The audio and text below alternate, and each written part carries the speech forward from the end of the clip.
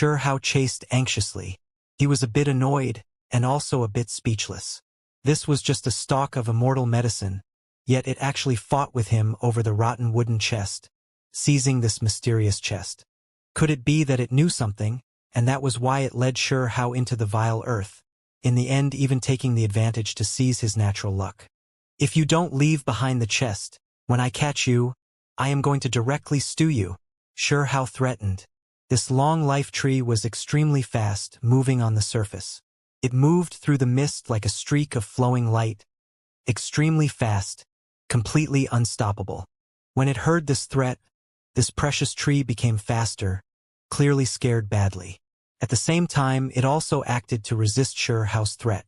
Hao took action. Lightning Dao symbols flickered. Streak after streak of lightning shot out, moving through the earth to strike it. Unfortunately, this medicine was too fast, leaving behind afterimages, continuously changing directions, avoiding all of them. Hong! Hao condensed a fist imprint, striking out, directly blasting through this earth layer. Dazzling light was released, making this place cave in, releasing an intense great earthquake. At this moment, the mountain region on the surface broke apart, completely collapsing. Rubble and other things rushed into the sky, blasting through the clouds. The long life medicine ran even faster. It didn't have extremely great combat strength, but it was an escape master. Few could compare to it. At the same time, it could pass through all types of magical formations restrictions. Where do you think you are going? Hao grinded his teeth in annoyance. This medicine was too cunning, actually leaving him further and further behind. If not for him locking onto its aura, he would have long lost it.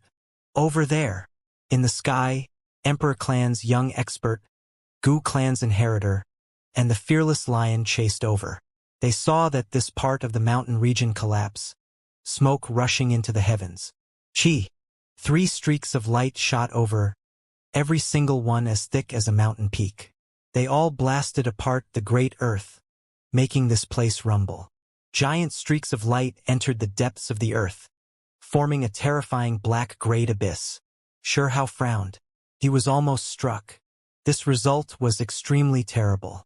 He was already trying to chase down this long-life medicine, and now he was even being disturbed by others, forced to deal with the 3 great experts. Moreover, after this disturbance, the long-life medicine actually disappeared. Get lost!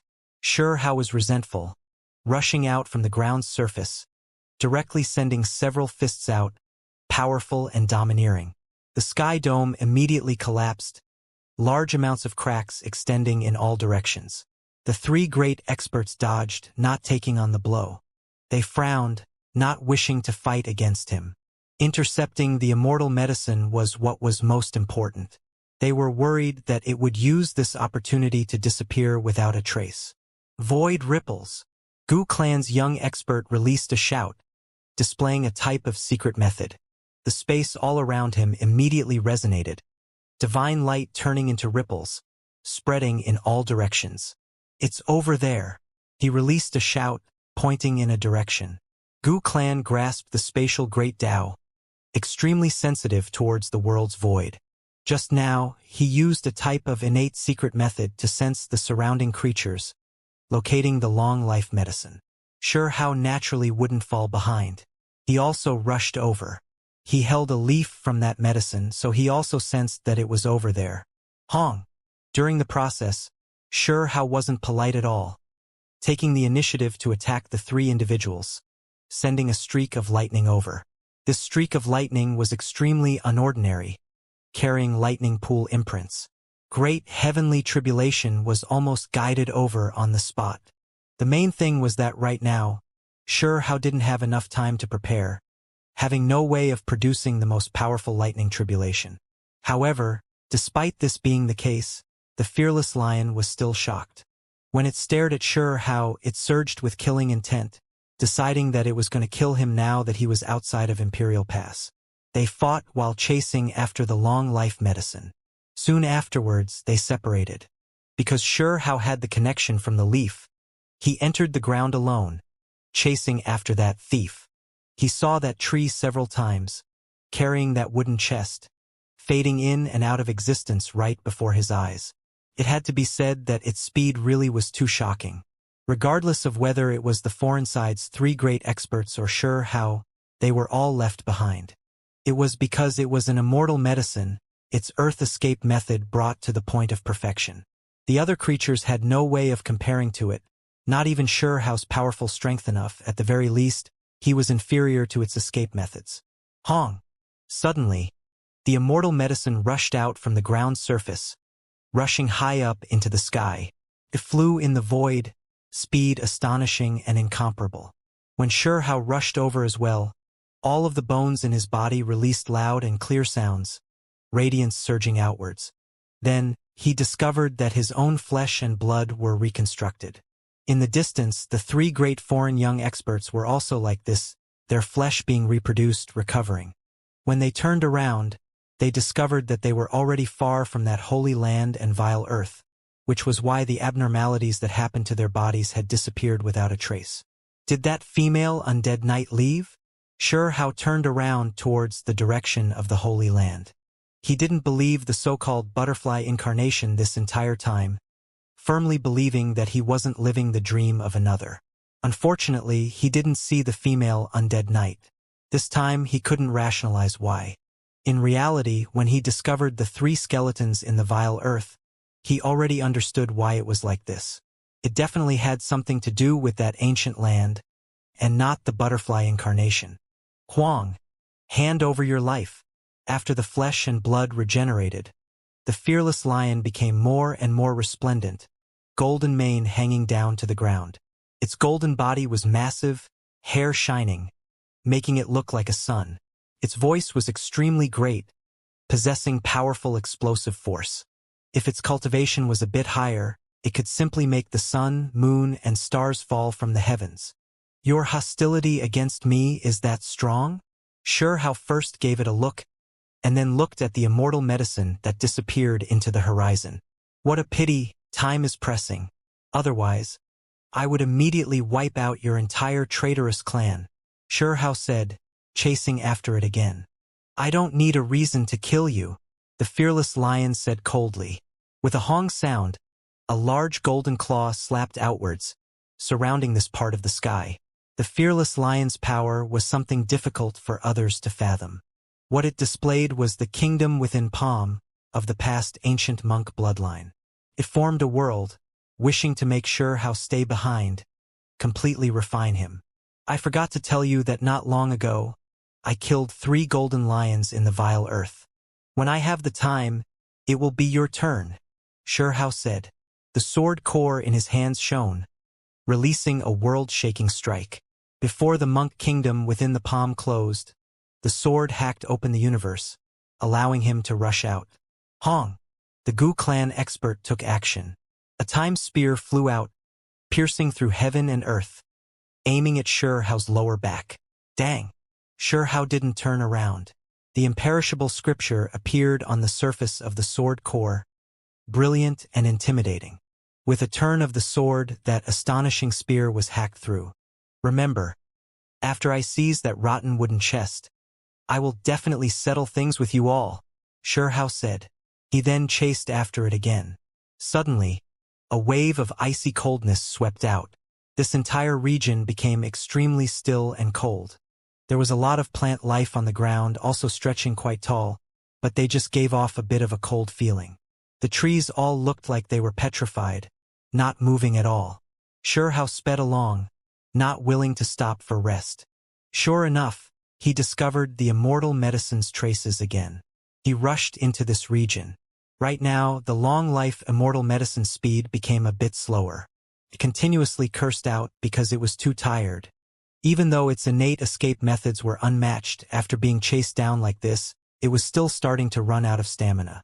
Regardless of where it ran, that person could still catch up to it, moreover ultimately find it. This left it feeling a bit helpless. Chi! It entered the ground again, entering the deathly, still bitter cold earth. Sure How didn't hesitate, also rushing down.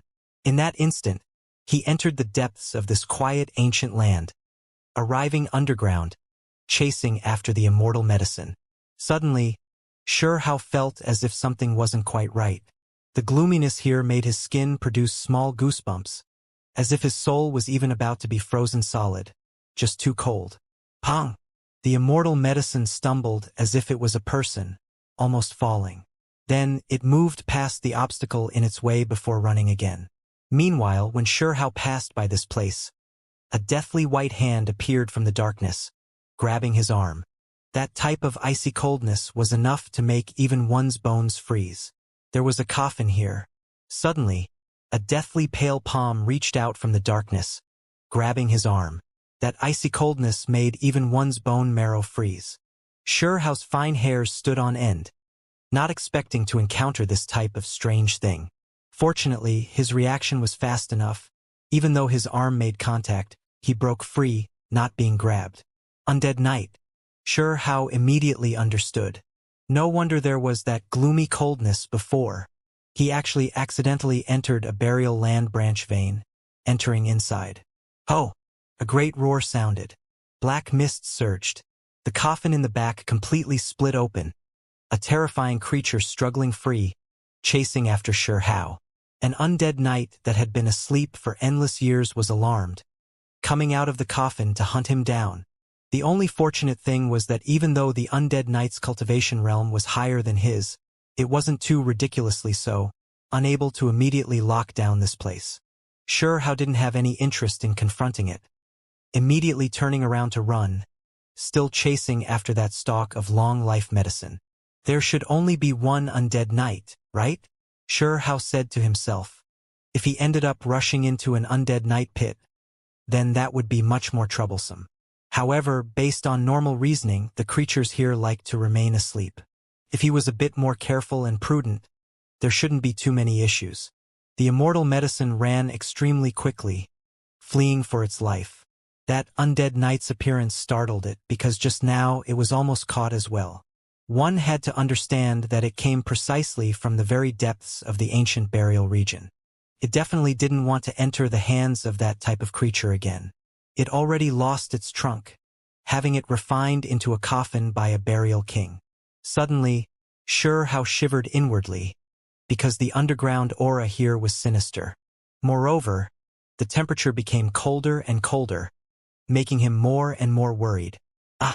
Suddenly, shrill sounds rang out, released by immortal medicine. Hao was shocked. What did that fella encounter? He really wanted to withdraw, yet he didn't want to just give up like this, so he braced himself and advanced a bit further. The immortal medicine wanted to return the way it came, but in the end, it ran right into Hao. It immediately panicked, having no choice but to turn around and run, charging forward. Hao was deeply shocked. They arrived at an underground lair where many strange stone walls surrounding them. The immortal medicine actually couldn't pass through, effectively blocked. After who knew how much time had passed, the area ahead suddenly opened up. The immortal medicine rushed out, moreover releasing a cry of alarm, in great alarm. Immediately afterwards, Hao also rushed out from underground, entering a strange place. He immediately became a bit stupefied. He managed to finally leave the underground world, return to the surface. However, he still felt like something wasn't quite right. This should still be the underground depths, yet he only saw a spacious ancient land. There was no earth in the way. This place looked like an open market. One could see figures everywhere, even more so some strange objects on the ground. Those creatures were exchanging and selling things. Hao was stupefied. What kind of place was this? Was it really a village market? Something wasn't right. This was clearly the underground depths. Soon afterwards, he understood, and then he shivered all over in fear. This was an area that belonged to the undead knights, their open market. He actually ran into so many of them. Moreover, he saw a few undead knights who lacked death energy. Extremely peaceful, about the same in appearance as regular creatures. He immediately knew that these were golden undead knights. He entered an undead knight nest? Hao was incredibly shocked. He mysteriously entered this type of danger spot. This was definitely not some good place, a single mistake and he would die here. It was because the undead knights were too mysterious, a completely different species from him. Moreover, the most annoying part of this type of creature was that once they were disturbed, most of those who opened up their tombs died miserable deaths. Even if they managed to get away in the end, they still wouldn't have good conclusions. Now, there was not just one or two undead knights, but a whole nest of them.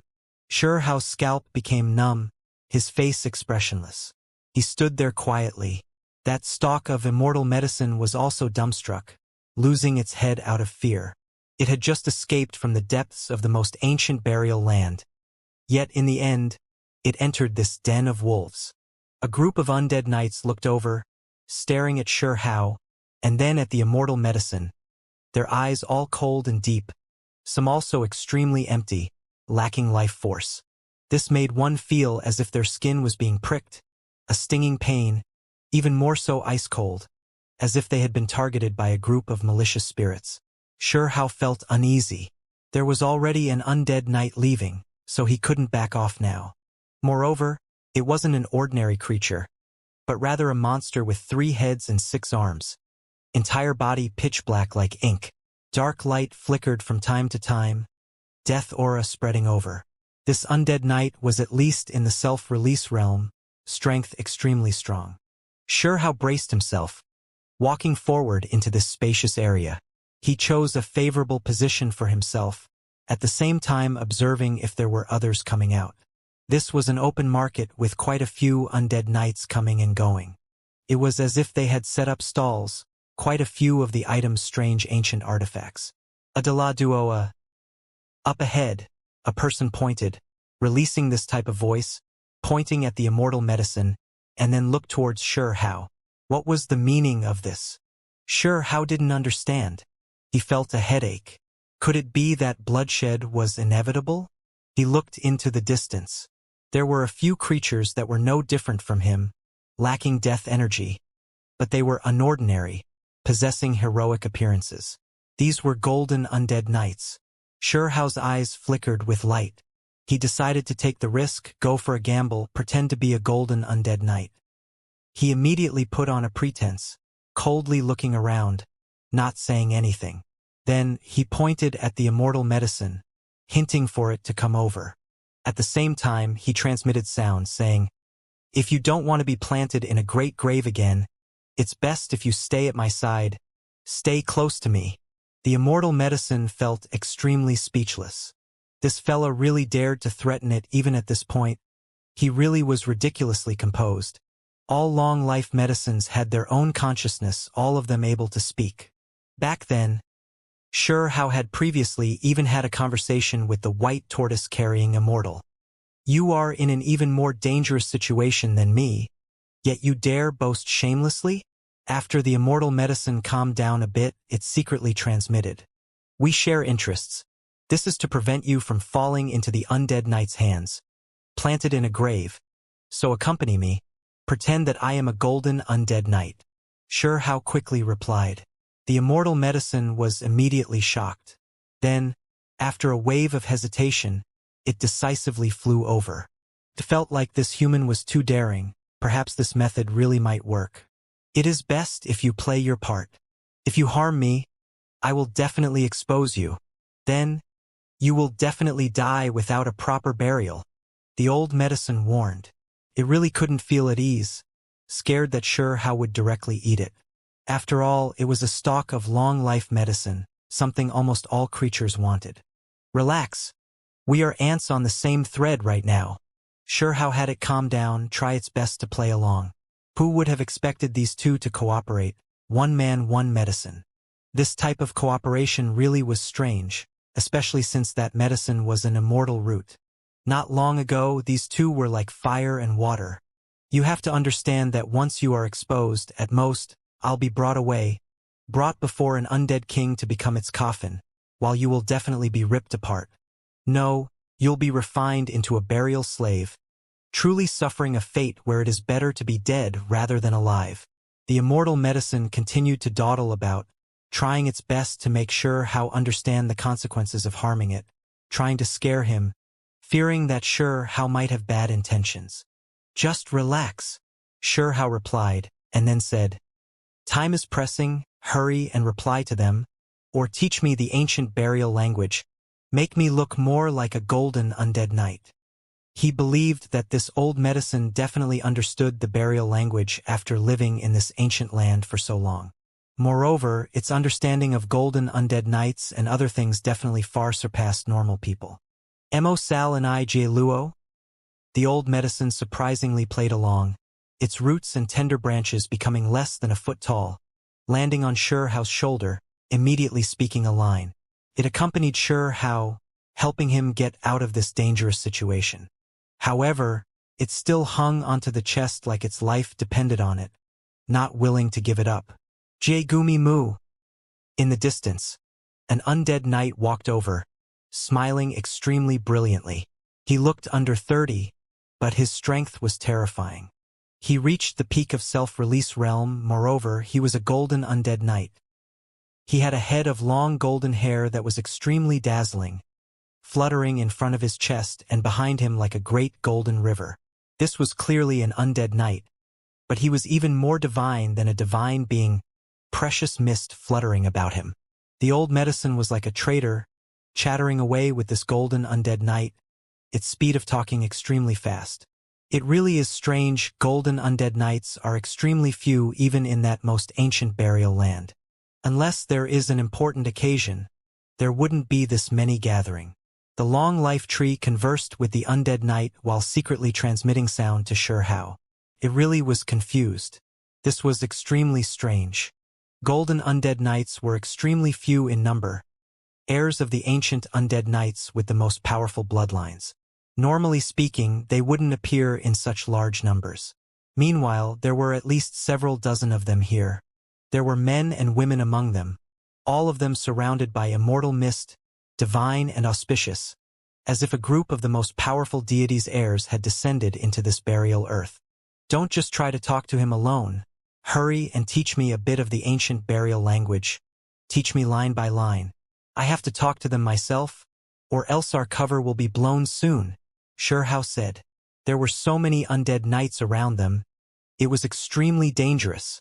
Even with the everlasting sword core at his side that definitely had some intimidating use, once it was truly exposed, it might only bring about an even greater danger. It was because he might provoke the greed of powerful undead knights. They might come to seize the sword core. The old medicine was unwilling, but it still taught him line by line, allowing How to converse with the golden undead knight before him. Even though the language was strange, the pronunciation peculiar, understanding it difficult, How could now still communicate normally with the undead knight before him. Dao brother is formidable after all, bringing a long life medicine. I believe you will definitely have great returns in this instance of burial abyss exploration, this extremely brilliant golden-haired male who shone like a sun said. He was quite easygoing and calm, carrying a warm smile as he chatted in a friendly manner. How was speechless. This was clearly a burial night. In his understanding, they were fiends among fiends. Yet now, the other party seemed even more pure and holy than him. He felt like he needed to quickly change his perception, no longer view the undead knights as ghosts. This was a strange race, calling them the descendants of devil immortals seemed fitting. At the same time, How's mind was rising and falling with emotions, greatly shaken up. It was because the other party actually mentioned some burial abyss.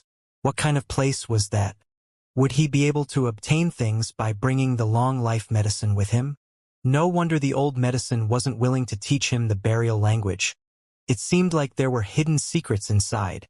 How dealt with this on his own, carefully replying while threatening the long life medicine, telling it to quickly explain what burial abyss was, what kind of benefits there were if he went there. It's best if you give up immediately. Don't even think about it. The old medicine was incredibly upset, decisively refusing. How's divine senses were sharp. He immediately knew that the burial abyss wasn't some good place for long life medicines. It was quite scared, even more so unwilling to proceed. If you don't cooperate, we will be exposed soon. I have no way of chatting with him about these things. I can't blend in. How warned. We have something to clear up first. Once we truly head out, the two of us can move completely, meaning that I can leave whenever I want. You cannot restrict me. Or else either the fish dies or the net splits, the long life tree said. Sure Hao was stupefied.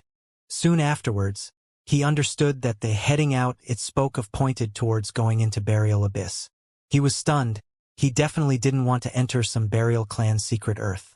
Now, it seemed like something extremely troublesome has arisen. Don't worry, I don't have any interest in that so-called Burial Abyss. If I could, I would want to leave right now, Sure Hao consoled. After reaching a mutual agreement like this, the man and medicine finally sincerely cooperated. This place was unordinary after all, actually adjacent to an ancient and mysterious black abyss. Even for the undead knights, that place was unfathomable. Even the undead knights who had lived for endless years didn't understand it, revering it greatly. When Sure Hao heard of this type of situation, he was immediately shocked. In his perspective, the undead knights were definitely strange individuals who couldn't be seen through. However, now, he discovered that this was a place that was difficult for even them to set foot in. It really was unimaginable. The burial kings might know more, but they never spoke about this. The old medicine said, today it was time for this burial abyss to be opened again. A few golden undead knights came here for natural luck. It was because each time burial abyss was opened, there would be heavenly treasures, steel sutras and other things that appeared. Those who were lucky would be able to grasp them. The open market's appearance was precisely due to Burial Abyss. From the past until now, every so often Burial Abyss would open up, and then this place would become lively. The exceptional undead knights from various parts would gather. This place became a place where they exchanged for what they needed. At the same time, it served as a temporary rest stop. It was because in order to head to Burial Abyss, one needed all types of artifacts, as well as some rare materials. That was why some burial knights, even though they didn't want to enter Burial Abyss, still came to sell ancient artifacts. When Sure Hao heard this, he became speechless.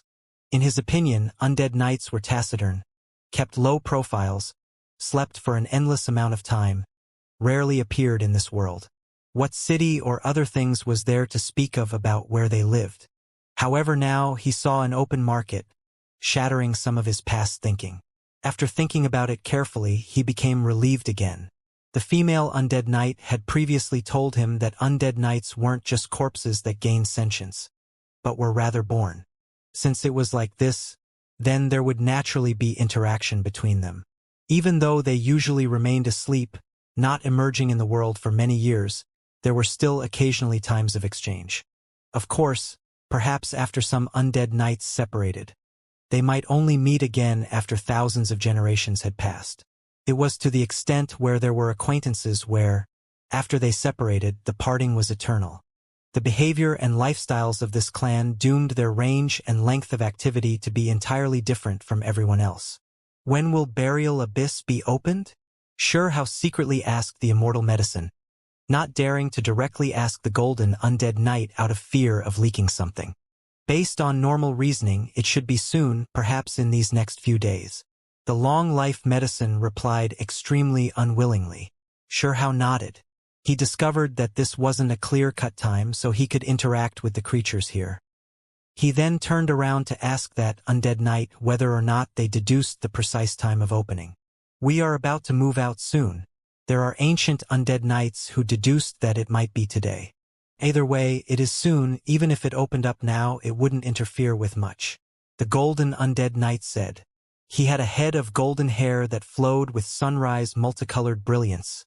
Extremely dazzling. His name was Sanzang, having his own name. It was clear that this robust, deity-like male had an extraordinary identity, because many undead knights treated him with great respect.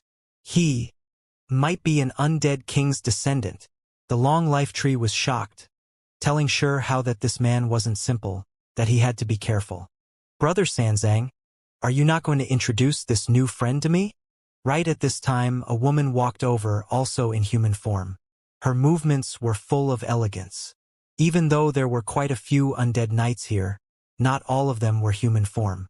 Many of them were giant beasts. There were some devil birds and other creatures.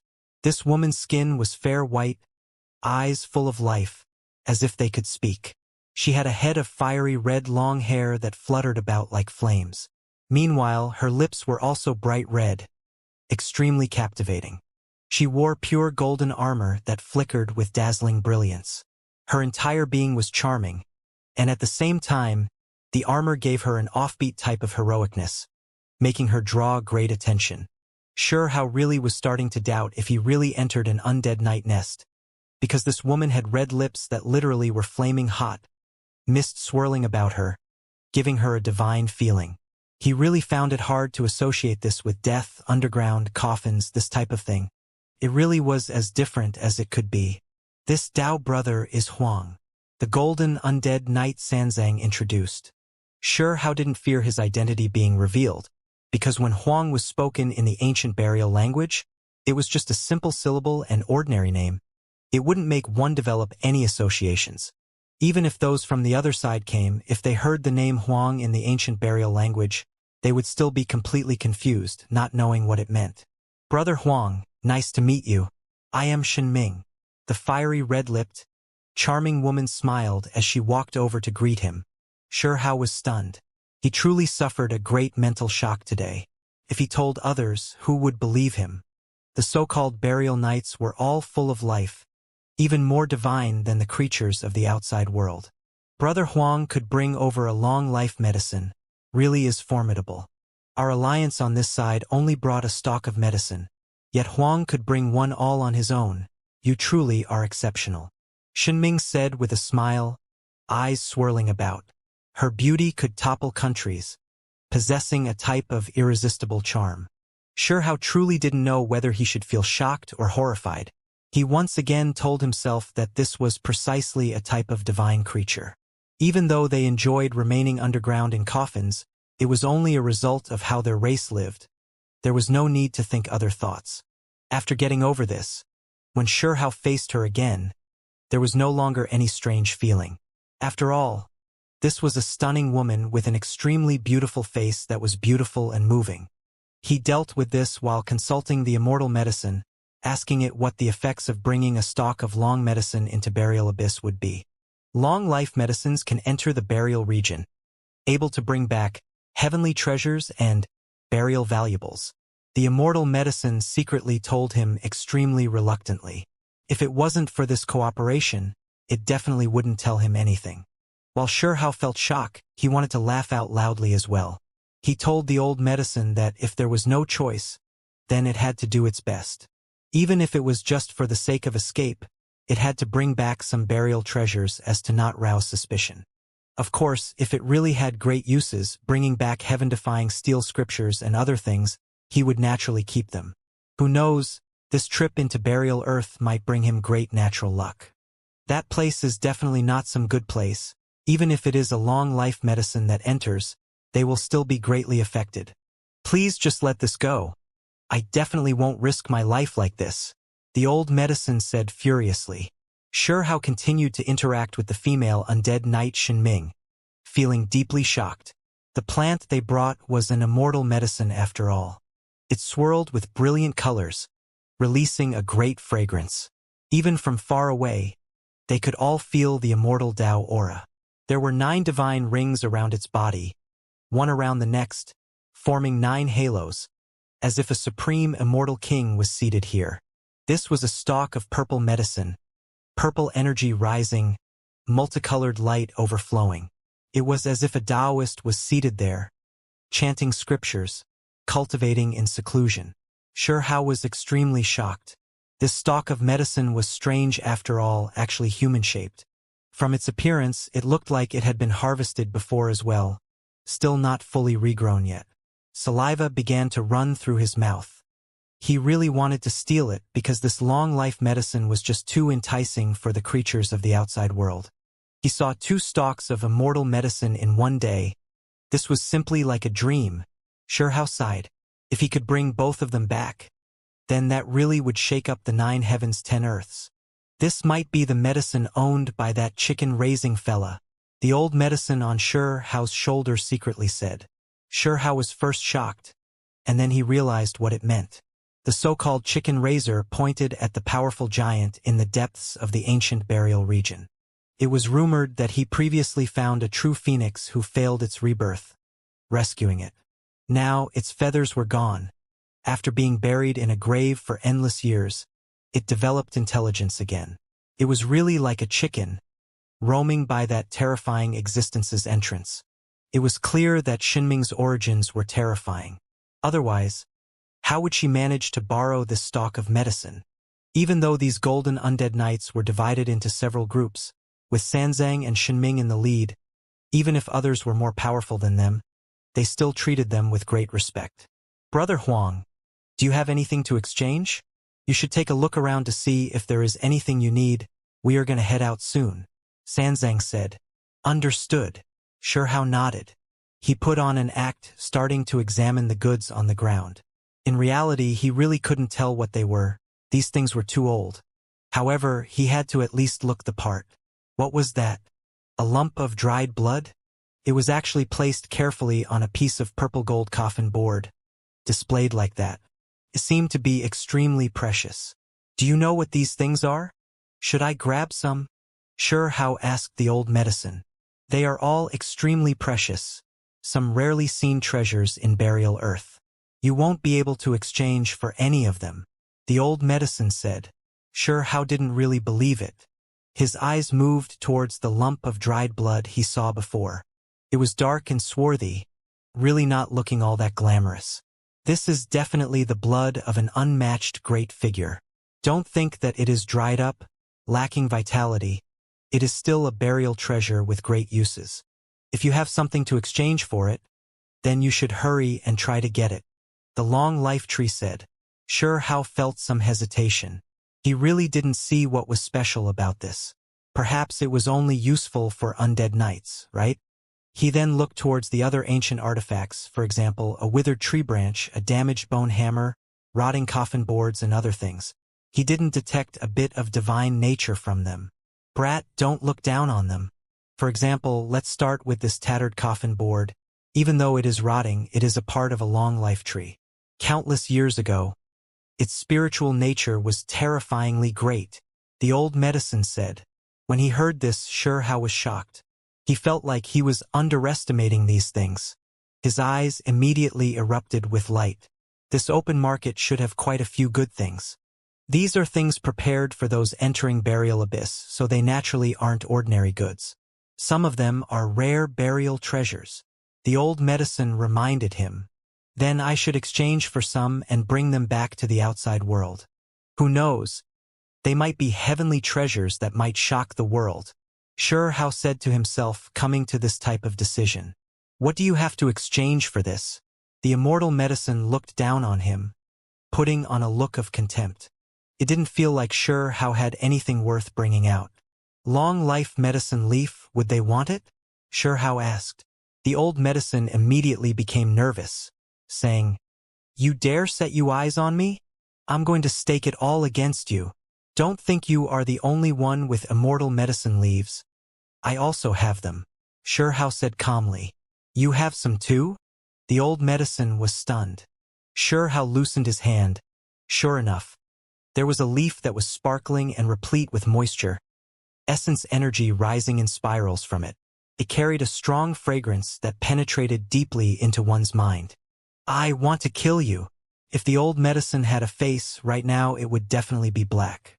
That leaf was its own, just that it was previously obtained by Shihao. It was precisely because of this leaf that Shihao was able to lock onto its aura imprint, chasing it all the way here.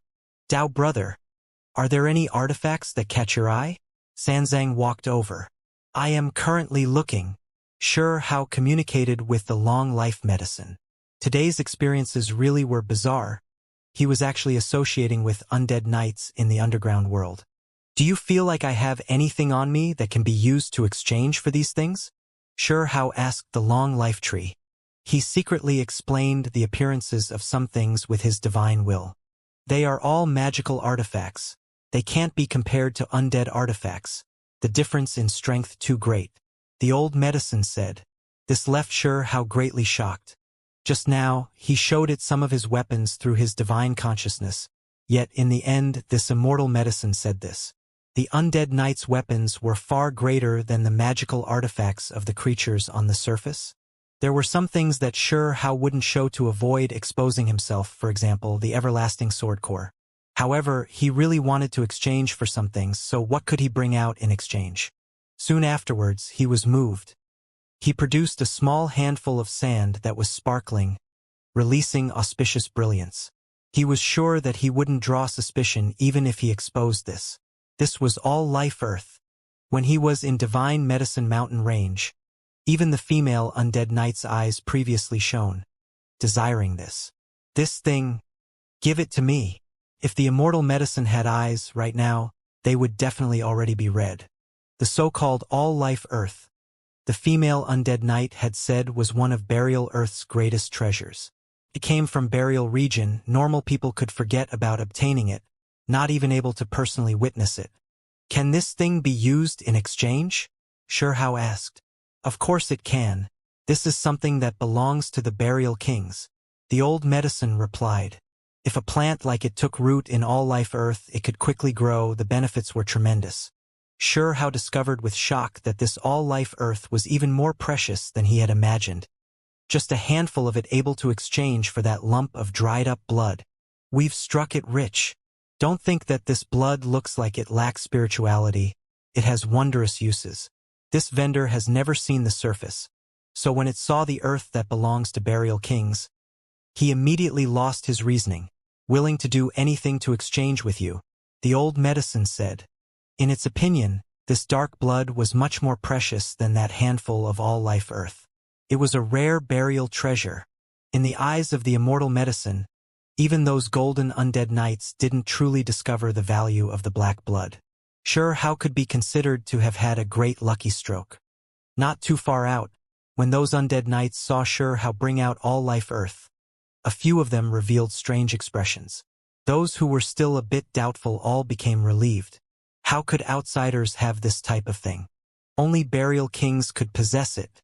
In their eyes, Hao really was a golden undead knight, someone who came from a Burial King family, his status and background terrifyingly high, comparable to Sanzang and Shinming. Through their expressions, Hao knew that the undead knight's final suspicions were dispelled. This rock isn't bad. If you are entering Burial Abyss, it will be useful. The old medicine pointed at it and advised Hao. On the carpet, there was an ordinary rock that was covered by some junk, only a small part revealed. It was tan-colored, not looking all that special. Only there were many stripes on it. If one looked carefully, the surface seemed to have some malicious spirits' faces, 5 of them in total. Where does its value lie? Hao really didn't notice anything special about it. That lump of blood at least had some history, suspected to have been scattered by an unmatched expert. But apart from some malicious spirit faces, what else did this rock have? Hao picked it up. He carefully examined it, not noticing anything special about it. Those who aren't from the Burial region wouldn't understand. This is Burial Stone. It has strange powers. All undead knights are able to recognize it. A burial stone with 5 malicious spirit faces is not bad, but far from being a burial treasure. The immortal medicine said. Then why do you still want me to exchange for it? Do you really think that I have that much all-life earth on me? Hao was dissatisfied. In reality, he really had quite a bit of all-life earth on him. At the very least, losing a few handfuls of the sparkling granules wouldn't make much of a difference. This is only a 5-faced burial stone in the eyes of others, but it actually has 9 faces. It can definitely be considered a burial treasure. Absolutely priceless. The immortal medicine warned. Hao became a bit dizzy. What malicious spirit-faced burial stone? He didn't know what kind of use it had at all. This kind of thing was even classified by the number of faces. He picked it up in his hands, turning it around in his hands, but just didn't notice anything out of the ordinary with it. This thing can be considered a rare treasure? He really was doubtful. Would the old medicine really be this kind, actually help him find treasures? I am scared that when you enter Burial Abyss, because you don't have suitable burial artifacts, you'll give yourself away. Right now, you immediately obtained 2 burial treasures, so it should be enough for all sides to feel some restraining fear. The immortal medicine said. Wu, Brother Huang, could you let me take a look at that piece of burial stone in your hands? Right at this time, Shinming walked over. her large eyes moving about, fiery red long hair dancing in the air, charming and bewitching. Hurry! Give the vendor some all-life earth and take it. The long-life medicine at the woman's side is just like me. Seeing through this, the old medicine urged. Sure Hao was moved. Sure enough, a purple long-life medicine followed at Xinming's side, purple energy rising in spirals. A Taoist sat on it, accompanied by 9 layers of halos, exceptional and divine. Sure Hao smiled, giving the vendor a bit of all-life earth, successfully exchanging for the object. Then, he handed it to Xinming to examine. Xinming's beautiful eyes narrowed, resplendent light restrained. In the end, she sighed, saying, "It seems like Dao Brothers' natural luck really isn't bad. This is a legendary 9-faced burial stone. One actually appeared here. I really was careless, passing right by." She actually admitted missing out on a rare treasure just like that, leaving Sure Hao shocked. What the old medicine said was actually true. What? A piece of 9-faced burial stone appeared. The others were also shocked, even those golden undead knights moved. They all moved over to take a look. Sure Hao had a smile on his face, looking extremely calm, but he was completely lost inside. He didn't understand this stone at all. What kind of use did it have? He began to think to himself. At worst, he would just feed it to the divine striking stone. Let's go, we should head to Burial Abyss. Sanzang walked over. It is about time for us to leave. Xinming nodded. Are there no other treasures here?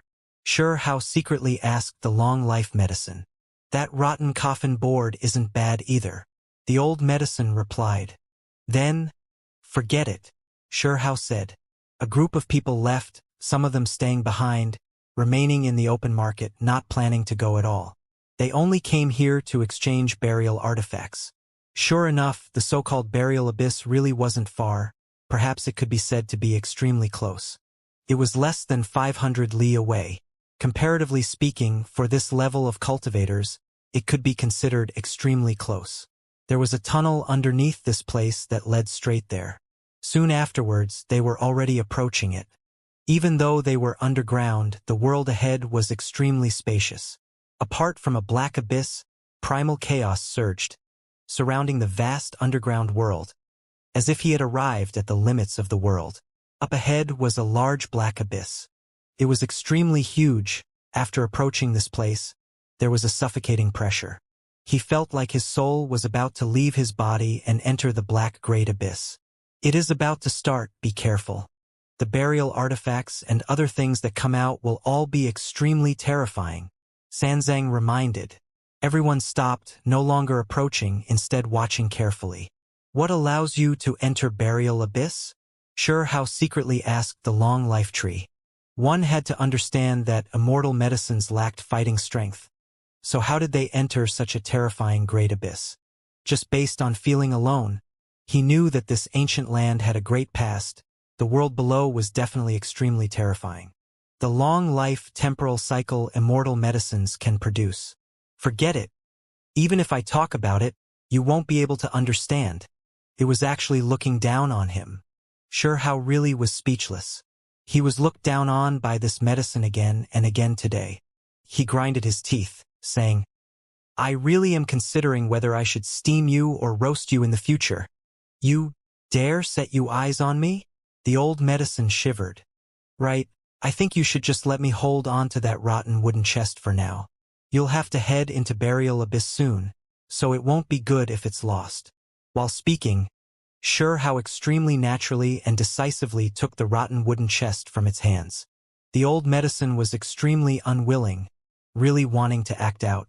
However, it didn't have the strength to resist. Moreover, right now the two of them were cooperating, so if it acted out, it would definitely seem strange. This chest is something you won't understand even if you hold on to. Only in my hands will it be useful, it said in an unwilling manner. Then we'll research it together when you return from burial abyss. Sure Hao decisively refused. This chest was his greatest objective. He now finally obtained it. This chest was a bit heavy, but it wasn't ridiculously so. No idea what was inside. Sure Hao shook it a bit, but didn't hear any sounds. It was about to rot, looking extremely old, but it was also shining slightly. It was a faint golden color, the radiance extremely hazy. He finally obtained it. Sure Hao felt great emotions surging within him.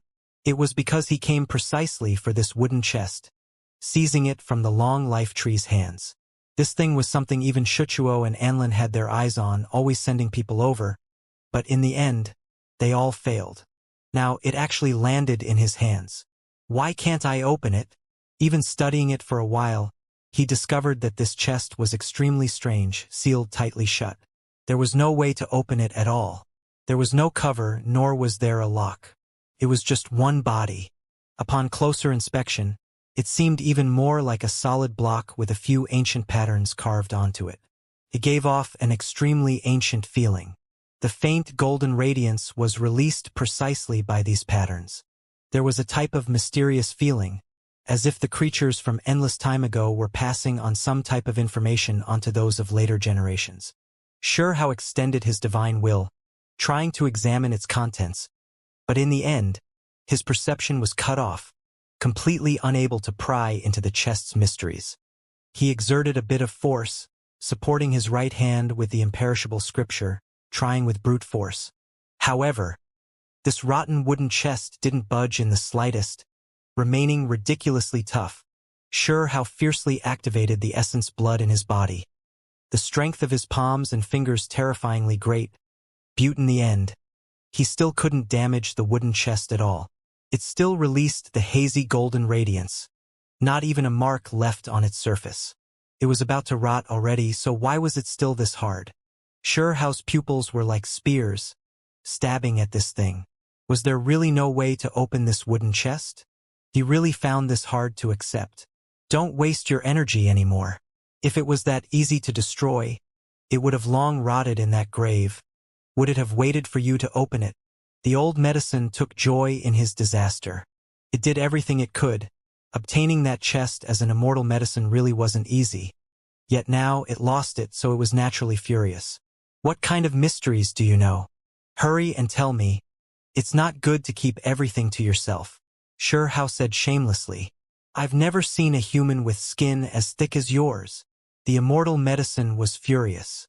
Right now, it wouldn't speak even if it was beaten to death. Sure Hao didn't avoid it either. He thought to himself. Right now, he couldn't figure anything out, so it was better to put it away first and deal with it after leaving this place. However, what left him shocked was that no matter how he tried, he had no way of storing away this rotten wooden chest, unable to store it in spatial magical artifacts, nor could he merge it into his body. This was too strange. All magical force, divine abilities, and other things were ineffective against this chest. It was completely unaffected. This really is strange. Sure Hao's eyes swirled with brilliant radiance, becoming more and more expectant, wishing to open this chest. He no longer tried to figure it out, holding it in his hand just like that, waiting for an opportunity to really study it. Brother Huang, what is this thing? You seem quite lost while looking at it. What kind of background does it have? Shenming walked over. She was extremely sensitive, her fiery red long hair fluttering about. The corners of her lips curled slightly upwards. Her sparkling white face carried a smile. It's nothing much. Just thinking about some things. Sure Hao replied extremely calmly. Just now, he secretly conversed with the immortal medicine, so he naturally appeared a bit absent-minded. The golden undead knights saw his absent-minded appearance. Can you let me take a look? This chest looks so old. Yet these patterns gives one a strange feeling of Tao comprehension. Shenming said. Sure Hao cursed inwardly. He didn't feel anything even when holding this chest in his hands, not sensing any Tao comprehension feeling. Yet Shenming was about to comprehend the Tao from just a single look? This was clearly nonsense. He knew that the other party only felt curiosity towards this chest, wishing to study it. Sure Hao didn't refuse, not hiding anything, generously handing it over, inviting her to examine it. Woo, it really is comfortable. While stroking these patterns, I feel as if I am going to ascend, as if I am going to soar into the heavens. Shenming's beautiful eyes narrowed, using her soft and gentle jade fingers to continuously stroke the rotten wooden chest, completely infatuated. Her body flowed with divine multicolored light, faint essence energy pervading the air, making her look incomparably divine. Hao didn't know if she was doing this on purpose or if she was serious. Was there a need to put on an act? He felt like there wasn't. However, why did Xinming act like this? Could it be that she really experienced a feeling of Tao comprehension? The other golden undead knights were stupefied. Sanzang walked over, nodding, feeling that this coffin really was extraordinary. It is strange, I am quite enchanted by the patterns on this chest. But for some reason, when I carefully sense it, I feel a bit of disgust towards the chest. Xinming said to herself. This made Hao's mind jump. Could it be that this wooden chest had something to do with the ancient undead knights? This was but something from vile earth, not some burial earth holy land ancient artifact. Moreover, in Shuchuo and Anlin's struggle, that mysterious burial king didn't go after this chest, but was rather completely focused on attacking those two kings. Can you let me take a look? Sanzang said. The other golden undead knights also moved over. The immortal medicine that followed Xinming's side also approached, floating in the void. Purple energy surged, watching this wooden chest. This made Hao shiver inwardly. He was worried that the medicine might realize something. It was because the immortal medicine had lived for too long of a time, its experiences great and vast, knowing too much. It was simply a living library of knowledge. Moreover, since the immortal medicine at his side knew about it, moreover attaching such importance to it, then the other stalk wouldn't overlook this ancient chest either. He quickly transmitted sound, telling the old medicine on his own shoulder his concerns. Relax, it doesn't know what this is. The long life tree remained calm, not caring at all, not minding this type of examination at all. Why? Hao asked. Before the dark red great grave split open, not even I knew that there was a rotting wooden chest inside. It replied. You don't even know what it is, yet you are still fighting with me over it? Hao was furious. This old medicine really wasn't sincere, snatching his things halfway. I don't know its shape, but I know that the item inside is extremely important. The long life tree wanted to say something else, but it closed its mouth, not willing to expose anything. Sure enough, after that stalk of medicine approached, it didn't express anything. Sanzang held the wooden chest in his hands, his reaction the same as Xinming, extremely shocked at these patterns. He also felt an urge to comprehend the Tao, but wasn't that fond of the wooden chest itself. It has something to do with undead knights. Hao was now sure. However, he wasn't that sure. Was this something from burial earth? It could only be said that the patterns on the chest were most likely carved by the creatures of burial realm. Don't tell me that something is sealed within? Hao thought. Anlin and Shuchuo had always been searching for that fleeting higher-level existence. Could it be related to this? If it was the work of undead knights, something unknown sealed inside, then this would explain why the two golden undead knights were fond of the patterns, but loathed the wood itself. Perhaps what they hated was what was inside of the wooden chest.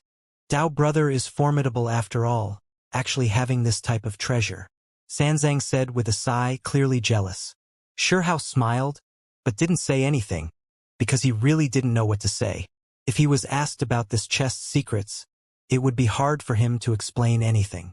These individuals didn't ask further, because every undead knight had their own secrets.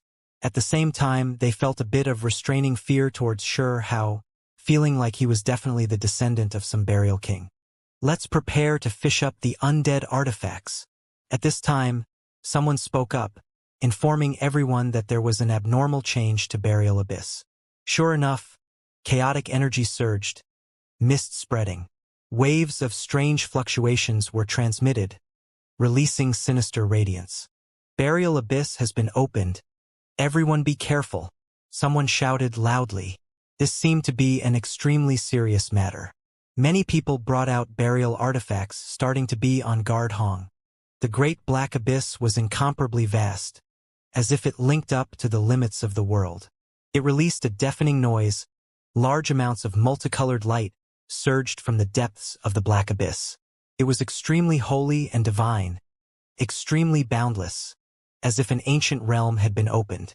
This was an incomprehensible great world. This was clearly burial earth, extremely strange. There should be underworld mist and other things. However, why was it so dazzling and brilliant right now? This was extremely strange. It was because as Hao continued along, he heard these people's discussions. The black mist here was extremely terrifying. Once one rushed over, even the undead knights couldn't hold on. However, right now, what he saw was completely different from what he had expected. Exuberant life force surged from this place, as well as a type of cryptic fluctuation that was released, as if a message was being released, trying to arrive after crossing the endless river of time. Right now, everyone felt alarmed inwardly. Things are different this time. We are actually witnessing a marvel. This brilliance has never appeared before. An unmatched pride of heaven is about to be born. Perhaps a new burial king will appear in my burial realm. Someone spoke, extremely stirred up. When Hao heard this, great emotions rose and fell within him.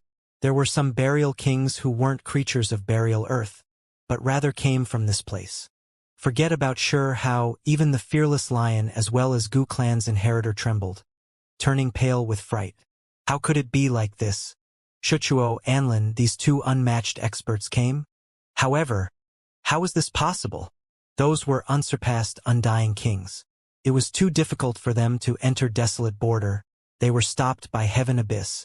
All those who are undying couldn't pass through heaven abyss. The more powerful one was, the more difficult it was.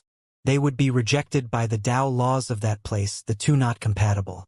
And Hao revealed a strange expression. It was because when Emperor Clan's young great one shouted out those words, nothing special happened here. There were no Shuchuo or Anlin's true bodies that took form. Up ahead, the black energy rose and fell, no longer surging chaotically, but it made everyone feel more and more ill at ease, feeling that they shouldn't provoke it. This place was comparatively speaking already calm, no undying existences appearing. Tao brother, this is? The golden lion also became suspicious, asking like this. Are you sure you can call the two great, unsurpassed, undying existences? Gu clan's inheritor asked. It was extremely arrogant, never feeling like his clan was weaker than an emperor clan. In reality, they were indeed ridiculously powerful. In the past, they were able to contend against true dragons, wishing to seize the number one race spot. True dragon, that was a race that was regarded by others as immortal kings. When they grew to their late stage, they would ultimately turn into unmatched immortal Tao existences. Please wait a bit, Emperor Clan's young great one said, looking into the sky. His figure became more and more majestic, eventually starting to chant an extremely long and ancient name. Among them, keywords including Shuchuo and Anlin were mentioned. Hao shivered inwardly. He knew what this person was trying to do. He was chanting the true names, reciting all of the surnames and other things, calling out to them. Anlin, Shuchuo, these were the simplified names of two great undying kings. They still had extremely long surnames and other names. If these prefixes and suffixes were added, then there would be several hundred characters. Heaven abyss separated this place. Normally, their true bodies couldn't cross over, so even if their true names were called, their true bodies naturally wouldn't appear. It was clear that Hao's previous worries were unnecessary when he read Anlin and Shuchuo's names in parts. In reality, with Heaven Abyss here, mentioning them in this region wouldn't trigger their appearance. I was worried for nothing. Anlin, Shuchuo, those two old bastards are restricted here. They still haven't defied the heavens yet, Hao said to himself. If the Golden Lion or Gu clan's inheritor heard this, they might become stupefied. In all their time growing up in the other side, they had never heard of anyone speak about the undying kings with such disrespect. Hong! Suddenly, light flashed past the void. An indistinct figure appeared. That type of aura was too terrifying, overwhelming everything, making everyone tremble. At this moment, with this place at the center, Divine Medicine Mountain Range, Heavenly Beast Forest, and other places were shaken, the quaking spreading into the distance. They were summoned? Hao was shocked. Gu clan's inheritor and the fearless lion who were the closest trembled greatly, their bodies almost being blasted to pieces. They even more so wanted to bow down because they couldn't resist this type of might at all. Gotcha. Unfortunately, this indistinct image was unstable. It cracked the skies, and then instantly disappeared. Emperor Clan's young Great One was stupefied. He originally thought that he succeeded, never expecting to still fail at the final moment. One had to understand that when they came here, they prepared too many methods. He had previously obtained a chance to have an audience with the two unmatched kings. This type of glory was something that hadn't been bestowed for who knew how many tens of thousands of years. Regardless of whether it was Shuchuo or Anlin, their statuses were extremely high, rare for even other undying existences to meet them, let alone a younger generation individual. The two bestowed this Emperor Clan young expert all types of secret artifacts. All of it was for this day. What a pity we couldn't create a miracle. I originally thought that we might be able to obtain that wooden chest, clearing the fog that has shrouded this matter forever, learn what rested within. The Golden Lion was extremely regretful. This really is hard to accept. We all already reached this step, activated the vile earth, made the ancient tomb appear, even seeing the wooden chest, yet we still failed. Gu Clan's expert sighed. We still haven't failed yet. The Emperor Clan young expert put away his expression of regret, the expression in his eyes becoming even more resolute. This time he didn't say too much, becoming serious. He was much more focused than before, to the extent where his expression even became a bit heavy. His fingers were even trembling slightly. He produced a formation core that was a faint purple color, sparkling and shining. It wasn't tall, only 3 feet in size. It was made of bone matter. There was a type of incomparably powerful aura and power restrained within, as if there was a hibernating barbaric ferocious beast ready to revive at any time. What is this? The Golden Lion asked. A type of special summoning stage, the Emperor Clan young Great One replied. Then, he produced all types of small formation banners, placing them on the bone core. They arranged themselves on their own. Afterwards, he extracted sparkling bones piece after piece. They turned into symbols, releasing kong-chong noises that filled this place, as if scriptures were flickering about, releasing loud noises. These transformations truly left one stupefied. Hong. Immediately afterwards, the Golden Lion and Gu Clan inheritor couldn't hold on anymore, kneeling down. Meanwhile, the young Emperor Clan Great One, after activating the last bone piece, also became like this, unable to resist this type of pressure, falling down. A type of power began to stir about, trying to link up with this altar, threading into endless space to reach this place. As a result, in an ancient and barren region in the foreign side, after who knew just how many years had passed since they were disturbed, today, undying light lit up streak after streak. What? The ancient ancestors are reviving. Hundreds of thousands of li out, millions of li out. The clansmen who had blood relationships with the existences who revived in the barren land were completely shocked, even their souls shaking. Immediately afterwards, all of the creatures in this clan sensed something, and then they began to tremble with fear, bowing down in this direction, prostrating themselves in worship. Inside of the burial region Holy Land, the fearless lion, Gu Clan inheritor, and Emperor Race young Great One felt more and more uneasy, their bones trembling, releasing caca noises, as if they were going to collapse. Not good, we have to quickly push it into the black energy sea, or else we will all die as well, Gu Clan's inheritor shouted. They were pressured into kneeling on the ground, forced to endure incomparable power. Fine. The 3 great young experts did everything they could, pushing with all their strength. On this 3-foot-tall bone platform, they separated from the burial region Holy Land, entering the sea. With a piu-tong sound, waves splashed outwards, black energy overflowing into the heavens. It was clear that this bone platform triggered an intense change in the sea of energy, causing this place to erupt into chaos again. However, this time, the bone platform wasn't destroyed like the old soldiers, instead rising and falling in the ocean. In the distance, Hao saw the truth. He felt deeply horrified, knowing that there was definitely going to be something happening now. Things were now incredibly troublesome, but he had no way of stopping it. When the bone platform landed in the Black Sea, Gu Clan's inheritor, Fearless Lion, and Emperor Clan's young Great One all released a breath of air, crawling up from the ground. It really was strange, this burial region Holy Land had a secret power protecting it. Regardless of whether it was the black energy or the bone platform, none of them were able to destroy this place. Kacha! In the Black Sea, a crack appeared on that bone formation core, wisps of blood seeping out, displaying many colors. They interweaved together, resplendent and shocking, impossible to look straight at. What kind of ancient blood is that? The fearless lion was horrified. When it saw the brightly colored blood, it became inwardly fearful. Shuchuo's blood, the Emperor Clan young Great One replied. In that bone core, there was actually a bit of Shuchuo's blood hidden within. This was unmatched true blood, representing incomparable power. While speaking these things, the Emperor Clan young Great One produced another object, a beast's skin, on it great Tao characters that couldn't be distinguished. With a chi sound, this beast skin flew into the black energy sea, landing on the bone core. After being soaked in the blood, with a hong sound, it began to burn on its own.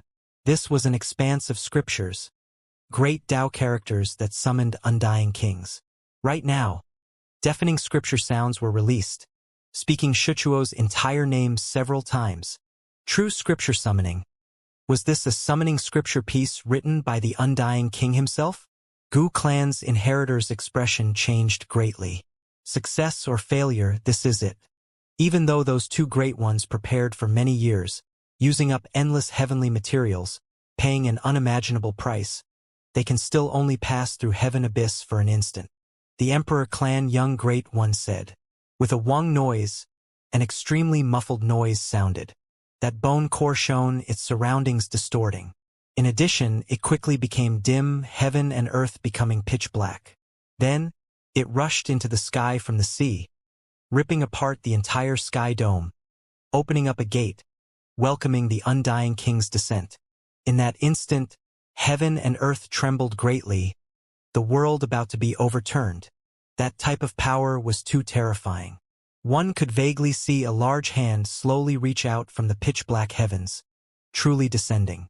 This wasn't the true body, but right now it was even better than the true body, similarly powerful, possessing matchless, unrivaled power.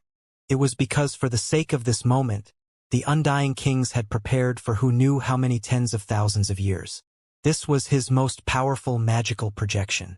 If it wasn't for the burial region Holy Land's effects, all of the creatures would be dead.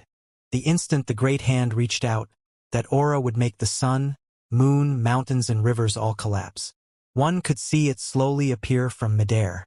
Moreover, when it reached towards the black energy sea depths, countless great stars fell from the heavens above, all of them exploding in the void.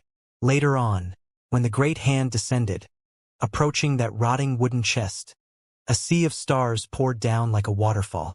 What kind of power was this? This was simply unimaginable.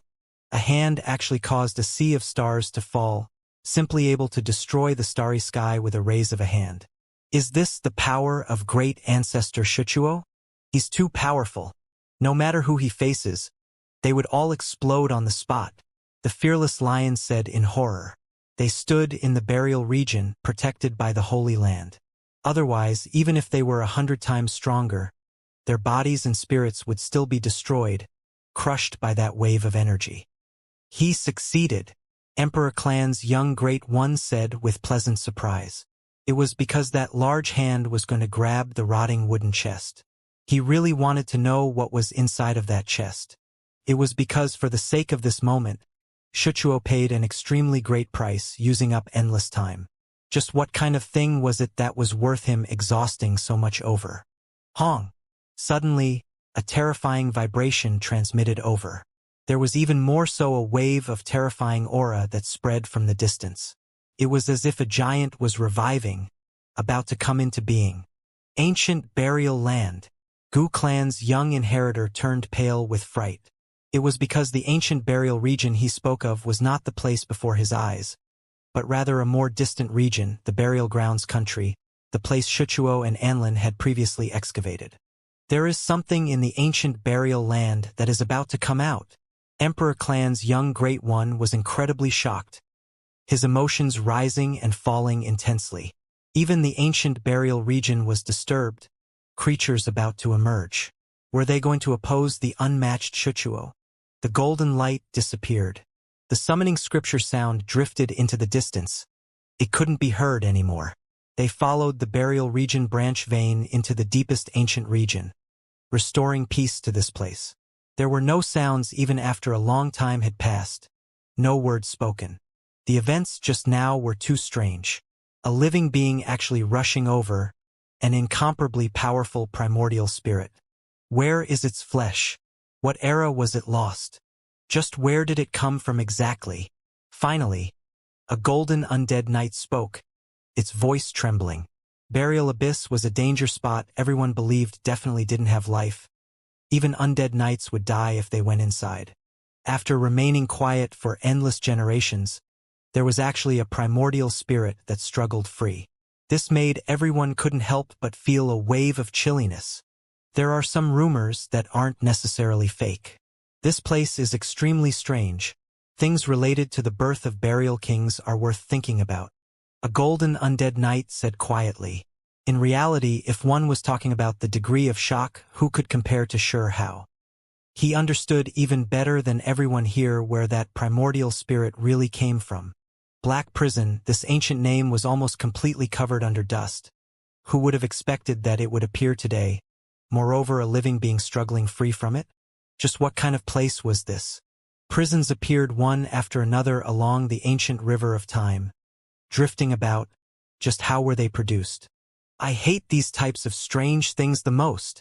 On Sure How's shoulder, the immortal medicine couldn't help but break out into a cold shiver, saying to itself like this. Burial Abyss.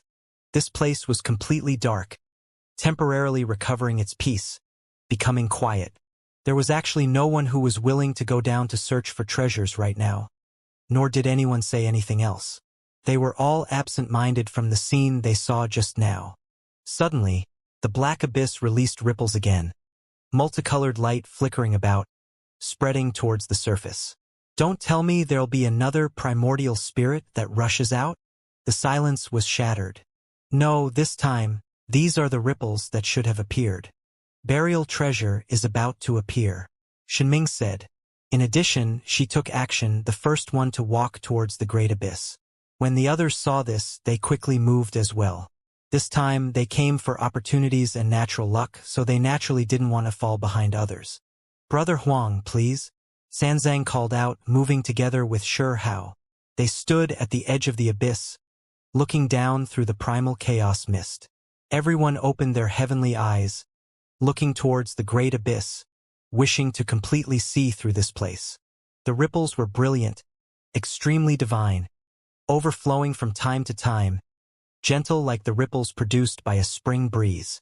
Woo, I hope we can obtain a burial treasure.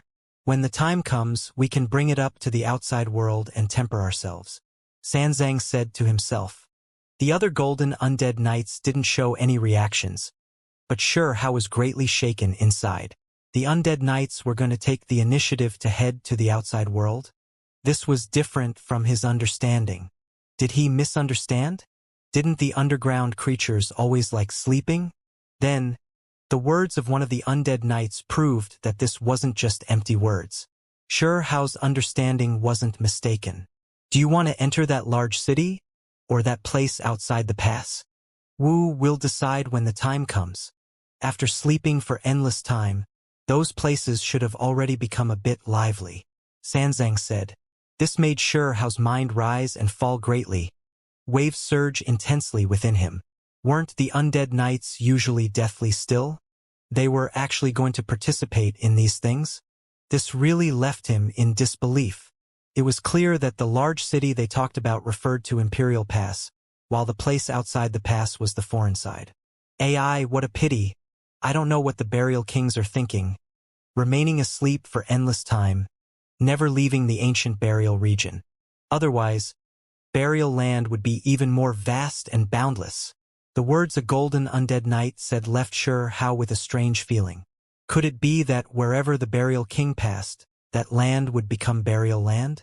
Just the thought of this being a possibility alone caused a chill to run down his back. That can't be right.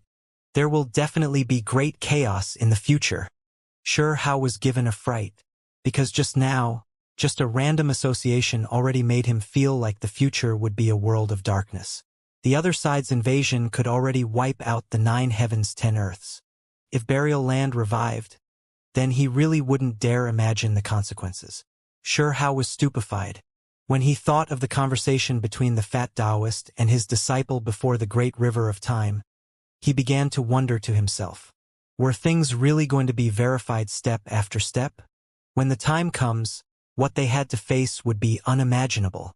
Aside from us few golden undead knights, the other clansmen have no way of entering those places. They will be discovered. Shenming said, reality was indeed like this. The golden undead knights were no different from the creatures of the outside world, to the extent where they were even more divine and holy, every one of them looking like solitary immortals, like gods. It's coming, be careful, someone shouted loudly. Inside the abyss, there was an expanse of multicolored light that rushed out.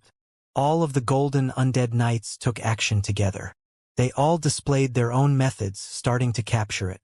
It is time for you to take action, Sure, Hao said to the old medicine. It was a pity that the old medicine didn't have eyes to roll, or else it would definitely be glaring at him right now. Don't speak randomly. Be careful not to give us away. Now isn't the time for me to go yet, it'll depend on you. Moving about recklessly will make me break down, the immortal medicine said. Sure, Hao was a bit embarrassed. He really didn't know much about this place after all. He immediately produced the 9-faced burial stone, doing this based on what the old medicine said. Several streaks of divine, multicolored light immediately rushed out, heading murderously in his direction. Burial weapons! Someone cried out in alarm. The 9-faced burial stone was too useful, immediately drawing over this type of weapon. It was as if it had a wave of magical power, becoming a guiding lamp in the darkness. However, the killing intent was still endless. Those burial artifacts were full of cold energy, carrying cold radiance.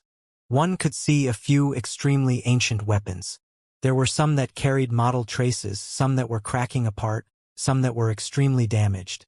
However, right now they were all shining, frantically flying towards the 9-faced burial stone. At this moment, even Shenming couldn't help but sigh, saying, "Worthy of being a burial treasure, 9-faced burial stone." Summoning these burial weapons over in worship, Sure Hao was stunned.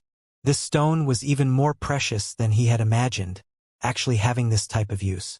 However, when these weapons hacked over, they also brought danger.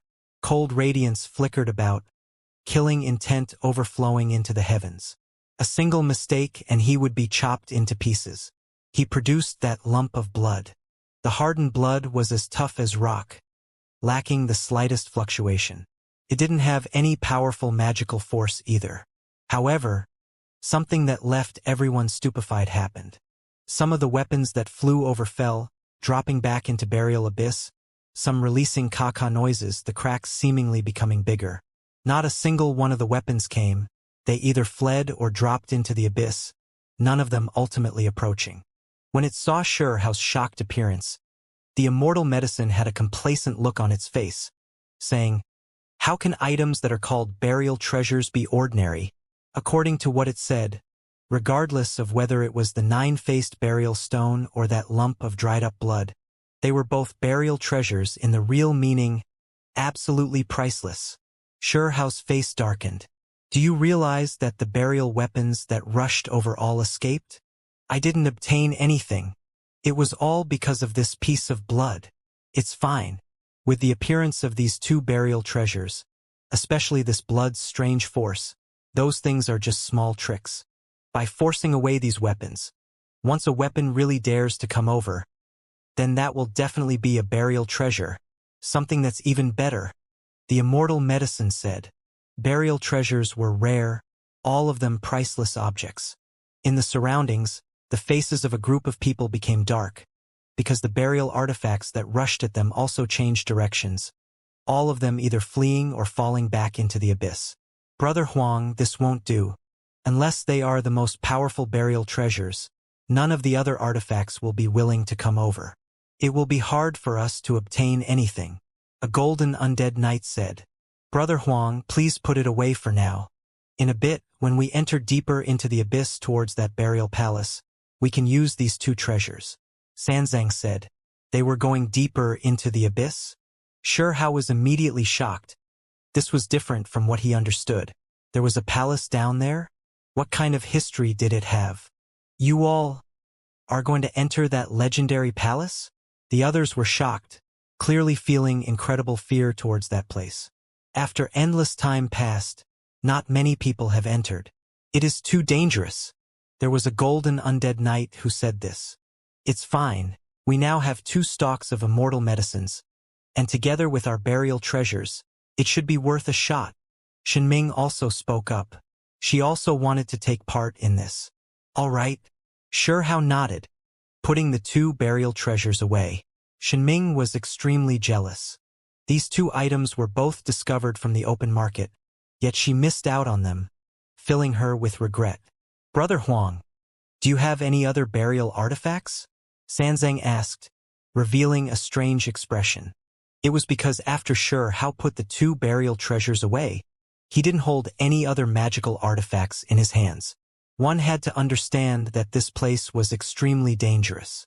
Regardless of whether it was Shenming or Sanzang and the others, they all produced powerful burial artifacts to protect themselves. This question gave Shihao a headache. How could he have burial artifacts? Could it be that he had to bring out the everlasting sword core and others? Hurry and take a look. Which one of these weapons can bluff their way through? Shihao secretly transmitted sound to the immortal medicine. None of them. They don't have the slightest relationship to burial artifacts. The old medicine completely rejected them all. What about this? Suddenly, Shihao discovered an ancient artifact that had been in use for many years.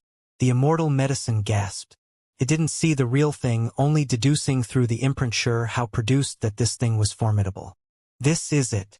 This is a formidable ancient burial artifact. Came to this decision. Shihao's mind trembled. He immediately thought of many things because this item really was unordinary. He hadn't used it all this time. Now he didn't hesitate bringing it out. This place immediately became dark, and then specks of dark light were released, moreover accompanied by chaotic energy. When this ancient artifact appeared, everyone became shocked, revealing looks of envy. This was a small cauldron, extremely small, only fist-sized, entirely pitch black. It carried bits of endless radiance, a mysterious aura restrained within its simple and ancient appearance. The cauldron's surface was covered in cracks, as if it had been smashed apart and then forcefully stuck together. It was accompanied by primal chaos, making it look clearly extraordinary, ancient, and profound. Forget about other things, just the material alone was enough to leave one shocked. It was because this was completely made of darkness immortal gold. Ever since he obtained it, for many years Shihao didn't use it. It was because he really didn't feel at ease with this magical artifact, always feeling like it was sinister. It was to the extent where he had tried to destroy it with the everlasting immortal sword. After all, that sword core could devour immortal gold, use it to replenish itself. Good stuff. It was definitely a supreme treasure before. What a pity, it was destroyed, actually covered in so many cracks. Just what kind of great battle did it experience before? Perhaps it has buried an immortal in the past. When this cauldron appeared, the group of golden undead knights sighed with praise, feeling deeply shocked. They all believed that this was an ancient burial artifact with great origins, existing for a long time. The undead weapon aura it released was too strong, making all of their bodies feel comfortable, as if they were going to ascend. It really was a burial artifact. Shihao found it hard to calm down. He thought back to some things, his mind immediately surging with emotions. It now seemed like many things were far more complex and terrifying than he had originally thought. Burial artifact. This thing actually had this type of history. When Shihao thought back to the events of the past, he found it hard for himself to calm down. This fist-sized small back cauldron was obtained after he killed Divine Darkchild back then. During the struggle of 3,000 provinces geniuses, they entered immortal ancient remains together. Too many things happened there with countless great battles. Even someone as strong as Hao was in danger several times, facing Dao, fallen divine child, immortal palace inheritor, ancient holy child, six-crown king, divine dark child, and others. The reason he was able to have the accomplishments he had today was in large part due to that event. He faced many enemies, bathed in blood as he fought, ultimately rising up. Divine Dark Child came from the 3,000 provinces' extremely mysterious underworld Earth. He was definitely not simple. It was because it was rumored that he was born after a prehistoric ancient corpse developed sentience again. That body of his was powerful to the extreme. In the battle back then, the enemy couldn't do anything to it. Even if it did receive injuries, it would immediately recover. It was an undying body. Now that he recalled these things, Hao produced many associations. Divine Dark Child.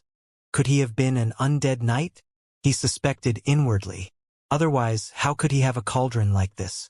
Perhaps he is the result of an undead knight after it was reborn. This was the conclusion Hao reached after thinking some more. It was because the undead knights had parents, they were born. Meanwhile, Divine Dark Child gained sentience after being buried underground for endless time. The two experts were completely different, having innate differences. He felt like Divine Dark Child definitely had a terrifying past, because when it fought back then, just its body alone left made Hao feel great pressure, extremely difficult to deal with. In that battle, Divine Dark Child didn't even need to guide it with his own soul. His flesh alone could display 99 types of great divine abilities. This really was frightening. How could a normal cultivator grasp this many precious techniques at such a young age? It was rumored that this was his body's instincts and imprints were left behind from its past when it was alive. The flesh contained great divine abilities. During that battle all those years ago, the reason why Hao could kill Divine Dark Child was completely because the other party's primordial spirit wasn't strong enough. The one that was killed in the end was his primordial spirit. In the end, because of the immortal medicine garden's appearance, space split apart, that body falling through the great void cracks, disappearing without a trace. Divine Dark Child's primordial spirit was developed later on, not as strong as the previous one. Comparatively speaking, it was far inferior to his body. Moreover, Divine Dark Child didn't rely on anything else, purely forging ahead through his flesh's instincts. That flesh already produced immortal energy. Just how terrifying of a thing was this? The primordial spirit didn't have to do anything, and the flesh would already complete things the younger generation longed for, continuously pursue immortal Tao strength. Moreover, the most terrifying thing was that the 99 secret methods contained within the flesh could be inherited by the primordial spirit through the flesh, gradually mature and grasp the terrifying power. Hao clearly remembered that in the end, Divine Dark Child displayed an unmatched precious technique that shocked the 3,000 provinces. Its name, 3 Burial Secret Technique. 3 Burial Secret Technique. It was known to be able to bury the heavens, bury the earth, bury life. Back then, when Divine Dark Child roared out with his cultivation, he could only produce a burial man. This burial man belonged in the category of burial creatures. In the most ancient times, it was rumored that there were unmatched experts who displayed the 3 burial secret method, namely burying the heavens, burying the earth, burying immortals. Now that he was reflecting on these things, Hao had reason to believe that this was a type of matchless method of the undead knights. 3 burial secret technique. Just the name alone fit the undead knight style. How could Hao remain calm? He immediately thought of far too many things. Endless years ago, the 9 heavens 10 earths already had golden undead knights roaming about, moreover taking action. At the same time, he thought of underworld Earth, one of the greatest inheritances in the 3,000 provinces. This ancient inheritance that was viewed as in Earth was definitely not simple. Hao had reason to suspect that it might have some relationship with burial Earth.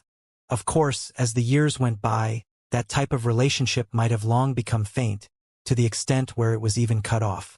However, who could say for sure?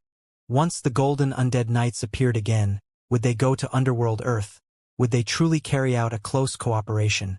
Moreover, become one power? One had to understand that underworld Earth's environment was extremely close to burial lands. Of course, that place was far inferior to the burial region. Moreover, the most fundamental difference between the two was that undead knights were born, while underworld Earth's cultivators were mostly corpses who gained sentience. This small black cauldron has buried an immortal before, or an undying existence. It has that type of aura, Xianxia said. Everyone became stunned. It was clear that even in the mysterious burial region, burying immortals, killing undying existences, these were still extremely astonishing feats. Sure Hao was stupefied. It was because when he looked towards Xianxia, when he thought of his name, was there a type of connection between his clan and the three burial secret technique? Could it be that Divine Dark Child's secret technique had something to do with this clan? Or was it to say that this touched upon a certain burial king's name? The darkness immortal gold was cast into a small cauldron, this item drawing the envy of these golden undead knights. Even though it was cracked and damaged, it was similarly enviable. Sure Hao couldn't sense it, but these undead knights could sense that there was a strong burial treasure aura released from it that was greatly beneficial towards cultivation. In their eyes, if they were able to merge it with their flesh for the long term, their cultivation would make substantial progress. Brother Huang really has invested greatly in this trip. We have no choice but to be in admiration, even having this type of burial treasure. Shenming said with a sigh. Things that could be considered burial treasures really were too rare. This small cauldron definitely had the qualifications to be one. Sure Hao was extremely modest, he wouldn't expose too much. He couldn't give himself away right now. Then, streak after streak of flowing light flew over. There were weapons, burial stone, even some dried bones. Regardless of what it was, the golden undead knights all strive to obtain them. Hurry and catch that! The immortal medicine cried out, having Sure Hao help. An expanse of silver light flew over from underground, carrying surging life force, making one feel a vitality like the resurrection of all life. It was extremely comfortable. It wasn't just the old medicine. Even the others' eyes released brilliance, all of them taking action. Apart from this, the other stock of long life medicine also conversed with Shenming, wishing to obtain this thing. One of the most precious burial earths, something that belonged to a burial king. Xianxia revealed the true scene. This was an expanse of silver granules, all of them sparkling like silver beans. At the same time, they were a bit translucent, releasing a vitality like that of the primordial times. The immortal medicines naturally wanted to obtain this, because if they were able to take root inside of it, it would bring them tremendous benefits. It was rumored that the depths of the burial region had a few stalks of long-life medicines. The reason why they stayed there was precisely because there was unmatched burial earth. For example, the all-life earth Sure Hao had was one of them. Use the nine-faced burial stone. The long-life tree transmitted sound. Sure Hao didn't hesitate, bringing out this stone. It had to be said that this stone had a mysterious type of power, able to guide over sacred objects like burial earth. With a hua sound, an expanse of silver sand flew over. Quang Dang. Sure Hao didn't hold back, using the darkness immortal gold cauldron, opening up the lid, using it to absorb the silver sand. It wasn't good for him to use his own precious techniques, because they were a bit different from the burial techniques. Brother Huang, don't be like this. You are taking everything. Shenming pouted, actually putting on a playful look, asking Sure Hao to be generous and share some with them. There wasn't much silver sand, less than 2 square feet in total. In the end, a large half was seized by Sure Hao. This type of thing was extremely precious. If undead knights buried themselves within, it would help with their cultivation, even increase their growth speed by 10 times. It was astonishingly precious. For them, this was a supreme treasure, which was why they wanted to fight over it. This was originally something that belonged to burial kings.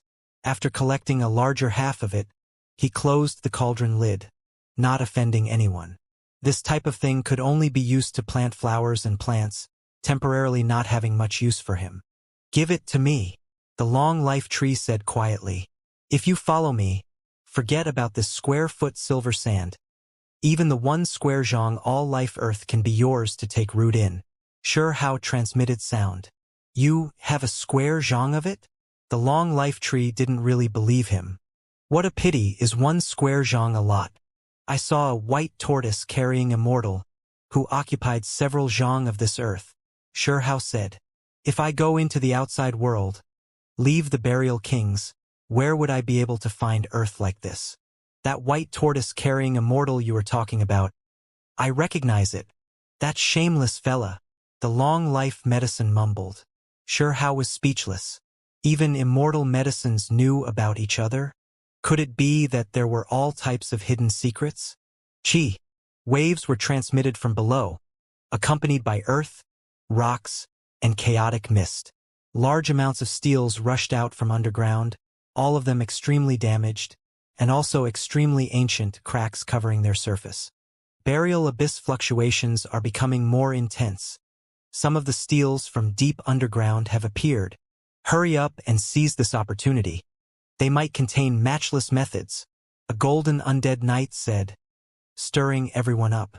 These steels are just too large. Shihao was a bit shocked. As he closed in, he saw that those steels were just too enormous, every single one of them as massive as a mountain. They rushed out just like that. Rocks and granules flew about everywhere in this place. Ghosts wept and deities howled. All types of irregular scenes visible. These steels were all different, some of them made of rock, some of them wooden, some copper, there were even golden steels and other types.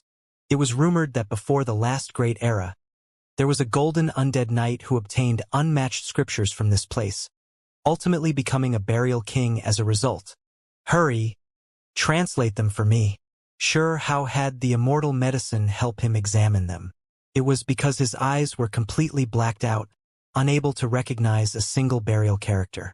Moreover, at this time, he saw a piece of bronze steel, feeling like the patterns on its surface possessed immeasurably profound great Tao true meanings, making even a human like him feel a sense of resonation. What is a human like you doing trying to learn some burial technique? You can't cultivate them at all, especially this type of method. Even though the power is definitely extremely great, it has nothing to do with you. The immortal medicine mocked Shihao. However, it just so happened that this bronze steel was floating right in front of him, sharing karma with Shihao, so how could he give up because of what the immortal medicine was saying? He immediately scolded it, telling it to explain what it said. Moreover, he began to carefully remember it. Even if he didn't recognize these characters, he had to completely engrave them in his mind. Let me tell you right now, these scriptures really are useless for you. Do you know what conditions need to be met before it can be cultivated? You have to be an undead knight. Moreover, you have to be buried in the rarest burial earth for at least 10,000 years. Only after reaching a state where you are not alive or dead can you feel the power that type of cultivation will bring. The old medicine said.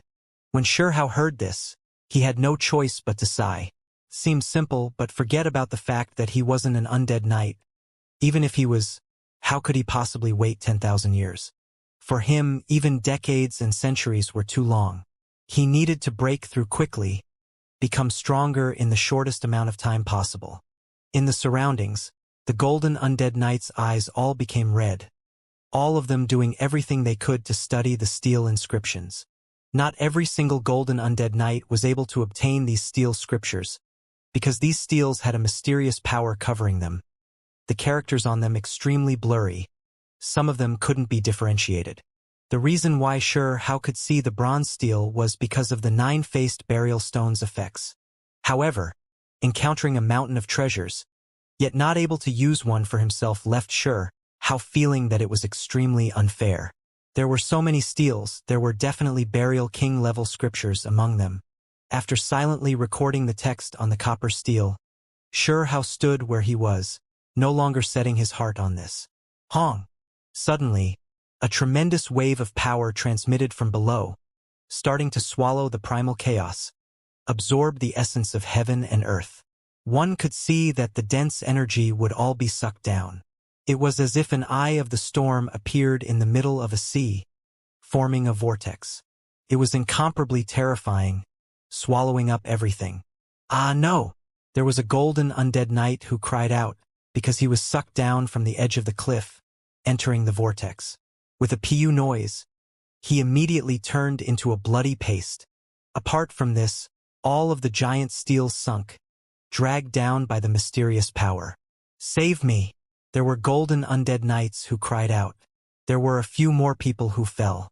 No matter how their bodies shone, doing their best to resist, there was no way they could prevent their fates of destruction. They were immediately killed by the giant vortex, turned into a bloody mist. This change was too sudden. Just now it was still extremely peaceful, everyone comprehending scriptures. Yet in the blink of an eye, several golden undead knights died. "Rise!" Zhang shouted. He actually also encountered danger falling down, but he had mysterious burial artifacts on him that had immeasurable power. A streak of light was released, blasting through the whirlpool ripples. He rushed up again.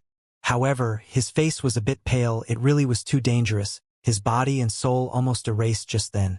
Pooh! Not far out, there was a powerful undead knight who, even though he wasn't of a golden bloodline, his strength was powerful beyond compare. Even more profound than Sanzang and Shenming, more formidable.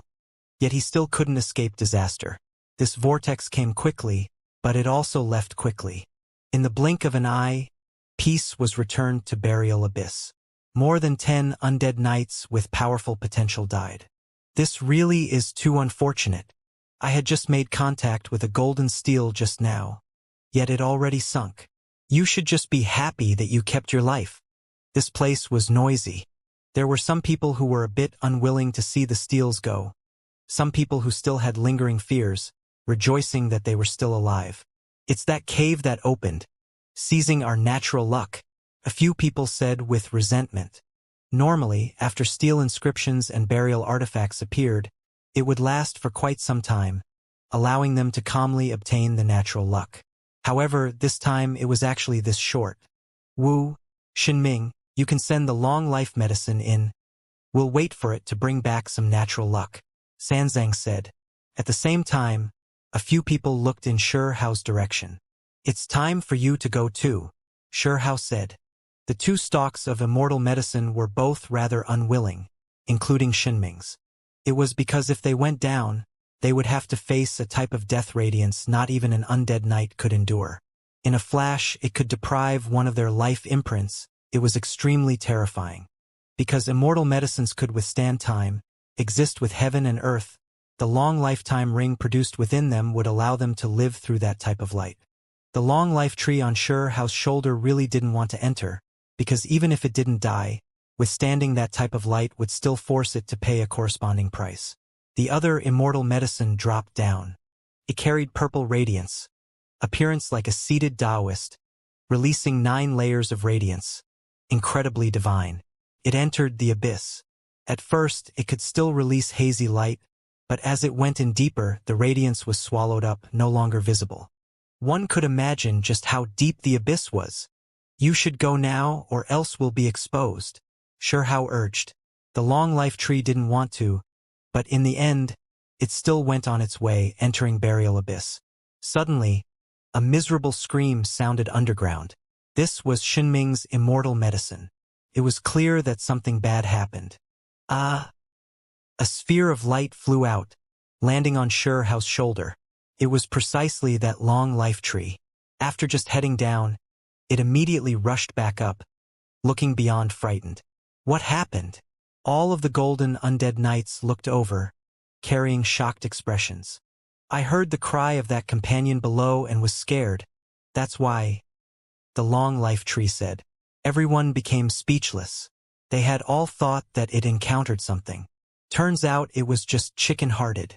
A sphere of purple light quickly rushed up, the 9 halos dim. This immortal medicine was injured, the Taoist figure on the medicine losing an arm, ripped off by something. In that instant, fragrance wafted out. Shihao really wanted to rush over and capture it. What happened to you? Shenming asked.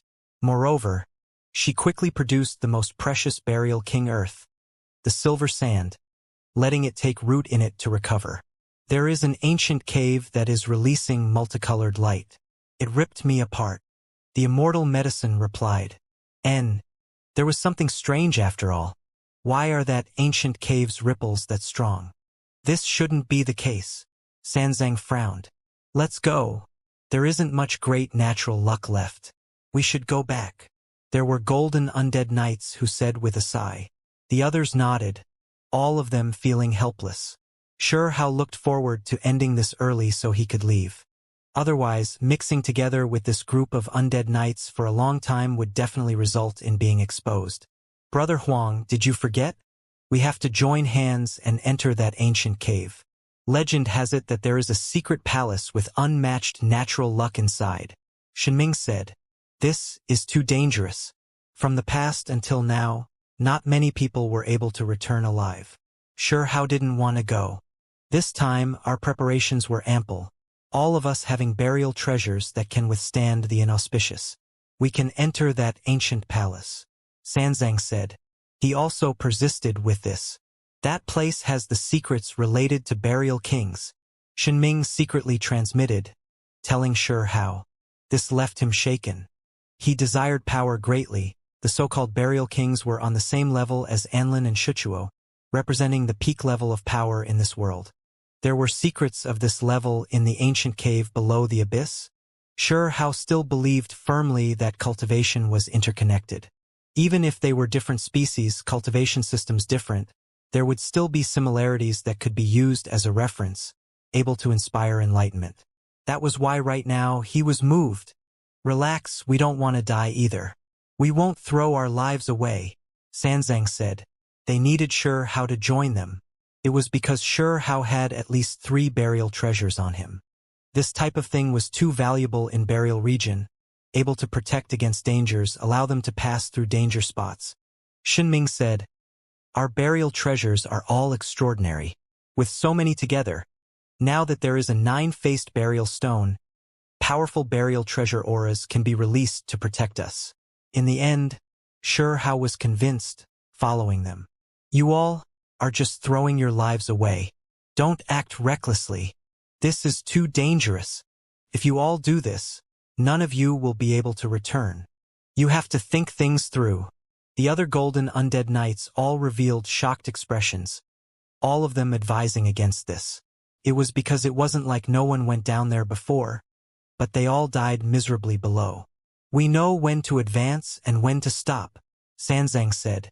In the end, they went down. The 3 of them, together with 2 stalks of long-life medicine, entered the great black abyss, triggering the alarm of all of the golden undead knights.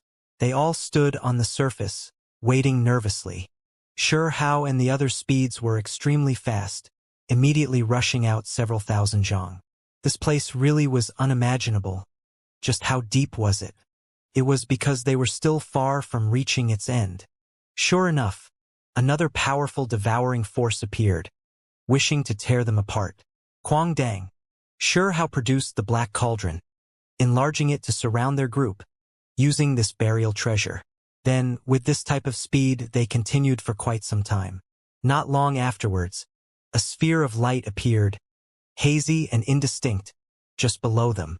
The powerful devouring force originated from there, absorbing essence energy in all directions, taking in and sending out immortal light. On the stone walls of the abyss was an ancient cave. This wasn't the bottom. "This is the cave," Sanzang said, extremely certain. "Let's go inside." Shenming was extremely daring, taking the lead. A set of mysterious armor appeared on her body, glistening and brilliant. At the same time, Sanzang produced a bell. It floated above him, releasing drawn-out ripples, breaking down that powerful devouring force. When Sure Hao saw this, he enlarged the darkness immortal gold cauldron, covering himself and the 2 medicines in defense. "We are going in," Sanzang shouted. "Chi!" The 3 moved together, rushing in. Hong! Terrifying light appeared. This was death light. If it shone on a living creature, it would destroy them, scatter their souls. From the past until now, it was unknown just how many undead knights were buried here. In that instant, Sanzang roared. Shenming shouted. Everything before Sure Hao's eyes went dark. Even with the burial treasures protecting them, the 3 still suffered a disaster. After who knew how much time had passed, Sure Hao opened his eyes. He discovered that his body was in tatters, full of holes, basically in pieces. However, he was currently healing, recovering because of a wave of thriving life force. Remember, You owe me a life. The old medicine said weakly. It was faint and lacking in luster, clearly shone on by that radiance, paying a great price. Sanzang and Shenming both fainted. Their bodies were in tatters, but they shouldn't be dead. The other immortal medicine was also muddle-headed, unconscious. You had me drink immortal medicine elixir? Shihao said. It was because there was a fragrance in his mouth that was surging with life force, precisely originating from that type of elixir. As long as you understand, the long life medicine said proudly. This type of fragrance doesn't seem like yours. It feels like… Shihao was suspicious. Couldn't help but look towards the other stalk of immortal medicine, purple radiance rising. No shit, of course it's not mine. Do you think I'm retarded? Why would I sacrifice myself for you? The old medicine wasn't ashamed at all. Shihao was immediately speechless. It wasn't even your elixir, yet you can act this proud? However, it was this old medicine that saved him after all. It wasn't good to act out. Instead, his eyes shone and said, "Why don't you help me get a few more drops of immortal medicine elixir? Stop right there. Don't even think about it.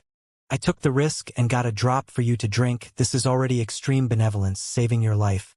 If you steal another drop, that immortal medicine will notice. At that time, it'll definitely fight me to the death." The old medicine said. Shihao gave it a look of disdain. This old medicine really wasn't honest and sincere, stealing the elixir of others, not using its own. How are their conditions? Shihao asked the old medicine, looking towards Sanzang and Shenming. They won't die. They all have exceptional burial talismans on them. Those are body-protecting talismans. Their chances of survival after entering this cave are much greater than yours, the old medicine said. Sure enough, soon afterwards, Sanzang and Shenming revived, moreover quickly treating their wounded bodies. The burial talismans on their bodies had strange and immeasurable powers. Let's go. Continue forward, Sanzang said. He and Shenming exchanged a look, both of them revealing a strange expression. It was because Shihao woke up even before them, leaving them shocked. The burial cave was extremely deep and also extremely vast. They advanced step by step, not that fast, walking over 100 li now. This really was shocking. This ancient cave was actually this large. Fortunately, the death light no longer appeared, so they didn't suffer damage again. After another period of time passed, a gentle radiance was transmitted from up ahead, surrounding this place. We arrived. We actually really found this place. Shenming was so excited she almost cried out, not watching her appearance at all. Really, it's that ancient palace. We found it. Sanzang was also moved, his voice shaking a bit. Shihao also saw it. That ancient palace was extremely hazy, surrounded in hazy radiance, faintly discernible. They were almost there. They rushed up to the ancient palace. They felt a wave of hesitation. Should they directly break in? Do you feel it?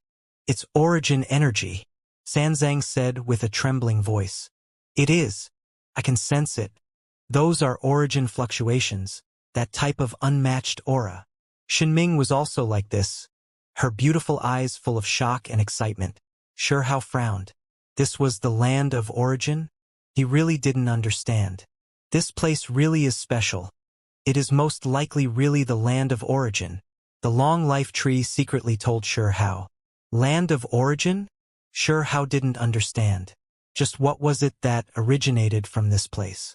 However, he couldn't directly ask Sanzang or Shenming. He could only secretly chat with the long life tree, have it answer his questions. It has something to do with the undead knight's origin. It is rumored that their origins are extremely complex, also extremely shocking. The immortal medicine secretly replied. This left Shihao shocked. Was there another saying regarding the undead knight's origin and rebirth? Were they different from other clans? We have to enter. If we really succeed, in the future we might become burial kings, become the most powerful existences. Shenming was extremely stirred up. Her head of fiery red long hair fluttered about, vivid eyes widening greatly. Sanzang was also excited, different from his previously earnest appearance. His head of golden long hair was resplendent like a blazing sun. He clenched his fists, releasing a low roar. "Let's work together to break inside," Xianxia said. The ancient palace was massive, several dozen thick pillars towering. They were a faint white color, standing before them, giving off a dignified and divine feeling, even more so having mottled imprints of time. This palace towered for at least a great era or two, but it never collapsed, this alone enough to explain many things. It was piled up from giant rock, every piece of stone material corroded by time until all light was lost, as if they had been polished. They more or less had some signs of erosion, but they were still sturdy, only having a feeling of great changes added to it. The stone was not brilliant, but the entire palace gave off a hazy radiance. The light didn't touch the stone, only surrounding the palace surface. This was a simple and ancient giant palace, one that fully embodied the past. Meanwhile, the surrounding divine light added a type of mysterious coloration. "Can it be entered?" Xianxia asked. Right now, they arrived before the palace, feeling a type of mysterious power. That type of light didn't hurt anyone, but it stopped them from proceeding. Beneath the stone stairway before the great palace was a lot of dust. There was white-colored, gold-colored, even black-colored dust, all of them different, carrying energy. This was originally a holy land, but it was actually this strange underneath the platform. "The ashes of powerful beings," Xianxia said. He immediately came to this type of conclusion. It was because before coming here, he already did a lot of research, reading through many ancient texts, knowing a few mysteries of this place. Xianxia was speechless. It was extremely dangerous even at the ancient cave's entrance. He almost died in the process. Meanwhile, if those two golden undead knights didn't have body-protecting talismans, they would have definitely died under that death light as well. There were actually this many experts who reached this place since ancient times. Xianxia said with a sigh. Seniors truly are venerable. For the sake of pursuing the ultimate secrets, none of them feared death. Xianming said. This place was extremely unordinary. It was definitely extremely difficult to enter. Now they were starting to look around. "We are going to stake it all. If we can enter, who knows, we'll become 3 great burial kings in the future, become burial region's 3 giants. Do you all dare enter?" Even though Xianming looked elegant and beautiful, a world-toppling beauty, right now, she was extremely outgoing, her words resounding, wishing to immediately charge forward. "We are naturally going to take the risk, use all methods." Xianxia nodded. Xianxia really didn't want to. If there weren't any dangers, he naturally would want to explore, search for ways to become stronger. However, right now, this place was extremely dangerous, moreover related to undead knights. The meaning wasn't that great to him. He didn't want to enter at all. "Let me think things over," he said. The immortal medicine was also like him, not wishing to enter. "Then I will go first," Xianming said. She immediately walked forward, a layer of divine armor covering her. Moreover, there was a strange pendant hanging from her forehead. Chi! In that instant, the ancient palace's doors shone, the steps surging with endless auspicious multicolored light, immediately drowning out this place. It was terrifying beyond compare. "Ah!" Xianming shouted out, as if she endured unimaginable pain. "Kacha!" The pendant between her brows immediately shattered, but large amounts of patterns extended out, immediately covering her, protecting her true body. "What? That is the aura of a burial king." The long life tree was shocked. That pendant was unusual, hiding the power of a burial king. Right now, it turned into mysterious patterns, protecting Xianming.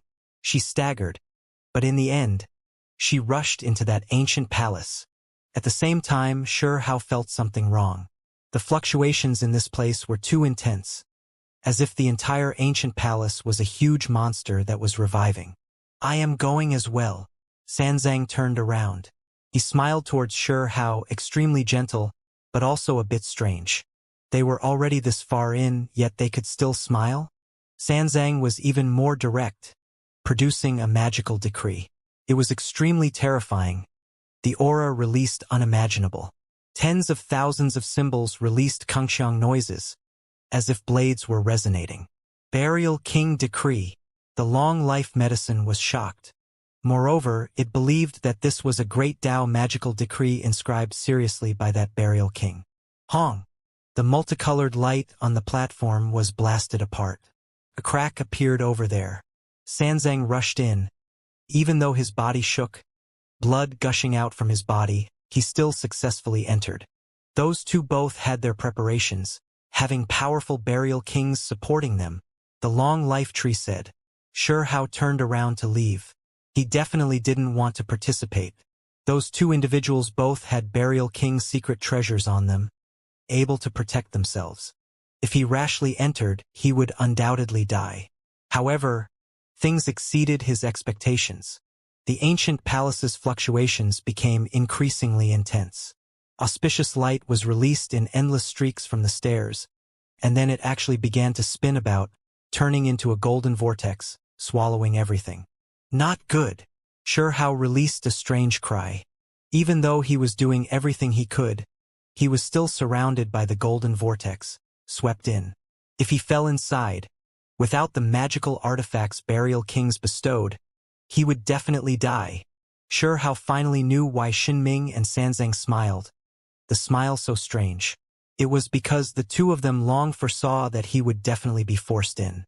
This place had quite a few mysteries. He didn't know about them, but those two did. Guangdong. Sure Hao immediately brought out the darkness immortal gold cauldron, having it quickly enlarge. Sure Hao brought the long life medicine with him, rushing inside, and then closing the lid. In addition, he produced the 10,000 spirit diagram and everlasting sword core, facing it seriously. Dang! One could hear a clear noise. Then, there was a rumbling sound. The auspicious multicolored light continuously bombarded the immortal gold cauldron. Then, Sure Hao felt as if the world was spinning. That golden vortex moved, as if it was going to make this cauldron break apart. Sure enough, the immortal gold cauldron already couldn't hold on. After all, it was cracked, long damaged. At this time, through the cracks, he could see streak after streak of resplendent light extending over, directly drowning out the cauldron.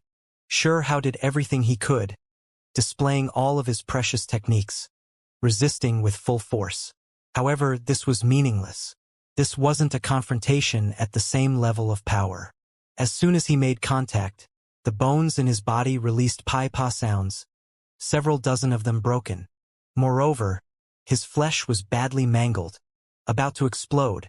He brandished the everlasting sword core, hacking outwards. He held the 10,000 spirit diagram in defense. However, that type of blazing radiance was everywhere, the 10,000 spirit diagram ineffective for the first time.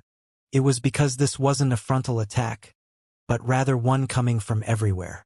That type of radiance turned into water ripples, submerging this place. Wang! At the crucial moment, the everlasting sword core trembled, releasing ascension light, forcing back the multicolored light. However, this provoked an even more terrifying attack. This light really seemed to have condensed into water ripples, quickly pouring over, becoming even stronger. Whew! After a wave of trembling, crazy winds roared about. The everlasting sword core floated up on its own. Apart from ascension light, there were also other irregular scenes. Up above, there was a human-shaped creature that ascended to immortality, a rain of light scattering down, filling the skies. It was too dazzling, blinding to the point where one couldn't open their eyes. Below, there were expanse after expanse of ancient burial regions, tombs endless, a dark red color, unknown just how many creatures were buried. Under the blood-soaked dusky sunset, there was a human creature who sat on a copper coffin, looking lonesome and melancholic. Blood flowed about, turning into a stream, passing through burial lands one after another, silent and terrifying. The ancient burial land was soaked in blood. Only that copper coffin's place was peaceful, no blood approaching it. A human creature sat on it, head tilted, gazing towards the blood-soaked sunset. This was the second time this scene appeared. Even under these current circumstances, it still left Sure Hao shocked. Right now, Sure Hao had the misconception that the blazing multicolored light inside the dark gold coffin became blood. while the everlasting sword core became that copper coffin, drifting along. Only by grabbing the sword core could he protect himself. This was a type of extremely strange transformation. Eventually, it was as if everything disappeared, no immortal ascension seen, nor was there any heavy destructive light. There was only that copper coffin resting in a sea of blood. Hong, after who knew how much time had passed, everything shook, and then it all disappeared. Regardless of whether it was the auspicious multicolored light, the ascension rain, or the ancient burial land and blood graves, they all vanished. There was only sure how grabbing the everlasting sword core, sitting in the cauldron. He knew that he definitely passed through the obstructions, entering the ancient palace. Sure how quickly put away the sword core and other things. With a quang-dang noise, he opened the cauldron lid, walking out from inside. The immortal gold cauldron returned to being the size of a fist, appearing in his hand. It was clear that Sanzang and Shenming were shocked, not expecting Sure how to be able to enter as well. Brother Huang is formidable after all, admirable, Sanzang said. Sure how didn't reply, instead staring forward. His attention was deeply captivated. In reality, Sanzang and Shenming also immediately concentrated their attention on a consecrated object at the center of the ancient palace. The source of the aura was actually this thing. Right now, it was flowing with brilliant colors, dazzling radiance pervading outwards. Brilliant divine multicolored light flickered about, continuously changing, as if they arrived in a long-life country. Origin? Sure how asked. He narrowed his eyes, carefully sizing it up, wishing to see its main body clearly. Sanzang and Shenming were even more uneasy, really wishing to immediately merge with it, become burial kings.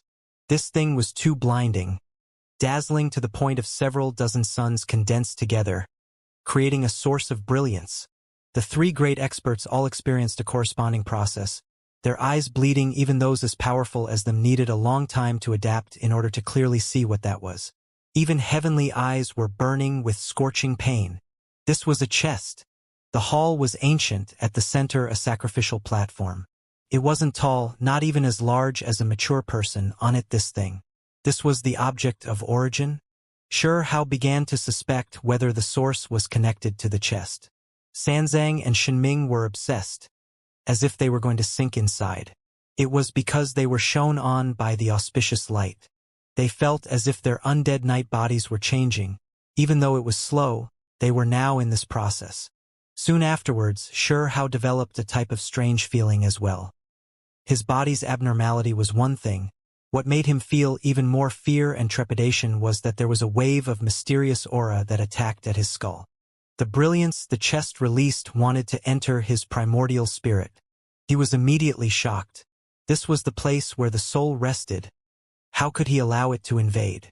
Sure how rejected it, but he discovered that it was completely useless. This type of power was too domineering, unstoppable, impossible to resist. It entered his skull, the radiance spreading, merging with him. Fortunately, at the crucial moment, the sword core collected inside his body released a light cry, actually forcing away the multicolored light, pressing it out. What kind of thing is this exactly? Sure how was uneasy. At this time, the long life tree also came.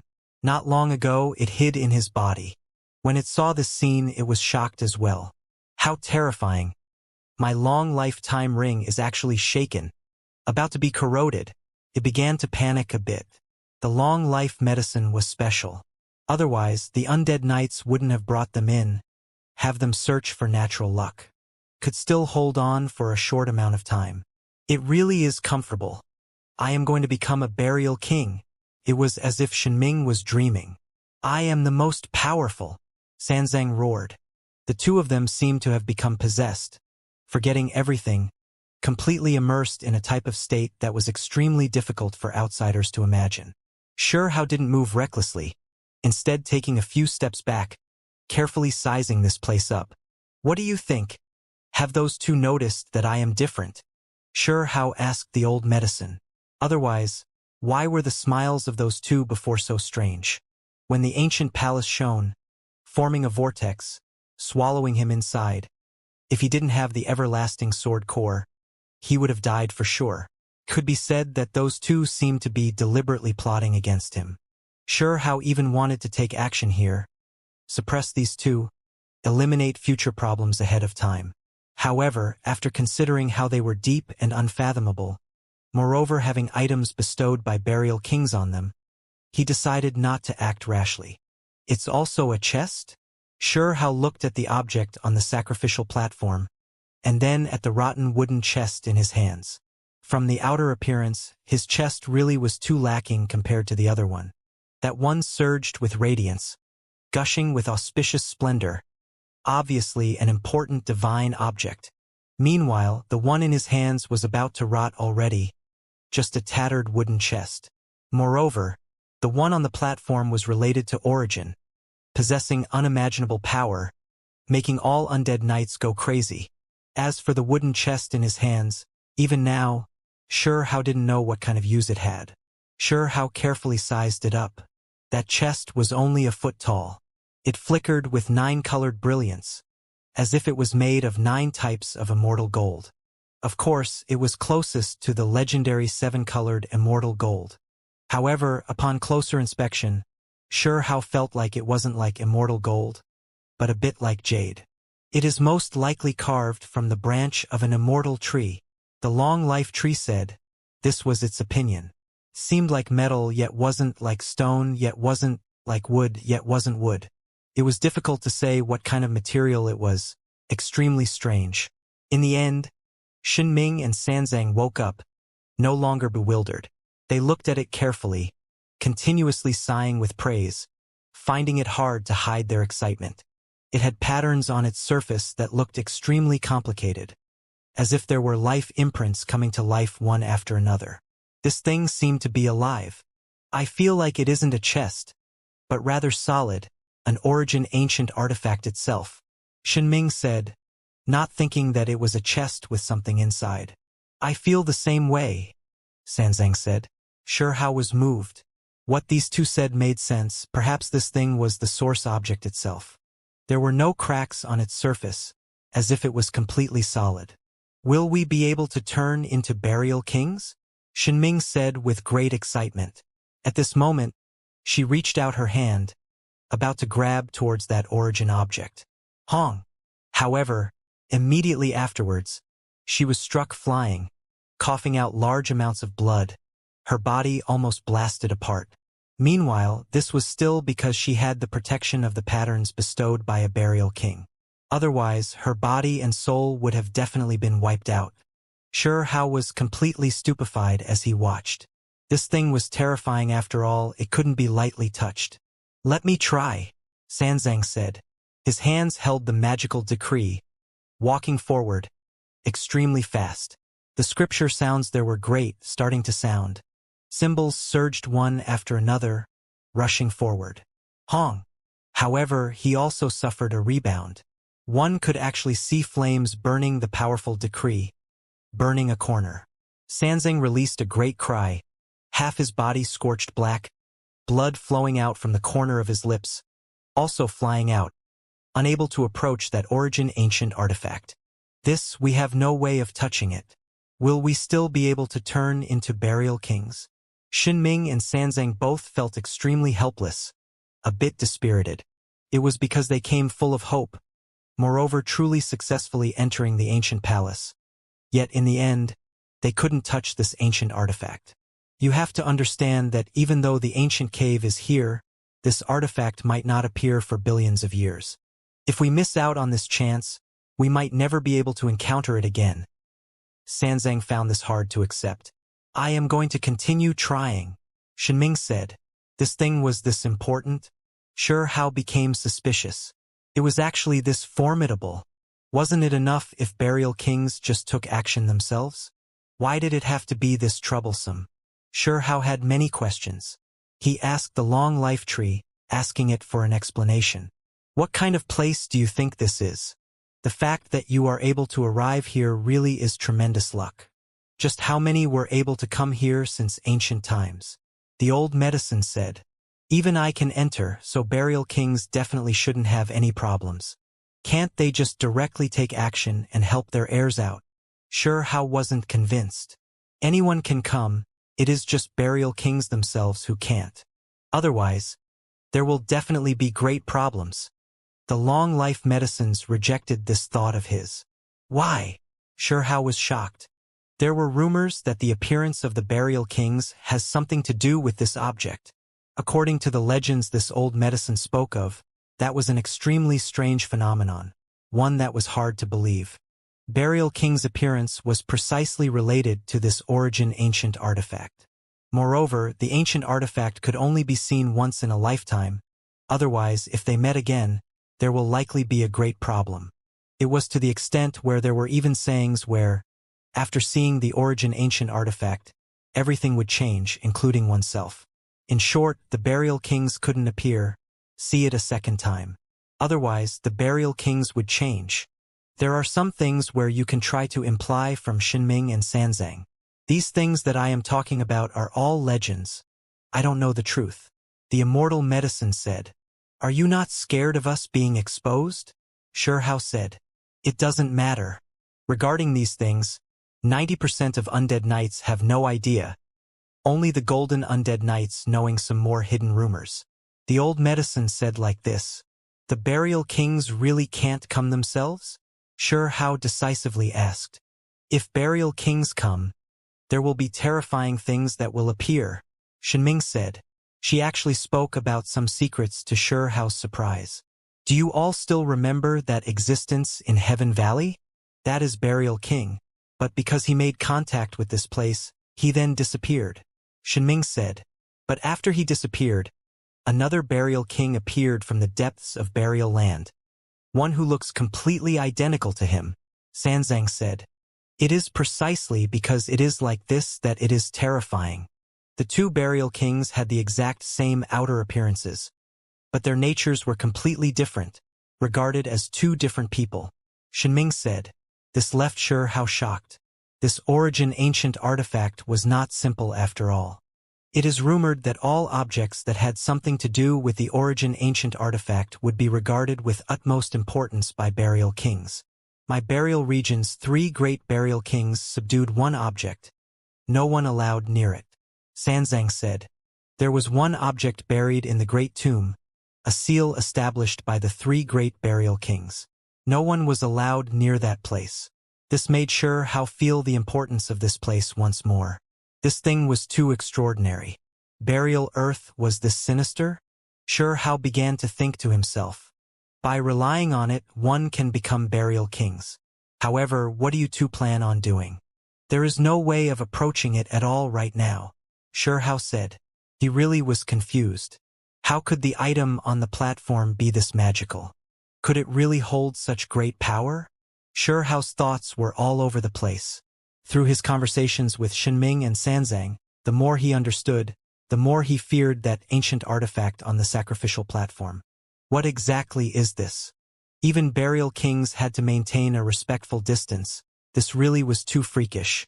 Even though it was divine, releasing 9-colored brilliance, illuminating the entire ancient palace, surging with immortal mist, primal chaos interweaving. It still made Sure Hao feel a wave of alarm. He wasn't like Xinming and Sanzang, longing for this type of thing, eyes full of fanaticism, instead feeling great apprehension, always feeling as if something wasn't quite right. Even those as powerful as burial kings weren't willing to come.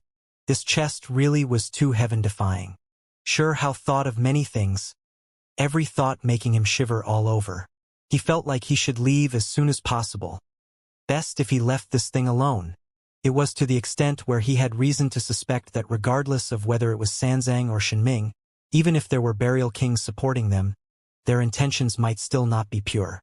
They were chosen by the burial kings, granted secret treasures, told to come in here, but it was perhaps only for the sake of the burial kings' desires to further their research of this ancient artifact, right? Sure Hao felt more and more like this had a high chance of being the case. After all, this thing was just too frightening. Something not even the burial kings could control, something even they were worried about. They definitely couldn't ignore it, nor could they completely abandon it. Perhaps after all these years, they had always been trying to figure it out, researching it. Only they didn't directly come into contact with it, instead indirectly taking action through others. There was previously a burial king, who, because he couldn't hold back anymore, personally took action, wishing to open up this chest. In the end, an unimaginable, unforeseen event happened.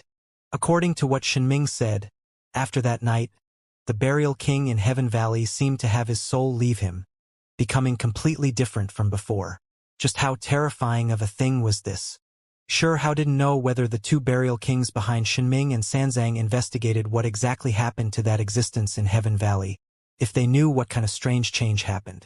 There was definitely a heaven-shocking great secret. In that moment of distraction, Sure Hao's pupils became deep. This place was not normal, it was best if he left earlier. It was because even though this thing was enticing to undead knights, it didn't hold much meaning for him. We cannot get any closer to it, and doing so will only injure us. I think it is best if we leave earlier. This ancient cave seems extremely unstable. Perhaps something unexpected might happen, Sure Hao suggested. Of course, he needed to rely on the immortal medicine's help in order to speak this burial language. What's wrong? Is Brother Huang scared? Haha. This is a tremendous opportunity. Once you miss this moment, you will regret it for the rest of your life, Sanzang said with a smile. His head of long hair fluttered about. It was soaked in blood, caused by his injury just now. His body even almost exploded. You have to understand that even when the ancient cave opens, this chest is something that rarely ever appears. It isn't every time that it shows itself, Xianming also said. Her beautiful face was a bit pale, also heavily injured not too long ago. However, her eyes were still burning with passion, clearly with no intentions of giving up. I fear that something unexpected might happen, Sure Hao said. Brother Huang, I think you overthought things. Are you worried that you might end up like the burial king from Heaven Valley, ultimately becoming a completely different person? Xianming said with a smile, carrying a bit of mockery. Indeed, that matter is strange. We can't help but take that into consideration. Sure Hao nodded. We already said that that was something that only happens when the ancient artifact is seen a second time. Meanwhile, this is the first time we are seeing it, so nothing unforeseen will happen, Sanzang said. From past until now, how many people were able to see this thing? Can you say for sure that those who survived all really had nothing unexpected happen to them? Sure Hao asked. This? Sanzang was stunned, a bit shocked. I am sure that at the very last, the king of our burial region, the first time she saw it, there was definitely nothing unexpected that happened. Xianming spoke in an extremely resolute manner. Sure Hao was stunned. She was actually this confident. However, what kind of status did the burial king have? She was high up above, living for more than a single great era. Would she tell her these things? You have to understand that the burial kings might have already existed when the heavens were established, existing when the burial regions first took form. Can you really understand her? Can you say for sure you know what exactly happened before? Sure Hao didn't say it too directly, but he believed these two were intelligent people. You are saying that we do not know the severity of the situation, that we are taking too much risk? Xianming asked. Don't tell me that you think we are only chess pieces sent here by the burial kings to explore this place? Just like the seniors who came here and died since the endless past, Sanzang said. Xianming's expression also became complicated. She looked at Sure Hao. The two of them were both incredibly smart. They knew what Sure Hao was hinting at. Meanwhile, from this, it also proved that they had long considered this issue, thinking about it even before Sure Hao brought it up. They naturally already developed many thoughts and opinions. However, this is worth taking a risk for. If we succeed, we will become burial kings, Xianming said. This was what they truly felt. Even if anything unexpected happens, it is still worth it, Sanzang said. He became even more crazy, saying, if this body of mine becomes a king, my name will be passed on for endless time. From his words, one could tell that even if a disaster arrived, something strange happening to him, he still wouldn't regret it. Even if in the end only the flesh could be said to be his, it was still enough. Sure Hao was stupefied. These two really were mad. For the sake of becoming burial kings, they weren't even scared of having their true selves erased. Undead knights focus on the body. As long as our body exists with those types of earth in existence, the day will come when we can still return. Shenming said. Correct, if one great era isn't enough, then we'll wait 2 great eras. If that isn't enough, we'll sleep for a few more great eras.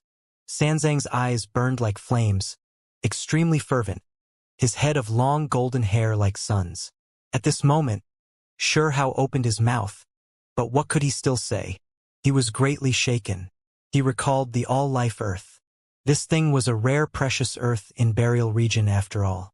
Was it prepared precisely for this type of situation? He was already aware that immortal Tao existences were fond of all-life earth, that if they died, if they were buried within, legend had it that after endless time passed, that person might be revived. Brother Huang, do you have anything else you wish to tell us? Shenming said with a smile. Shurhao shook his head. He walked to the side, not wishing to join them. At this moment he stared at the mysterious chest, and also looked at the ancient palace. Then he stared into the void, as if he wanted to see through something. During the struggle between the 3,000 provinces' geniuses, they all entered immortal ancient remains. They previously saw the guidance ancient temple. What kind of connection did it share with this place? After all, not long ago this place also split apart. Shurhao vaguely saw black prisons. Apart from this, in the depths of burial land, there was that burial king who underwent a strange change, as if it became someone completely different. Did it have something to do with the black prisons? When he thought over these situations, Shurhao felt a cold chill rise along his back. There were some things that made his blood run cold. If one thought deeply about it, it really was terrifying. It was because this type of thing didn't involve only a single era, a single creature, but rather from the past until now. It was unknown just how much endless time had passed. It was as if there was a hand, a pair of eyes in the darkness pushing everything along, watching everything. Let's join hands. Sanzang and Shenming set their resolution, pressing forward together. They carried the conviction to meet their ends, attacking with full force. Wait! Let me back out, Shurhao shouted. It wasn't because he lacked courage, but because he felt like it really wasn't worth taking the risk with them. This was something that belonged to undead knights. Moreover, in his opinion, it was extremely inauspicious, thinking that a big issue would arise. He didn't want to be caught up in this. Brother Huang, could it be that you didn't know that once this ancient cave is entered, if we don't succeed, we will die? There is no way of leaving halfway, Sanzang said. Shurhao was shocked. He really wasn't aware of this situation. Perhaps it was something that not even many undead knights didn't know about. Shenming and Sanzang walked forward. In the end, they gave him a look, actually carrying a smile, extremely strange given the circumstances. They could actually still smile. Could it be that these two discovered a hole in his behavior? Shurhao stood there, not saying anything, silently considering whether he should confront it. Was there really no way of getting out? Hong! Sanzang moved, producing a magical imprint. He faced the chest on the platform, allowing the Burial King magical decree to burn. It turned into a sheet of unmatched scripture, surrounding the origin ancient artifact. Shenming released a roar, streak after streak of patterns appeared on her beautiful face, the imprints left on her body by Burial Kings. They all appeared, and then flew towards that chest. Not good. Shurhao's expression changed. He felt a wave of dangerous aura. That chest was moved. Ah! Shenming screamed, suffering tremendous pain. Her head of fiery red long hair danced about randomly, her entire body covered in cracks, about to break apart. It was because that chest shone too brilliantly, as if it could make everything disintegrate. Sanzang also released a muffled groan, his body shaking. His 4 limbs were already broken, blood dripping everywhere. However, it was strange, his body didn't fall, still floating there. Many patterns appeared on the chest, flowing with lifelike orbits, as if endless creatures were recounting the past, speaking, their voices noisy. What is that? Shurhao was shocked. That chest behaved abnormally. There was something coming out. It wasn't only targeting Sanzang and Shenming. There was something that rushed at Shurhao as well, focusing on him. Ah! Shinming screamed. There was something approaching her, making her body completely break apart, as if she was made of ceramic. She looked like she might explode at any time. Ho!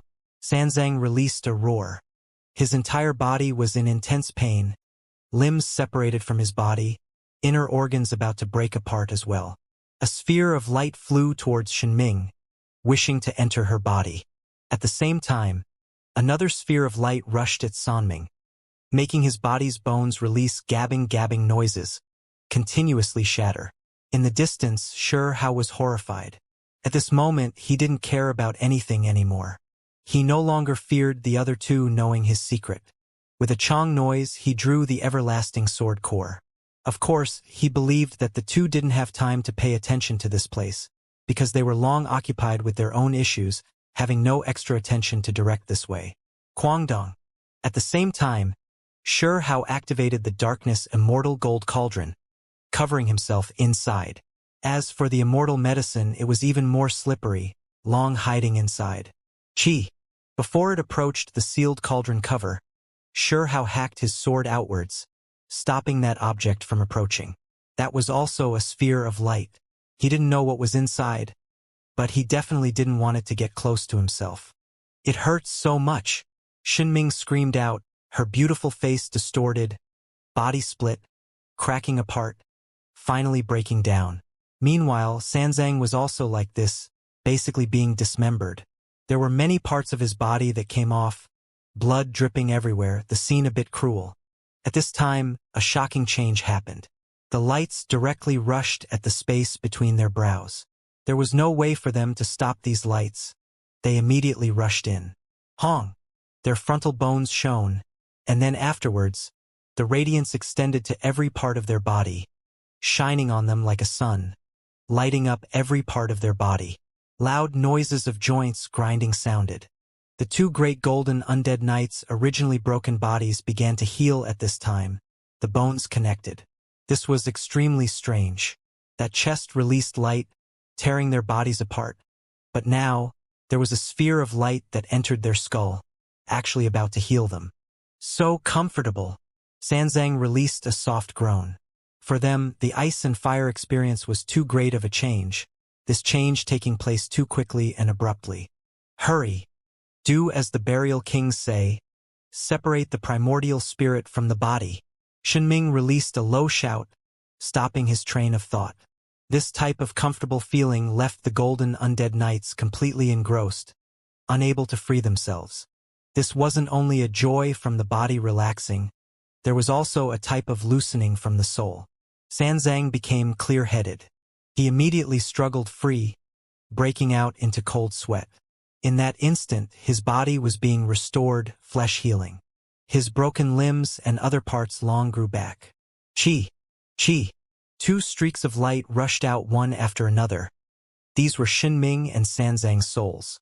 They struggled free from their flesh, leaving their skulls, floating in midair. At this moment, they watched quietly as their bodies changed, nourished by the mysterious substance.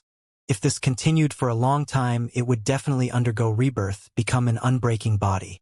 Is this our transformation towards becoming burial kings? Shinming was pleasantly surprised. It was just like how the legend stated. Don't be distracted, Sanzang reminded. They stared at their skulls. A hazy radiance shone, flickering about, making their skulls mysterious and strange. It was because a powerful life fluctuation was released, essence energy surging, making it superior to all other parts of their bodies. In the distance, Hao saw everything clearly. He felt a wave of shock.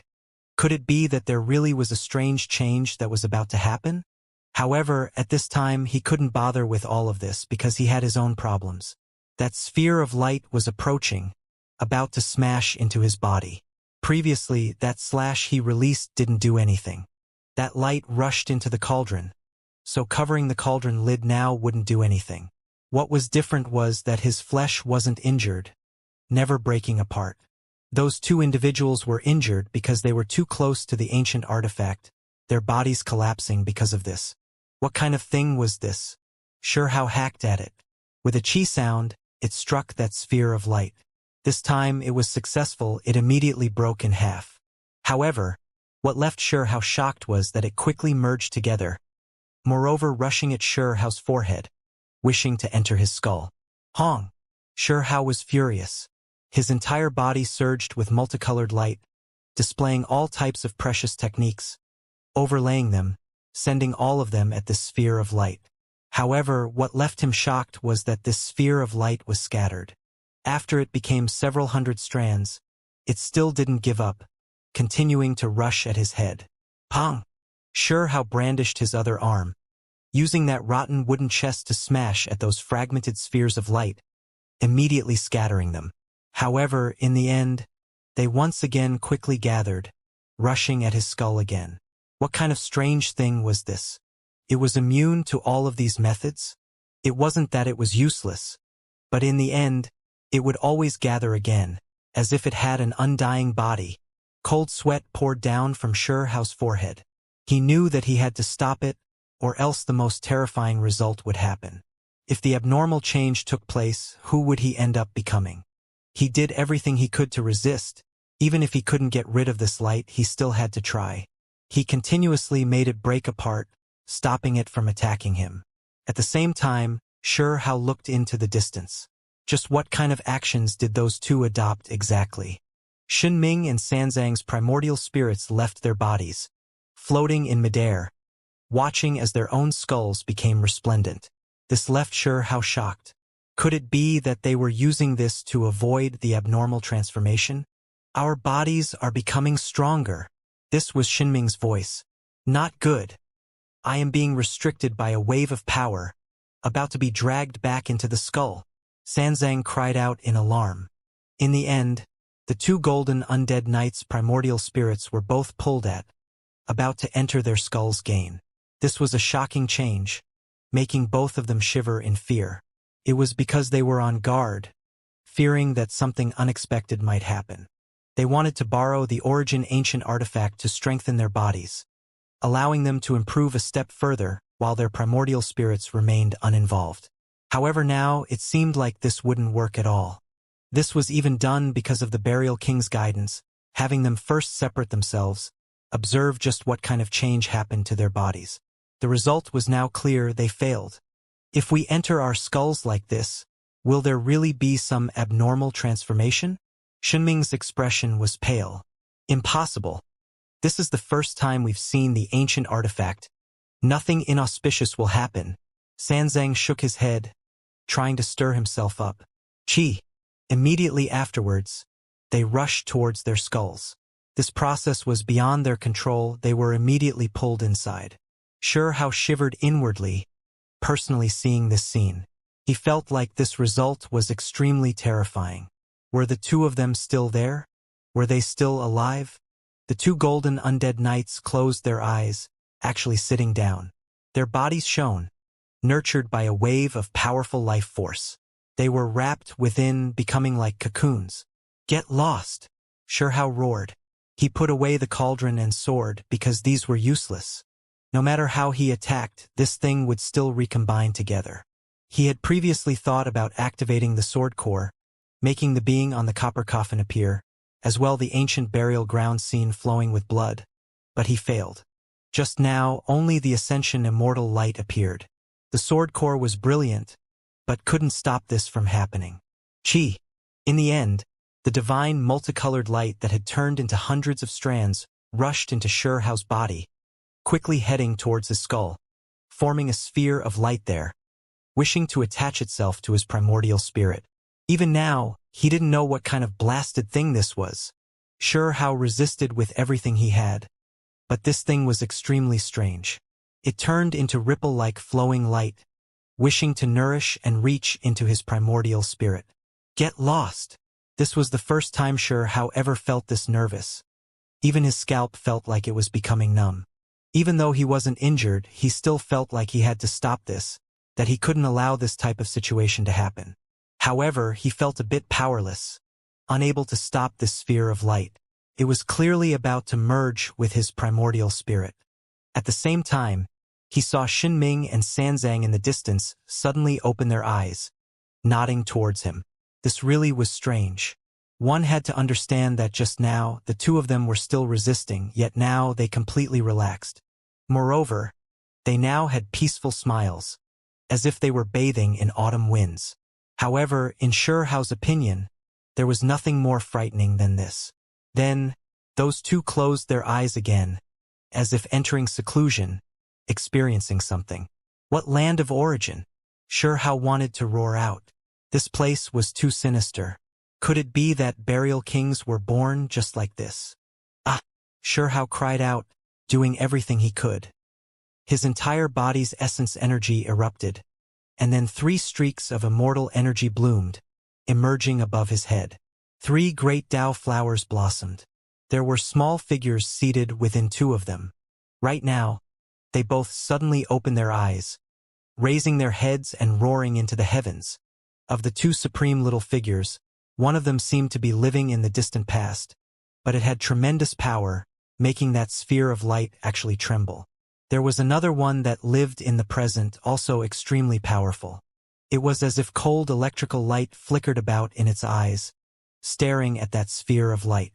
Unfortunately, these 2 little figures were both restricted. The one who was suspected to live in the endless past had a reincarnation imprint on it, binding it in place, while the one who lived in the present world had a streak of primordial energy wrapped around it, binding it. Despite this being the case, they were still struggling entering Shurehao's skull. This actually produced intimidation effects. That sphere of light didn't dare act recklessly in the end, backing out, sticking to the space between his brows. Chong! At this moment, Shurehao moved the sword core. This was the everlasting immortal sword, currently already shrunk to 1 inch in length, appearing between his brows. Those 2 little figures roared out together. The sword core actually shone, becoming incomparably resplendent. Then the ancient burial land appeared, blood flowing. A copper coffin floated on the lake, that human figure sitting there. Hong! When this scene appeared, that sphere of light scattered, this time truly wiped out. Quickly exploded, actually destroyed. In the end, only a shallow marking was left between Shurehao's brows. If one didn't look carefully, they wouldn't notice it at all. When everything calmed down, Shurehao felt his entire body covered in cold sweat. He almost collapsed from dehydration. Even now, he didn't know what that sphere of light was. However, he felt like he definitely couldn't allow it to enter his skull and merge with his primordial spirit. Suddenly, a mountain collapsing, sea-roaring sound was released. That chest on the platform shook intensely, and then the entire palace cracked apart. At the same time, the ancient cave outside shook, also producing densely packed cracks. A powerful wave of energy appeared. At the same time, it surrounded Shurehao, Xinming, and Sanzang. The immortal medicine trembled.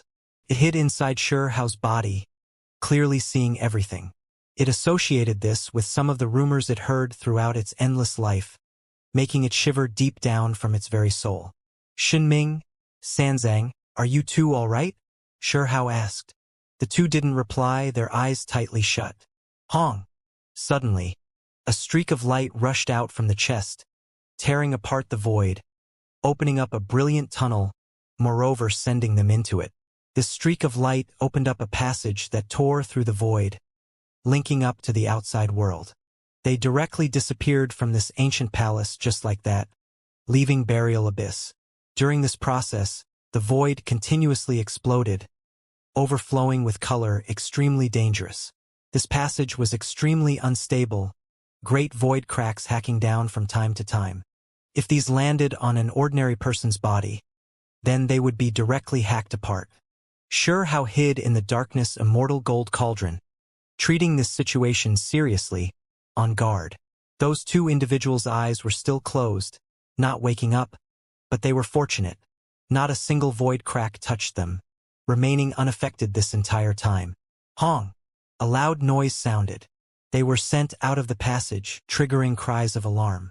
They came out. They actually made it out safely.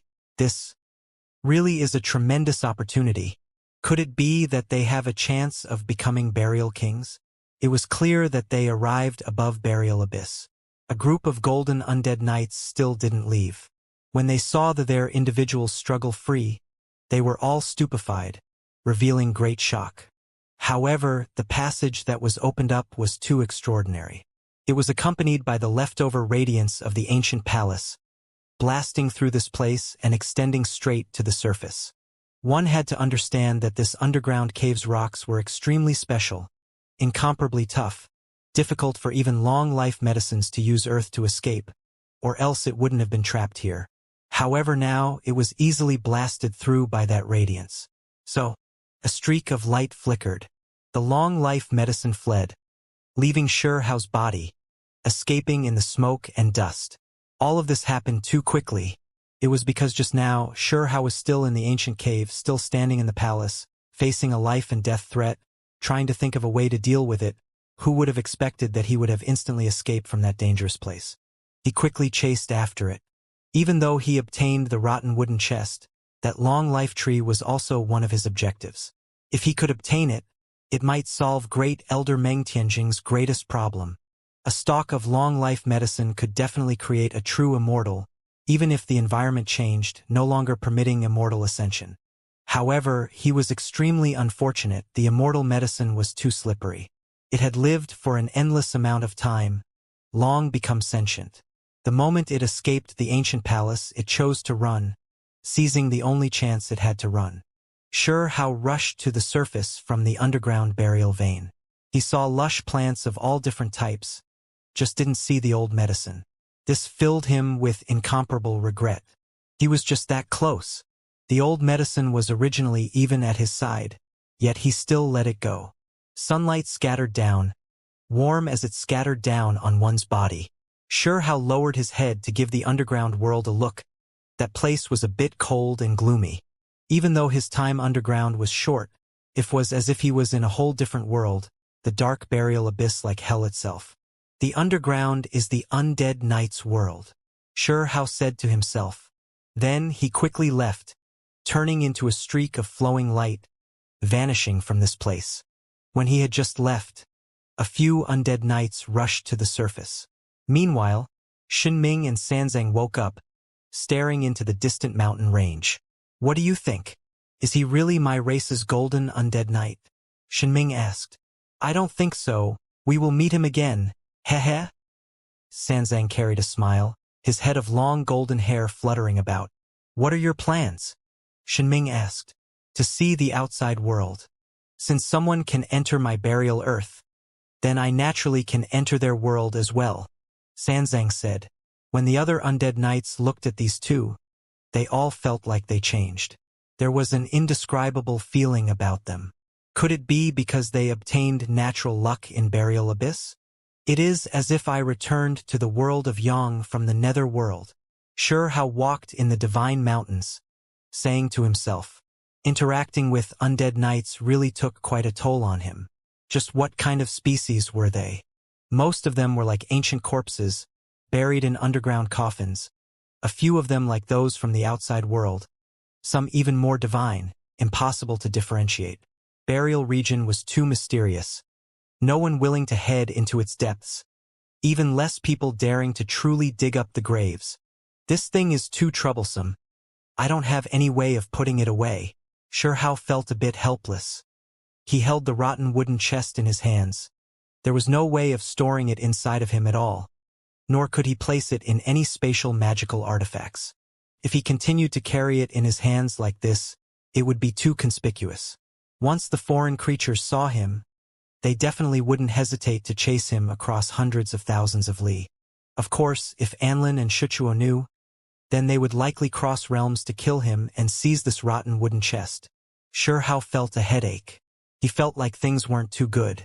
If he was discovered by the Fearless Lion, Gu Clan, or Emperor Clan's young Great One, then he would be in danger. He had to hurry and return to Imperial Pass. Otherwise, there was a chance of him dying at any time. Chong. In an isolated place, Xiao attacked the rotten wooden chest with everything he had, trying to see what was inside. As a result, multicolored light overflowed, the noises deafening, but it just didn't budge. It was to the extent where he drew the everlasting sword core, hacking at the chest, but it was similarly useless. This chest was ridiculously sturdy, not opening no matter what he did. This sword core has always acted passively, never taking the initiative to attacks. When it completely displays its power after being stimulated, I'll use it to hack at this wooden chest. How was unwilling to accept this result. He raised his head towards the sky, and then towards the verdant mountain forest. What kind of place was this? He had to return, but he definitely couldn't take the path through where the undead knights resided. That place definitely led to the ancient burial land. If he really headed in that direction, then he would definitely be gone forever. The place where the rotten wooden chest resided is in between Divine Medicine Mountain Range, Burial Earth, and Heavenly Beast Mountain Forest. Burial Earth definitely can't be taken. Heavenly Beast Forest is also extremely dangerous. Don't tell me I have to return through Divine Medicine Mountain Range. How felt a headache. He didn't know if the Foreign Sides people were still holed up in that place. The path of return was going to be difficult. What did he have to do to peacefully return to Imperial Pass? Divine Medicine Mountain Range, Burial Earth, Heavenly Beast Forest. These were all strange places with strange environments. It was extremely difficult to open a spatial passage through these places, or else they wouldn't be known as danger spots. These regions successfully interfered with the normal paths of cultivators, just like a heavenly moat. This won't do, I have to choose a different path. Otherwise, those bastards from the other side will most likely have their pouches open, just waiting for me to jump in. How mumbled. He was anxious and frightened, but after carefully thinking things over, he felt that Shuchuo and Anlin shouldn't be able to do anything to him.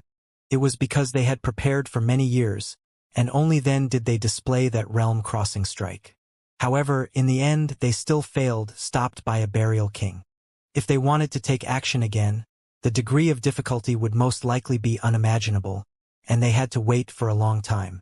However, How knew that the Foreign Sides creatures were most likely going to move out on a large scale soon. In reality, the current outside world was even more tense than he had imagined, even more terrifying. News of How pursuing the rotten wooden chest was leaked out, triggering a great commotion. Even if they weren't sure if he could catch that stalk of immortal medicine, this stirred up a heaven-shocking storm. For the other side, the appearance of the ancient artifact created a huge disturbance. At the very least, the cultivators in Divine Medicine Mountain Range all went crazy. An order has long been released, which was that Huang must be captured no matter the cost. Of course, they wanted to find that stock of medicine as well. The long-life medicine was incredibly precious, but in their opinion, its value was far less than the rotten wooden chest. The reason why it was being pursued was completely because of that chest. I refuse to believe that Huang can catch that immortal medicine. That thing is too cunning. It can fly into the sky and escape through the earth, possessing an innate advantage. This was the judgment of 90% of people. However, the other side still weren't willing to relax. All those who came into contact with that rotten wooden chest had to be seized.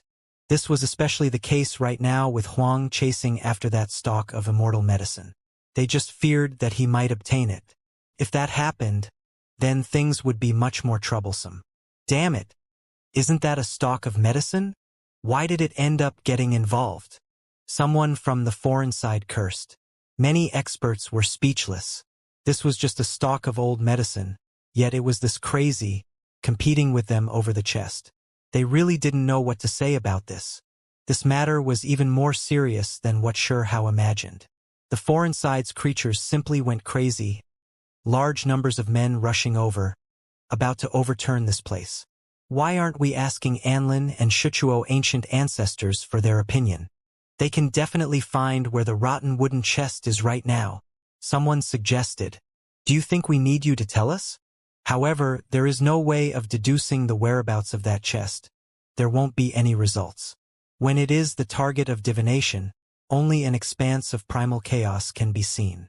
Someone said with a sigh, feeling extremely helpless. Not even Anlin or Shuchuo could do anything. After all, they were stopped by Heaven Abyss on the other side. Moreover, that chest really was too extraordinary. The reason why the Foreign Side could find that piece of vile earth wasn't because the Undying Kings deduced that area, but purely because of an ancient map. Reporting. Gu Clan's Supreme Being has arrived. Emperor Clan's Supreme Beings have also arrived. This matter has been stirred big now. The most powerful creatures this world can tolerate have personally come. In Divine Medicine Mountain Range's vicinity, there was a self-release realm great cultivator who said, this triggered a huge commotion. Emperor clans were extremely few, and Gu clan was a race comparable to immortal kings. With even the supreme beings of this type of race appearing, the effects of this matter would definitely be unimaginable. It was clear that the foreign side's highest level was completely disturbed. If the undying existences could cross over, they would definitely flock over. Outside Divine Medicine Mountain Range, everything already erupted. This was an unprecedented great disturbance, and then it quickly turned into a great storm. As for the warning, sure how previously had the female undead knight release, making some dried-up bones walk out from Divine Medicine Mountain Range, give a warning in the desert. It made great elder Meng Tianjing stop. He didn't enter this place. Actually, Meng Tianjing knew just how dangerous it was. However, for the sake of rescuing Sure Hao, he didn't hesitate to put himself in danger.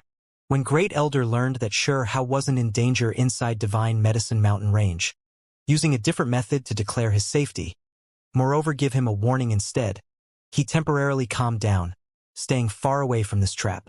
Now, this region became a source of chaos.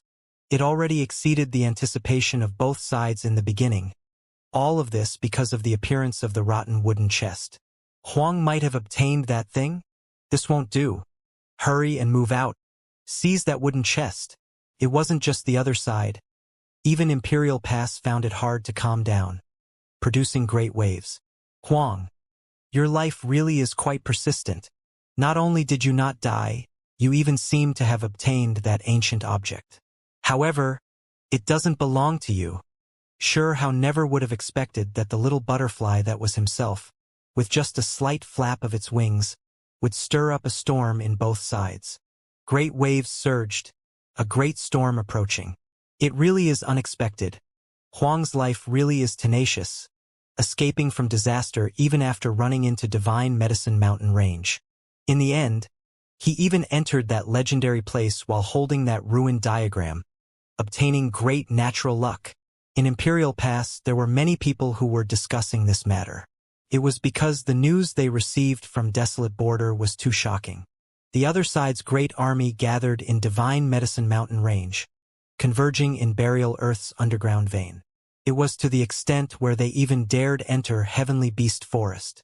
They really mustered large forces.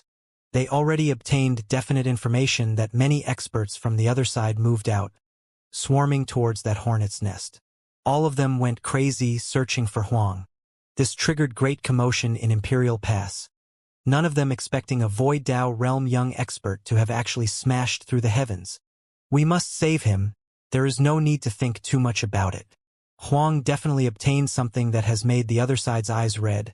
That artifact can most likely produce fatal threat to the other side. Otherwise, why would they go crazy like this? Inside Imperial Pass, the pro-war faction suggested, wishing to immediately provide assistance, fight to the end with the other side's experts. Of course, the hidden disturbance was even more unimaginable. Both sides were arguing with each other. Different opinions represented different interests. We are going to provide assistance. Open the gates. We will go to war immediately. This was the city's unanimous cry. This place erupting with noise. Soon afterwards, the city gates were opened. A spatial path was opened, sending out group after group into the great desert outside the city. These were several different groups of people released in batches. Even though there were many people shouting loudly, as for which people were sincere and which carried hidden motives, that was hard to say. They always shouted to rescue Huang, because they wanted to leave the city. This was a major reason. There really were some who wanted to save Sure Hao, incredibly nervous, scared that he might die, that he might be killed after being captured by the foreign army. However, there were others who had cold expressions in their eyes, not saying a single word after they left, quickly rushing out. They wanted to find Huang a step before the others, obtain the natural luck from his hands. As time went on, many people inside Imperial Pass also knew that there was a great grave in the vile earth, that what ultimately emerged from it was a rotten wooden chest. It had to be said that Desolate Border was too crazy. Because there were just too many people, this place became extremely noisy as a result. That was why there weren't any secrets left. Even the cultivators of the 9 heavens 10 earths knew about this. Of course, there were still some people in Imperial Pass who had additional channels of information, long obtaining reports. Hurry up. We need to hurry over. Definitely have to save Huang. This was a group of hot-blooded knights, all of them seated on powerful barbaric beasts, covered in armor that flowed with dark light. It was as if a stream of metal flew across the air. The barbaric beast mounts were incomparably massive. They flew through the sky, speeds extremely fast. This was Imperial Pass' most powerful group of people, iron-blooded and vicious. In the great battles against the other side, they were the most courageous and powerful. It was precisely this group of people who insisted on supporting Huang. It could be said that this group's numbers were great, but they knew that once they entered Divine Medicine Mountain Range, they definitely had to fight a bloody battle. Many of them wouldn't be able to return to Imperial Pass. However, they still charged forward bravely, wishing to slaughter their way in. We aren't doing this for selfish reasons, but rather for the public good. Huang might have obtained something incredible, so it has to be brought back. We cannot allow it to fall into the hands of the other side.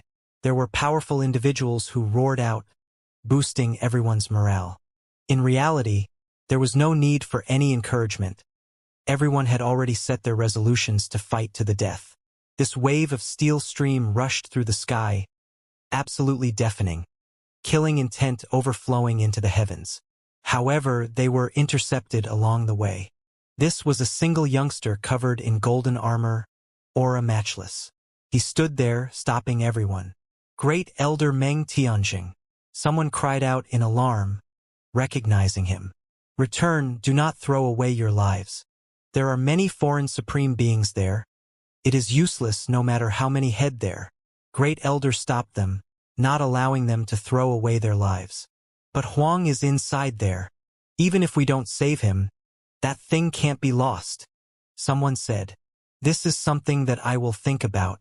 Huang has previously found a way to pass on a message, telling us that we should not approach. The foreign troops had long opened up their bags, just waiting for us to jump in and throw our lives away. Moreover, Huang is momentarily safe from danger, Great Elder said. That place was clearly a tiger's den, dragon's pool.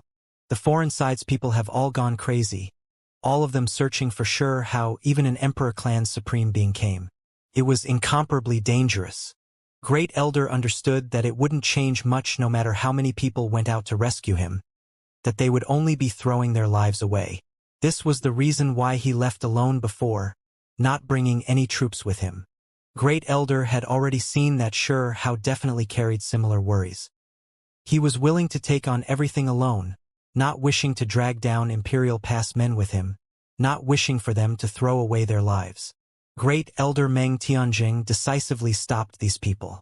He really wanted to rescue Sure Hao, but he couldn't let these people's blood splatter across the demonic earth. There were several other waves of power who also came from Imperial Pass, not encountering Great Elder, intentionally avoiding him, not following this group of knights. There were people within these cultivators who were discussing amongst themselves too. Huang, you are dead for sure. Establishing a grudge with my clan. Today, your natural luck will be ours. It will be used to complete the old ancestor. Desolate border will be your burial ground. Exactly. That thing might allow my clan to rise up, produce an existence comparable to an undying king. It was clear that they came from long-life families, having a sharp intuition towards that item, understanding a bit. Now, they hid their auras, wishing to intercept and kill Huang. This was a group of extremely dangerous power. The destructive force they carried could be extremely terrifying. There was another wave of power who were even faster, all of them approaching the Divine Medicine Mountain Range. But they didn't stop, not scared of encountering the other side. If we charge forward like this, won't we be discovered by the other side? If that happens, this is simply suicide.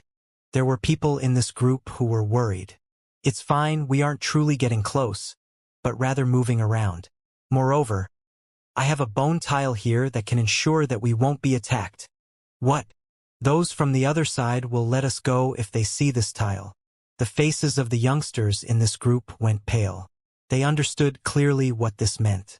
They were immediately stunned, instantly understanding many things. They were defecting. This word now truly appeared in their minds.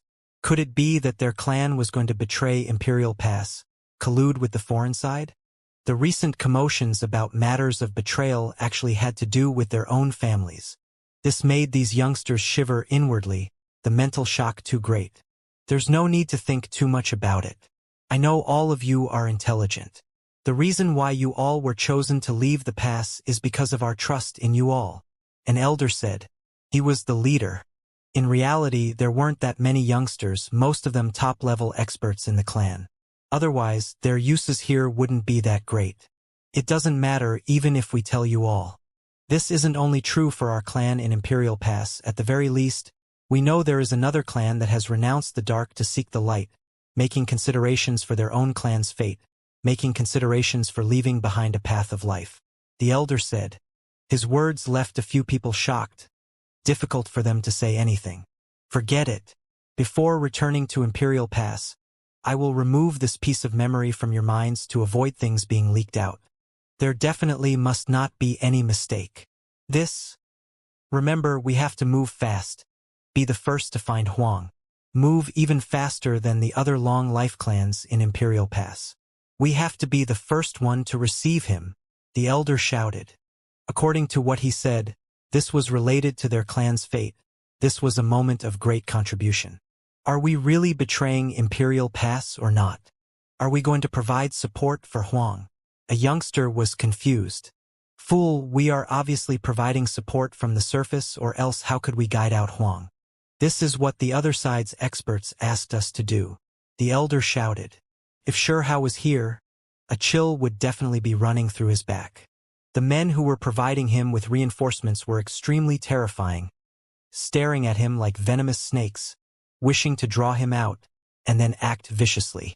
It was because the other side had already been searching for a long time, yet just couldn't find Shurhao.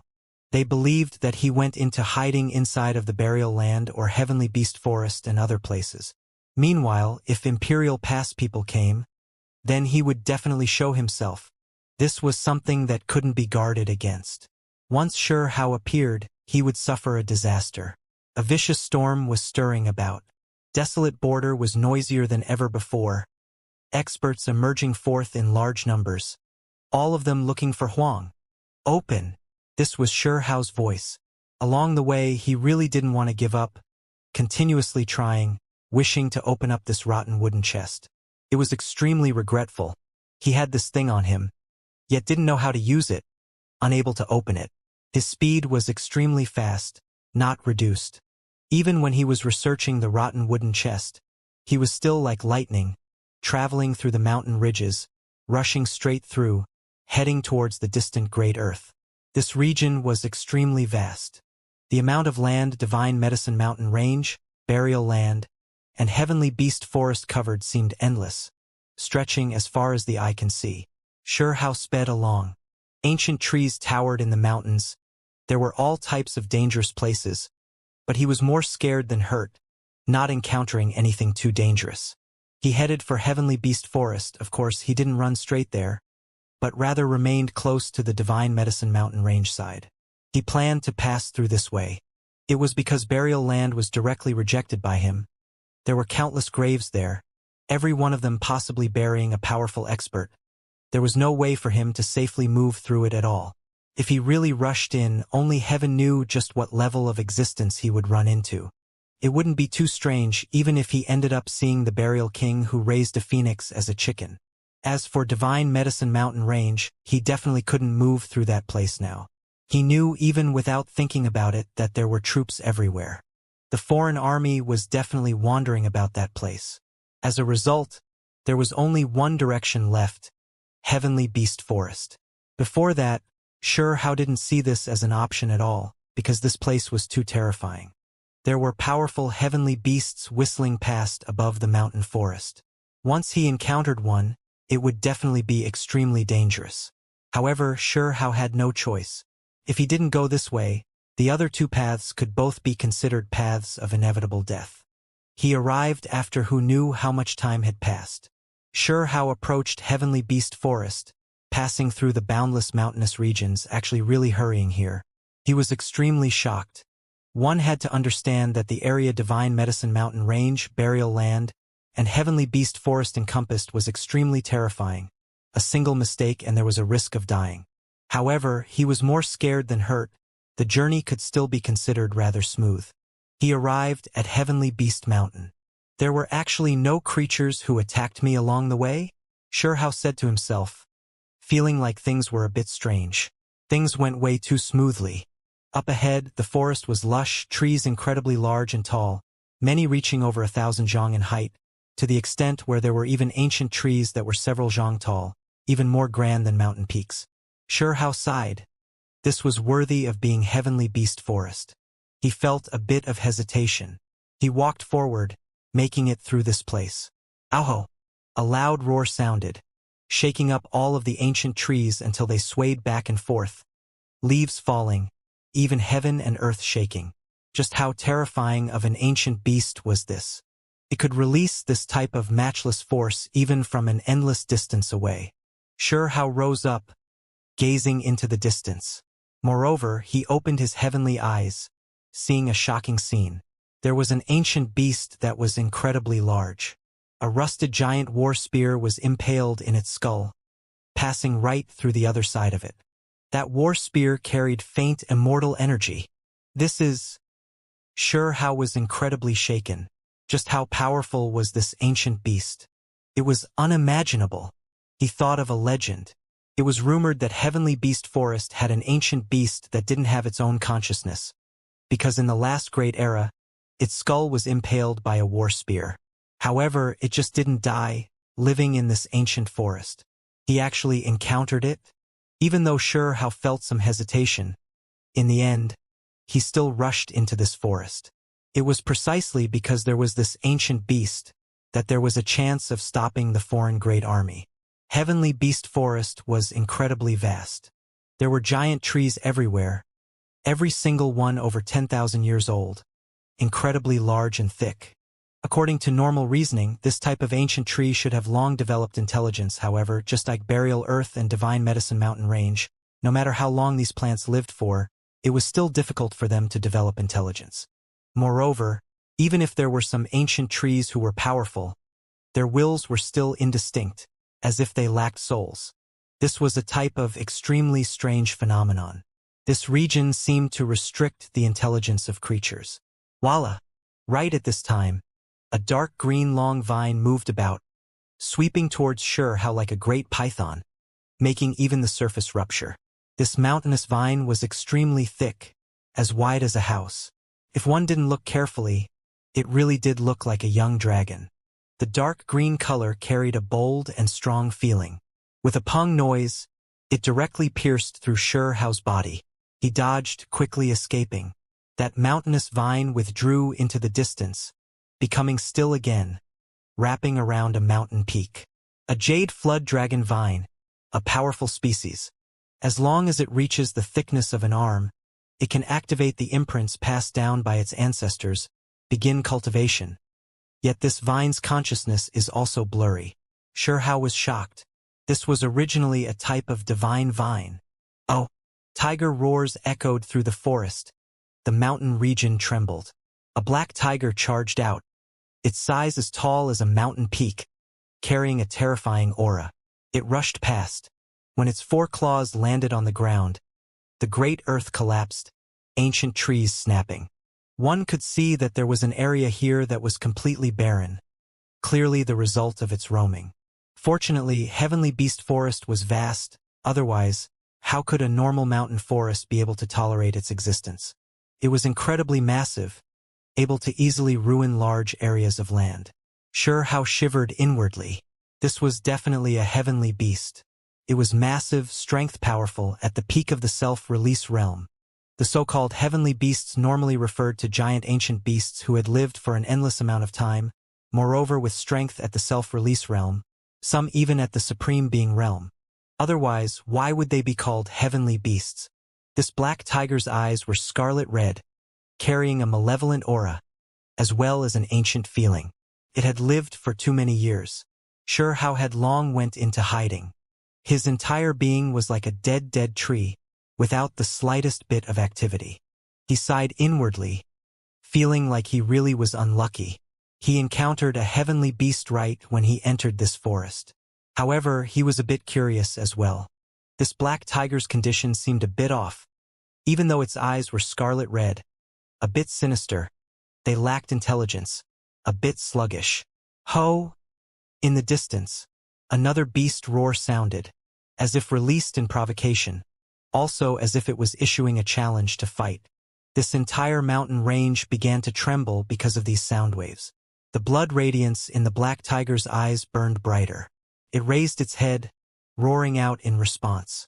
Then, it turned into a streak of black lightning, a mountain ridge collapsing under its feet, leaping towards the direction where the provocative roar sounded. As expected, regardless of whether it is the heavenly beast forest or divine medicine mountain range, the intelligence of these creatures have all become muddled. Otherwise, they might have already noticed me. Xianxia released a breath of relief. When he chose heavenly beast forest, he had long made mental preparations, knowing that it was going to be incredibly dangerous, because there were just too many powerful creatures here. He had no other choice. The foreign creatures cut off the other paths of life. He could only take a risk with this place. Fortunately, there was something wrong with these heavenly beasts' intelligence. Their divine senses not that sharp. Xianxia became more and more careful. He had just entered heavenly beast forest, so only heaven knew how many problems there would be once he went in deeper. When he left the area where the black tiger roamed, Xianxia discovered that this forest was extremely quiet, as if it lacked life force, lacking the vitality it ought to have. What do those giant beasts even eat? Xianxia wondered. Perhaps at their cultivation realms they only need to take in heaven and earth essence energy. This was what he thought. However, did these heavenly beasts not have any descendants? Suddenly, Xianxia's fine hairs stood on end. He quickly shifted sideways, evading a wave of alarming killing intent. Dang! Sparks flew in all directions. Xianxia's body shook violently, entire body flying out. He coughed out large mouthfuls of blood, receiving heavy injuries. If not for him putting on the Lightning Emperor's armor before entering the mountain forest, he would have been blasted through. That wave of power was too great, difficult to resist. Even though he had the armor protecting him, his body was still splitting apart, smashed by that powerful wave of power until his flesh was badly mangled, some of his bones already cracked. How terrifying of a thing was this? One had to understand that his flesh was incomparably powerful, difficult to find others in the younger generation who could compare. However, while wearing the Lightning Emperor's armor, he actually still suffered serious injuries. Xianxia tumbled out, quickly drawing the everlasting sword core to protect himself. This was a purple mouse. It wasn't that large, only the size of a palm. It really was shifty-eyed, carrying malice as it stared at him. This is bad. Xianxia was shocked. This rat had spiritual senses. Even though it didn't seem that strong, comparatively speaking, it could still be considered a rather normal creature. This rat was at the self-release realm. Heavenly mouse. When Xianxia focused his attention, he recalled a species recorded in bone books. Even though it was of the mouse species, its innate skills were extremely great, able to seize all types of heaven and earth natural luck, and grow to extremely terrifying levels. They were known as heavenly mice. It was because this type of creature would ultimately become comparable to heavenly beasts. Its only fault was that it couldn't breed as rapidly as other mice species. Their numbers were always small, or else this really would be a species that was difficult to deal with. Scoundrel! You dare mount a sneak attack on me? Xianxia shouted. Immediately afterwards, he chuckled inwardly. Even though he encountered great danger, running into great trouble, the word scoundrel still made him relax a bit. This word too fitting for that purple creature, even though it was a self-release realm expert. Sure enough, this rat was angered, exposing its mouthful of terrifyingly sharp snow-white teeth. By seizing this rare chance where I managed to gather my consciousness, perhaps I can borrow your body to leave this damned place, this rat said with a cold smile. Hao had a strange feeling. In the past, which one of his opponents weren't bold and powerful, huge and sturdy? This was the first time he faced this kind of small mouse, moreover feel this threatened. At the same time, he was shaken up as well. From the heavenly mouse's words, it seemed like there were secrets here. This heavenly beast forest restricted their spiritual intelligence. These creatures would occasionally become clear-headed? What kind of strangeness is there with this place? Can you and those other heavenly beasts recover from this? Hao backed up while asking. It's not a big deal even if I tell you, because you need to know these things to properly take care of this body for me. The heavenly mouse harbored evil intentions as it stared at Hao, desiring his body. You scoundrel, speak. Hao wasn't polite at all. This palm-sized mouse's whiskers jumped, really wanting to act out, slap him to death. Even though it was of the mouse race, it was still a self-release realm great cultivator in the end, yet it was actually looked down on by a human race brat, ridiculed like this. This mountain forest is a prison. After entering this place, if one stays here for too long, then they will forever be trapped here, the flesh also becoming cages that seal the spirit. The heavenly mouse said. Heavenly beast forest was a prison? Just how shocking was this? Eventually, one's own flesh would become a cage. This was even more terrifying. No wonder it had its eyes on Hao's body. This was a chance to escape after finally being clear-headed after endless time had passed. Damn rat, you dare scheme against me? Keep dreaming, Hao shouted. He fiercely waved the sword, releasing blazing radiance. Then he turned around to run. Fighting head-on against a self-release realm cultivator would only result in death, especially against this type of rat that had lived for an endless amount of time. Hao began to run for his life, in as sorry of a state as he could possibly be. He was being chased by a rat. This really was something that had never happened before. Damn rat, if you have the guts, then go fight those other fellas. Chasing after me doesn't mean anything. Hao didn't care about keeping up a proper appearance at all, cursing at it along the way. At the same time, he wanted to leave this place as fast as possible. Otherwise, he might lose his rationality as well, trapped in this prison. The heavenly mouse's eyes were cold. It clenched its teeth, slashing out with its claws. It enlarged to the size of a small mountain, smashing apart this entire mountain range, the shockwaves extending extremely far out. However, soon afterwards, the heavenly rat released a cry of alarm, actually revealing a look of alarm. It discovered that it had been careless, leaving its territory. Then Hao saw a terrifying scene. A withered branch extended from the mountain ridge, carrying a great Tao aura, countless Tao law fragments flying about. This scene was terrifying to the extreme. Pooh!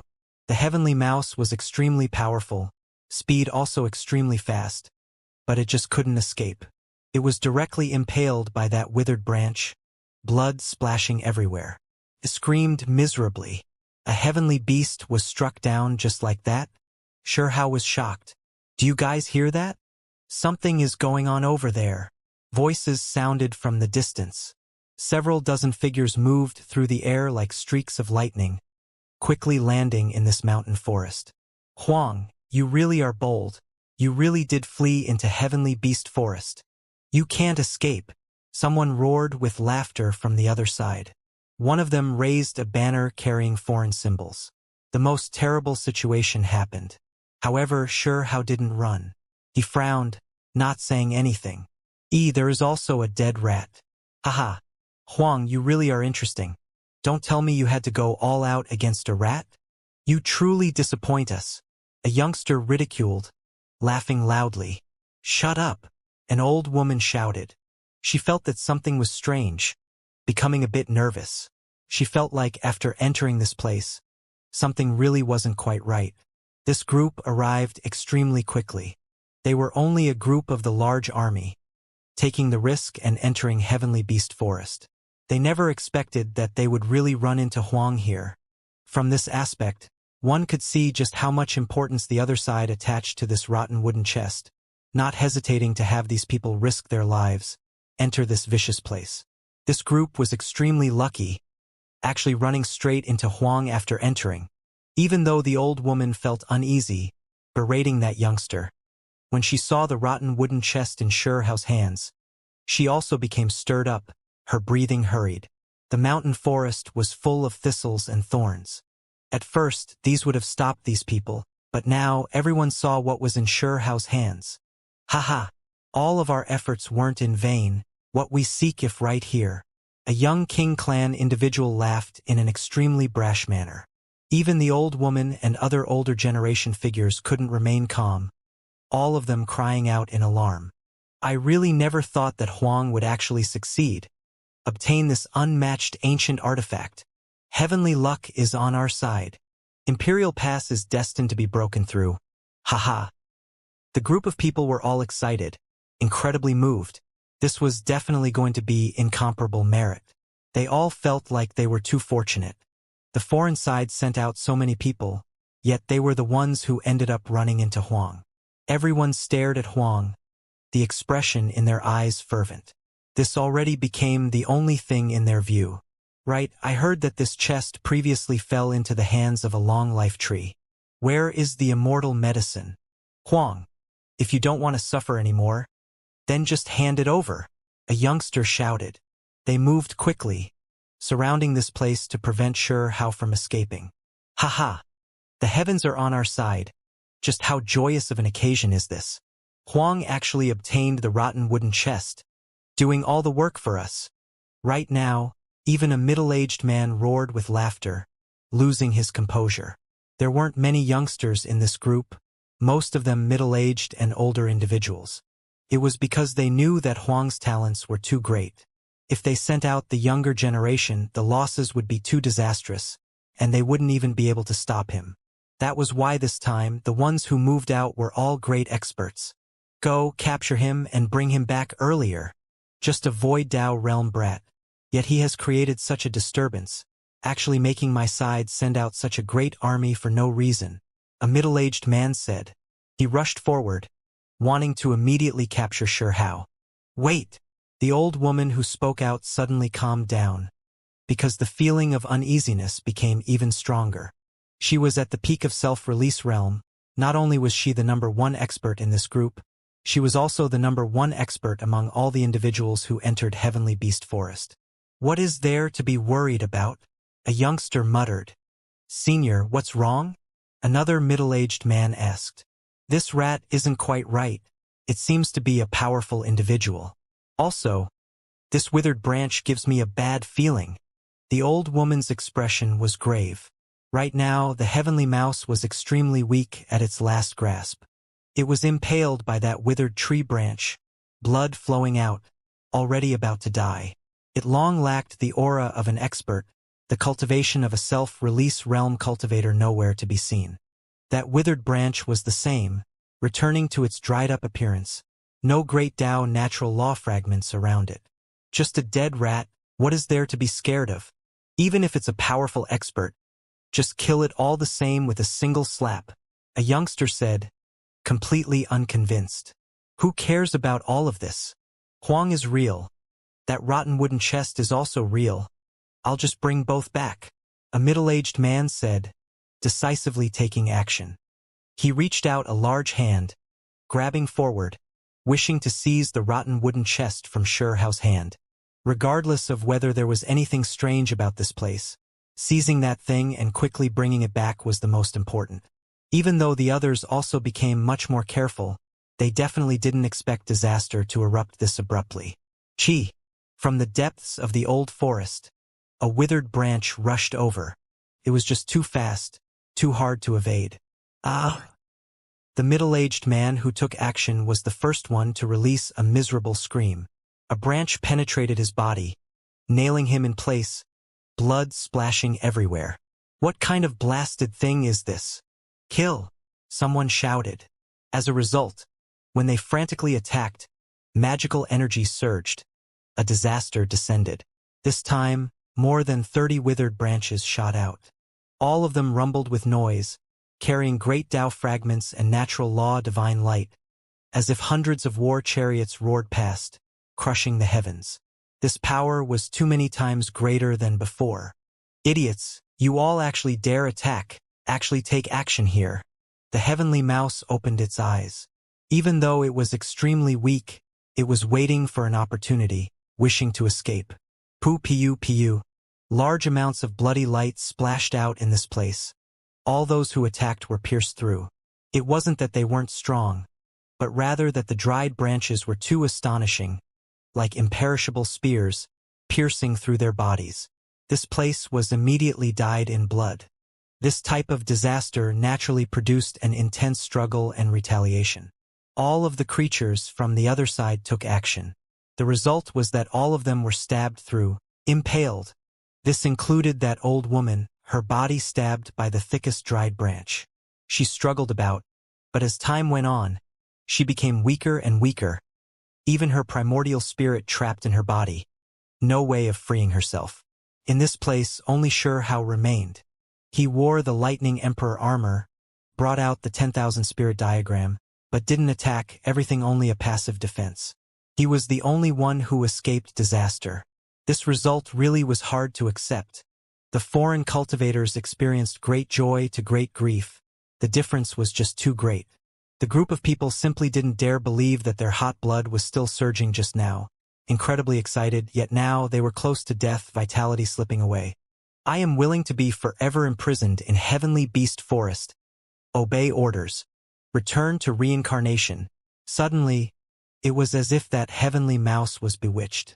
After saying this, it chanted this mysterious incantation. Show! Something strange happened. It broke free, that withered branch withdrew. Meanwhile, the heavenly mouse turned into a streak of flowing light. A spatial passage was torn open, this light rushing into the distance. Time and space seemed to become chaotic. One could see that at the end of the passage, that heavenly mouse fell into a pool inside of a mountain summit surging with mist. Shihao's pupils rapidly contracted. Next to that pool was a tablet. He took a hurried glance, seeing two immortal ancient characters. Reincarnation pool. This heavenly mouse was entering reincarnation? He really didn't dare believe this. At the same time, he felt that this was extremely strange, that this wasn't really too realistic. This heavenly beast forest was just too absurd. Those from the foreign side were also shocked. They were dying, but just now, a few people also saw those words, all of them a bit stupefied. Pooh! On the dried branch, there was someone who turned into ashes, dying on the spot. Ah, no! The others screamed out. I am willing to be forever imprisoned in Heavenly Beast Forest. Obey orders. Return to Reincarnation. The old woman imitated, actually also speaking these words. Only, she didn't know the following incantations, no way of continuing it. Pooh! As a result, when the old woman became despondent, blood shot out from between her brows. It was as if her divine senses were wiped out, immediately falling from that dried branch. The expression on her face was blank, losing her sense of self, as if her soul had departed from her body.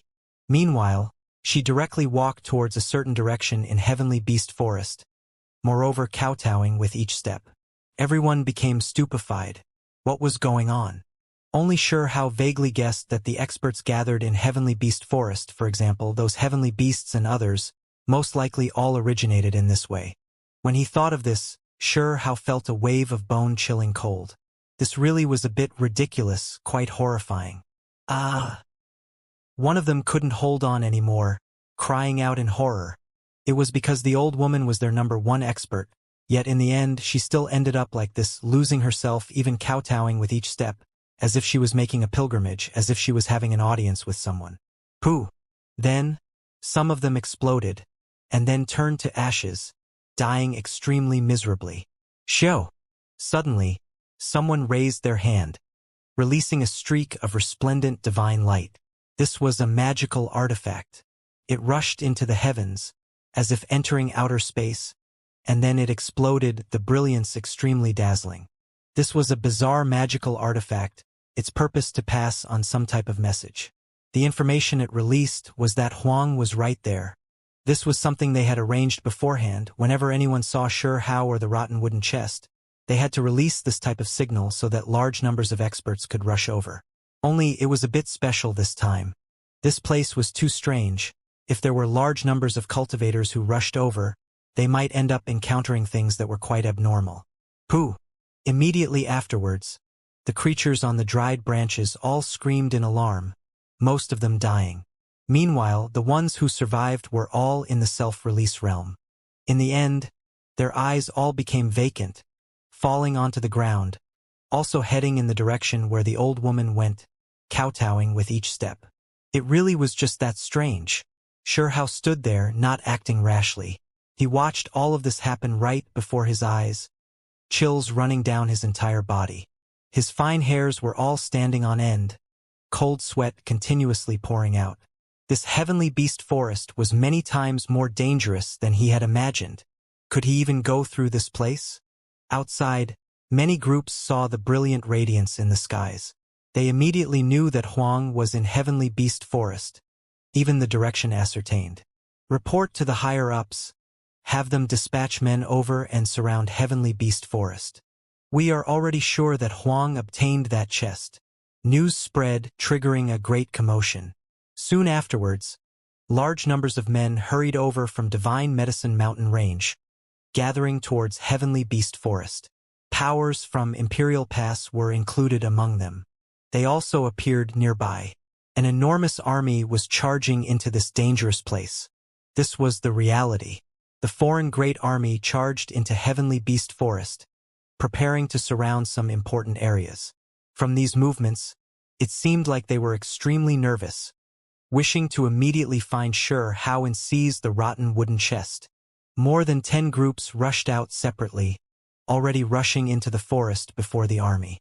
The foreign side's strength was great, but they still didn't dare send the entire great army into this dangerous place, only able to send out a portion of their men to chase after Xianxia.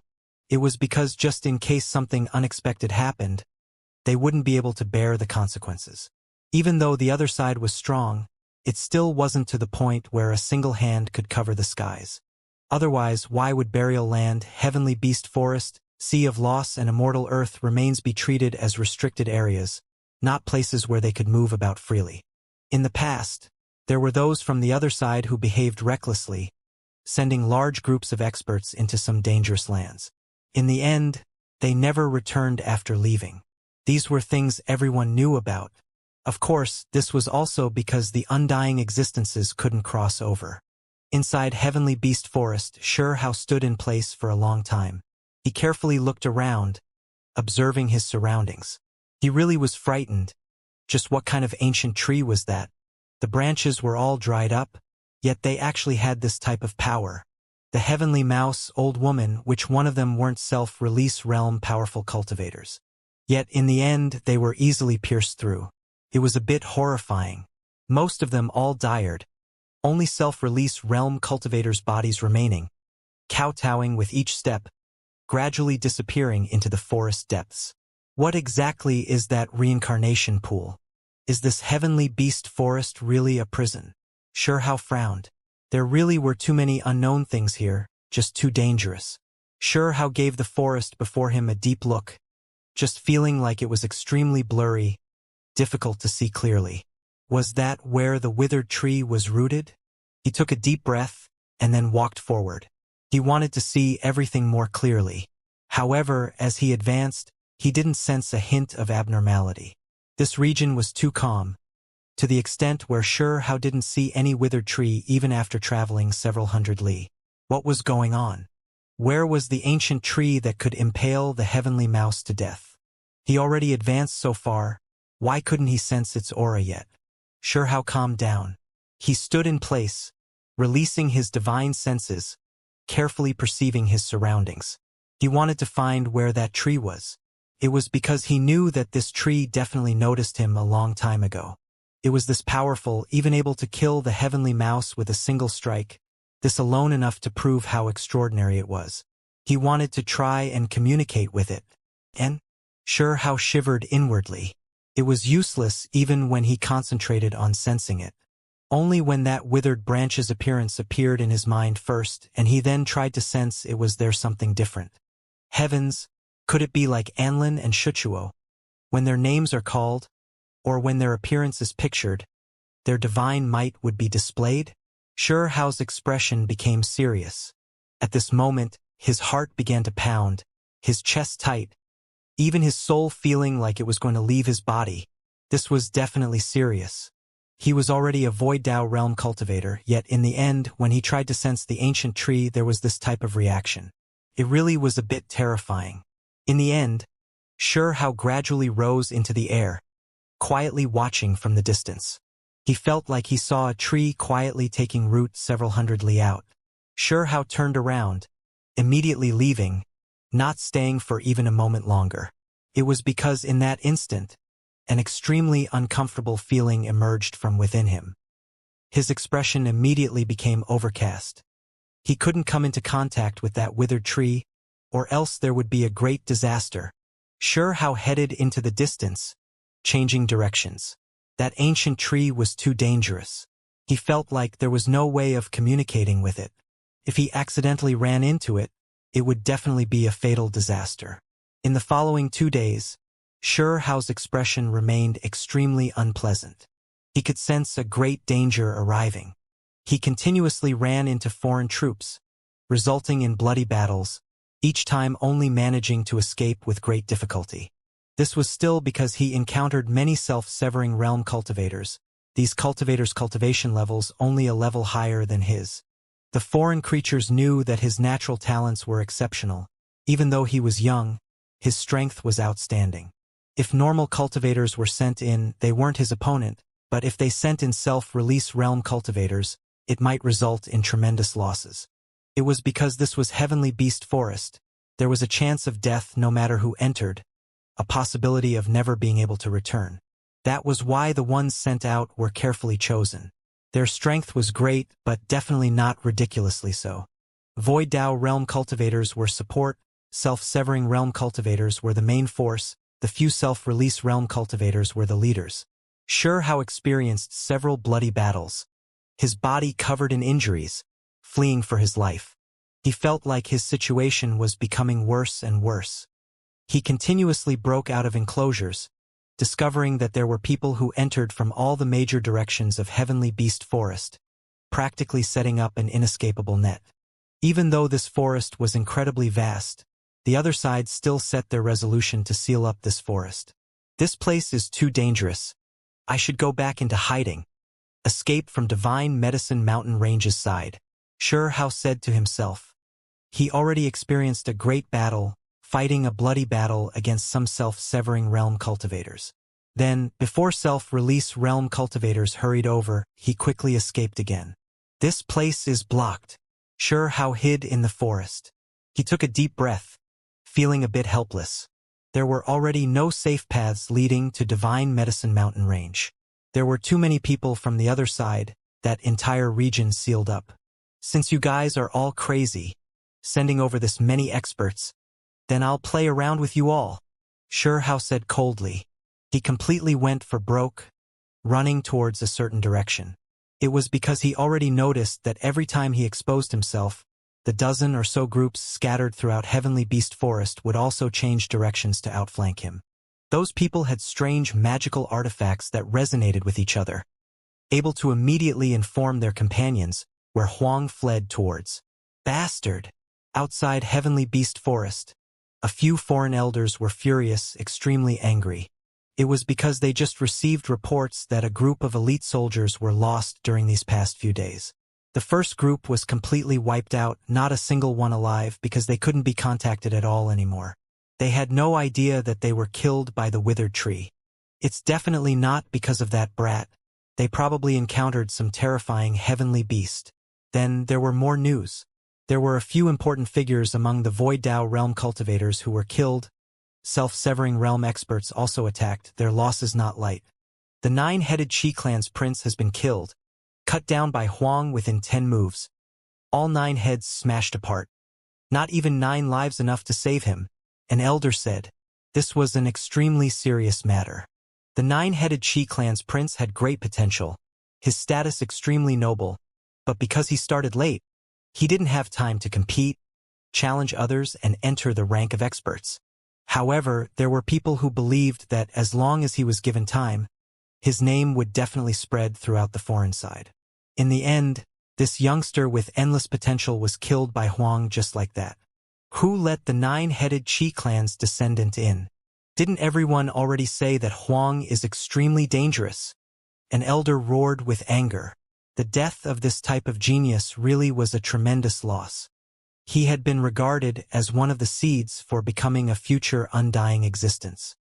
He said he wanted to defeat Huang, and there were powerful individuals following him. He never expected that something unexpected would happen to himself. A middle-aged man said in grief. He was an elder of the 9-headed Qi clan. Everyone knew just how famous Huang was. This was someone who gained an outstanding reputation from slaughtering the foreign side's younger generation. However, there were still some geniuses who were unconvinced, especially those who had only just left their ancient lands. They all wanted to defeat Huang, to make their name known through a single battle. Reporting. Not good. Qi Luan, Heavenly King, has died. Killed by Huang. Another piece of bad news sounded. Not long ago, the foreign side younger generation's number 3 King clan expert Qi Luan encountered Huang. He was beheaded, dying in Heavenly Beast Forest. What? When did Qi Luan go in? Who let him in? Those elders were now truly angered. This was another individual with great potential, ranked number 3 among the young experts. He had the title of Heavenly King, the disciple of an undying existence, yet he was killed just like that. His death is just too much of a pity. Huang's reputation has long spread. Why did Qi Luan leave? The elders' expression were ice-cold. No one replied because the answer was the same. Qi Luan was also unconvinced, and as a result entered Heavenly Beast Forest, wishing to kill Huang, but ultimately died as a result. This really is a type of humiliation. A single person killed more than half of the 10 great young King clan experts. What face do we even have left? An expert couldn't endure it anymore, releasing a roar. Ever since the last battle in the Great Desert, with the deaths of the 10 great young experts Marshal Heavenly King and others, it could be said that House power shook the entire foreign younger generation. Everyone wanted to get rid of him. Meanwhile, those of the younger generation even more so hoped that someone of the same generation could kill him one-on-one. This was especially true for the geniuses who had just left their respective families' ancient lands, needing accomplishments to increase their ranking, making them want to kill Hao even more. Qi Luan could be said to be the highest-ranked young expert Hao had killed thus far. Of course, there were people who believed that the 9-headed Qi clan's prince had greater potential, that when he reached maturity, his ranking might be even higher. Reporting. Another person ran over to issue a report. What is it now? Don't tell me Huang killed another important young seed from my side. An elder said coldly. This is precisely the case, the 10 great young experts. The one who came braced himself and reported. Are you all going to tell me that all 10 of the young great experts are going to die? All of this because of him alone? How many are even left now? That elder screamed. This really was the case. The 10 great experts were about to be completely wiped out. Reporting. When his voice just dropped, sure enough, another person came to report. Speak. In total, Huang has killed a total of 23 young experts with great potential from our side, at the same time killing 39 self-severing realm experts. The one who came reported. This was the newest total. It immediately made everyone frown. The losses were too great. All of you are trash. So many of you entered. What about the self-release realm individuals? None of them could do anything about him. Finally, someone exploded in anger. They already seriously injured Huang a long time ago, but he is extremely slippery, continuously running away. Currently, we've already grasped his whereabouts. Believe that it won't be long before he is dead. Someone said quietly. This is shameful. Is there not a single person from our younger generation who can kill him? When Emperor Clan's young Great One heard the casualty count just now, he entered himself. Gu Clan's inheritor also moved out. Someone replied. The inheritors of these two clans were definitely terrifying. When everyone heard this, they all released a breath of relief. He Ziming came, someone said quietly. He finally came. I heard that after he gained some insight, he then received personal guidance from his ancestor He Wushuang, cultivating the imperishable scripture. This time, he came specifically for killing Huang. Someone else said excitedly. The one who was specially sent out to kill Huang has appeared. A few people became excited because they really had been humiliated badly recently. There was actually no one from the younger generation who was Huang's match. It had to be said that Imperial Pass wasn't weak either, actually immediately seizing this information, creating a citywide sensation. Huang is this powerful, continuously killing the foreign side seeds. Isn't he too strong? The so-called 10 great young king clan experts are all about to be wiped out by him. If this really happens, it will be a magnificent feat, leaving behind a legendary story. Many people in Imperial Pass cheered, because the news that was brought back really was inspiring. I heard that the Emperor Clan young expert also went, someone from Gu Clan also moving, to the extent where there's even someone who was specially sent out to kill Huang. What kind of nonsense are you saying? I hope that Huang can continue to display might, completely wipe all of them out, make the other side's old faces completely fall off. From another aspect, this also proved that Imperial Pass had successfully arranged their own people in the other side, or else there was no way they could receive news this quickly. Outside Heavenly Beast Forest, even though many people were excited and stirred up, believing that Xianxia and the others could definitely kill Huang, there were still some who weren't too satisfied. If the great supreme beings who came here took action, they definitely could have killed him.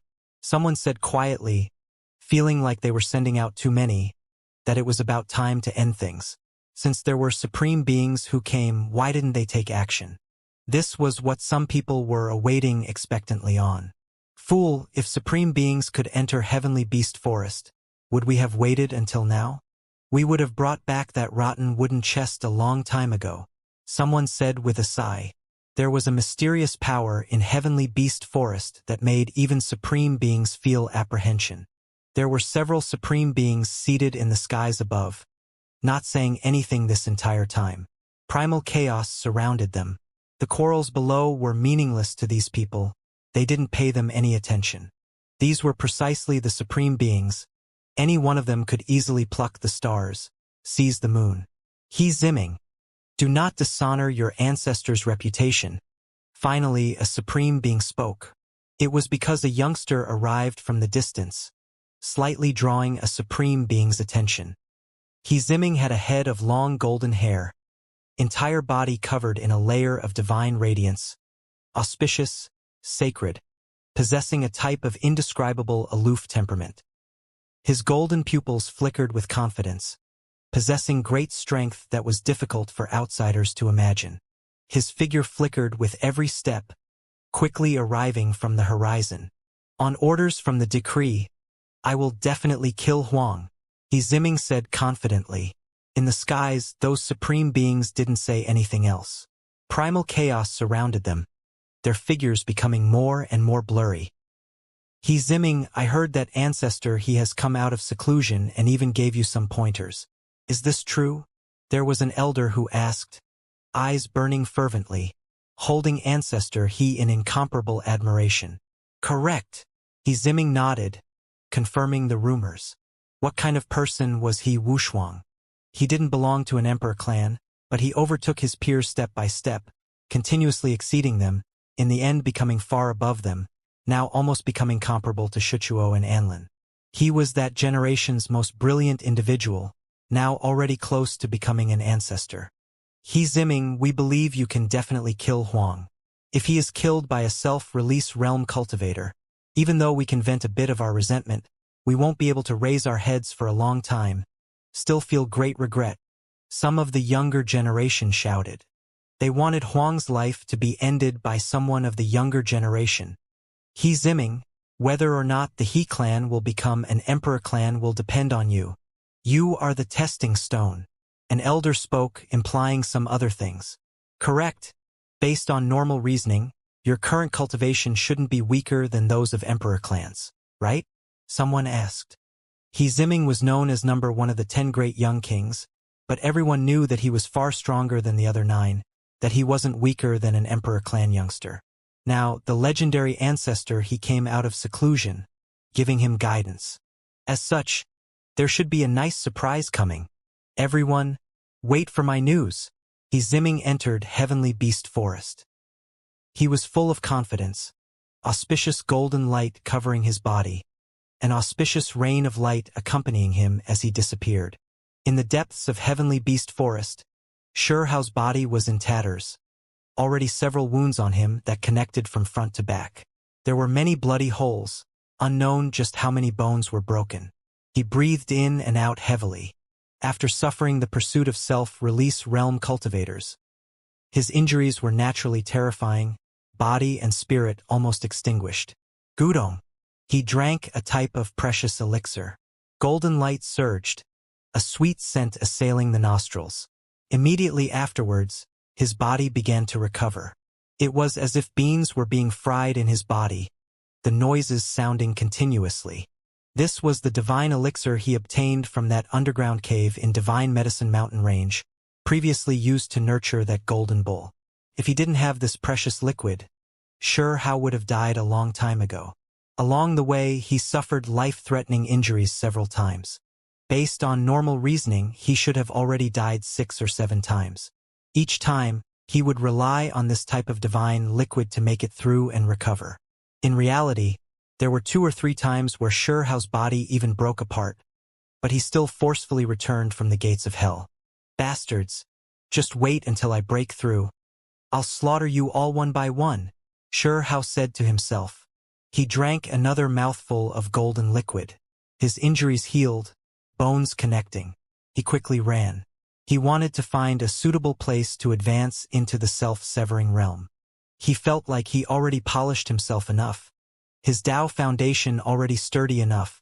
Only, there was danger lurking on every turn. Difficult for him to find a suitable location. Huang, is it really you? Suddenly, someone said quietly, transmitting sound from the distance. Shuhao suddenly turned around, looking in that direction. There was someone who was currently waving in his direction. Shuhao's pupils released cold light. Was he discovered again? However, immediately afterwards he was stupefied, because this was someone who wore clothing from Imperial Pass. We came to offer support. Come here. That person said quietly, speaking the 9 heavens 10 earths language. Shuhao was suspicious. Even Imperial Pass people came here? Then 2 others appeared wearing black armor, spears in hand, completely Imperial Pass armor. Moreover, one of the spears was covered in blood, a foreign expert's corpse hanging from it, clearly just killed recently. You all came from Imperial Pass? Shuhao asked. Correct, we have an ancient war chariot that can display an astonishing escape method. It can go into hiding, and it can move extremely quickly, which is why we secretly rushed in. Right now, the foreign side haven't discovered us yet. One of them explained, telling him that they had a precious chariot. The void distorted. Sure enough, an ancient war chariot appeared, quickly arriving. Shuhao was extremely on guard. He still couldn't confirm if this really was someone from Imperial Pass. However, a corpse was thrown over, leaving him shaken, changing his opinion. This was the corpse of a self-release realm great cultivator. The space between his brows pierced through, dying a violent death. Blood was still gushing out, clearly just killed. This was a great foreign expert, someone who was still chasing after Shuhao an hour ago, previously making Shuhao's body break apart once, almost dying. Shuhao recognized this cultivator, his aura unmistakable. Shuhao never thought that this person would be killed. This made him release a breath of relief. He looked at the other side, saying, "This place is too dangerous." He was already sure that these were people from Imperial Pass. He never expected there were experts who rushed over, really providing support. We have to come even if there is danger. As long as you are saved, even if a group of experts die, it is still worth it. An elder walked out from the chariot, saying seriously. He held a war halberd in hand, on it traces of blood. It seemed like it was him who killed that great cultivator. And Shuhao stared blankly. He was already sure that this was a great cultivator from Imperial Pass, because he had previously seen him on the battlefield, seeing him courageously kill enemies. Now, Shuhao was already sure that there should be no problems. This was someone from Imperial Pass. It isn't worth it for me alone. If I learned that many people died to save me, it would be difficult for me to have a good conscience. Sure Hao said with a sigh. It is worth it. Worth it no matter how many die. The elder sighed, deeply moved. He looked towards the rotten wooden chest in Sure Hao's chest, saying, the foreign sides people are all going crazy over that thing. It is definitely extremely important. That is why we aren't only coming to save you, but also to bring it back to Imperial Pass so those great supreme beings can research it. Sure Hao's pupils contracted. He nodded, saying, correct. This thing should be quite extraordinary, having great secrets. Little friend has obtained it for a period of time already. Have you noticed anything peculiar about it? Do you know about some of its strange uses? The elder asked. I still haven't found out any of this chest's mysteries. Sure Hao shook his head. This is related to too much. Little friend, when you obtained it from that vile earth, when the great tomb opened, were there any auspicious signs that granted any forms of enlightenment? The elder asked. This, Sure Hao frowned. Dao brother, why is there a need to mumble? This chest might be the key. Perhaps it can deliver a fatal blow to the other side. Hurry and tell us, a youngster urged.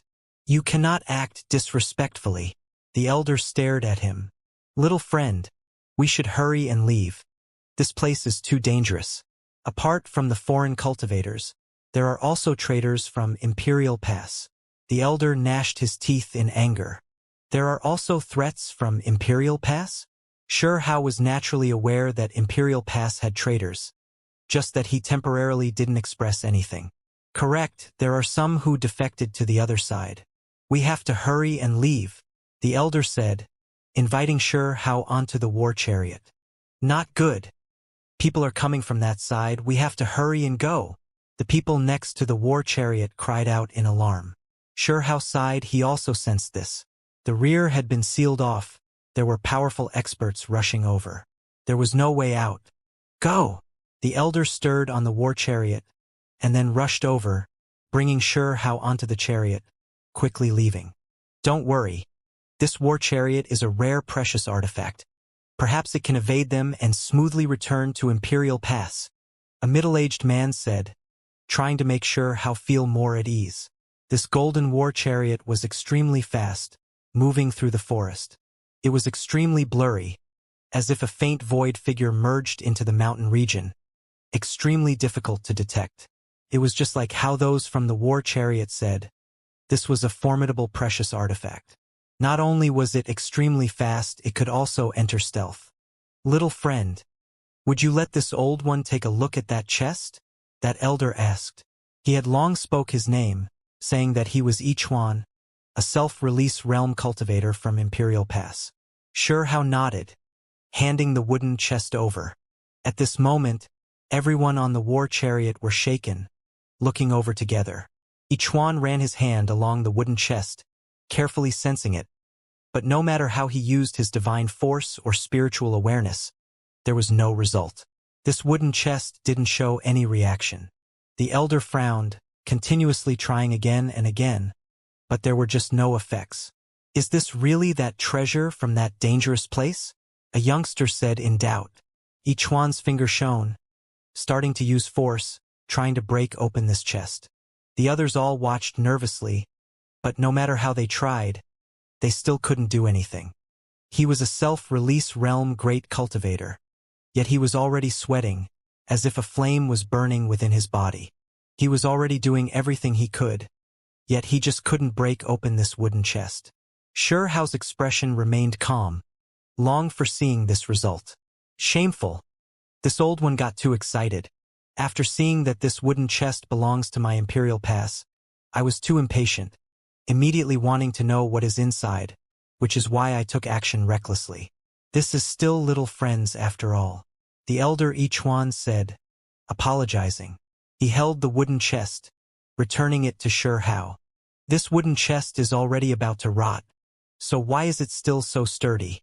Even someone as strong as a self-release realm cultivator can't open it. A young individual from the side asked. Correct. It is extremely sturdy, difficult to open. Sure Hao nodded. This type of supreme treasure has been buried underground for at least a great era or two. Not completely rotting even now, this alone is enough to prove its value, Ichuan said with a sigh. Dao brother should have seen the dark red great grave open yourself. What kind of special scenes were there when the wooden chest first emerged? A 30-something-year-old male asked. The elder Ichuan nodded, looking towards Hao and saying, this wooden chest cannot be opened except through special methods. There should have been some type of revelations when it appeared, right? There weren't, or maybe I didn't notice anything. Even now, I have no way of opening this chest. Hao shook his head. Is there really nothing else?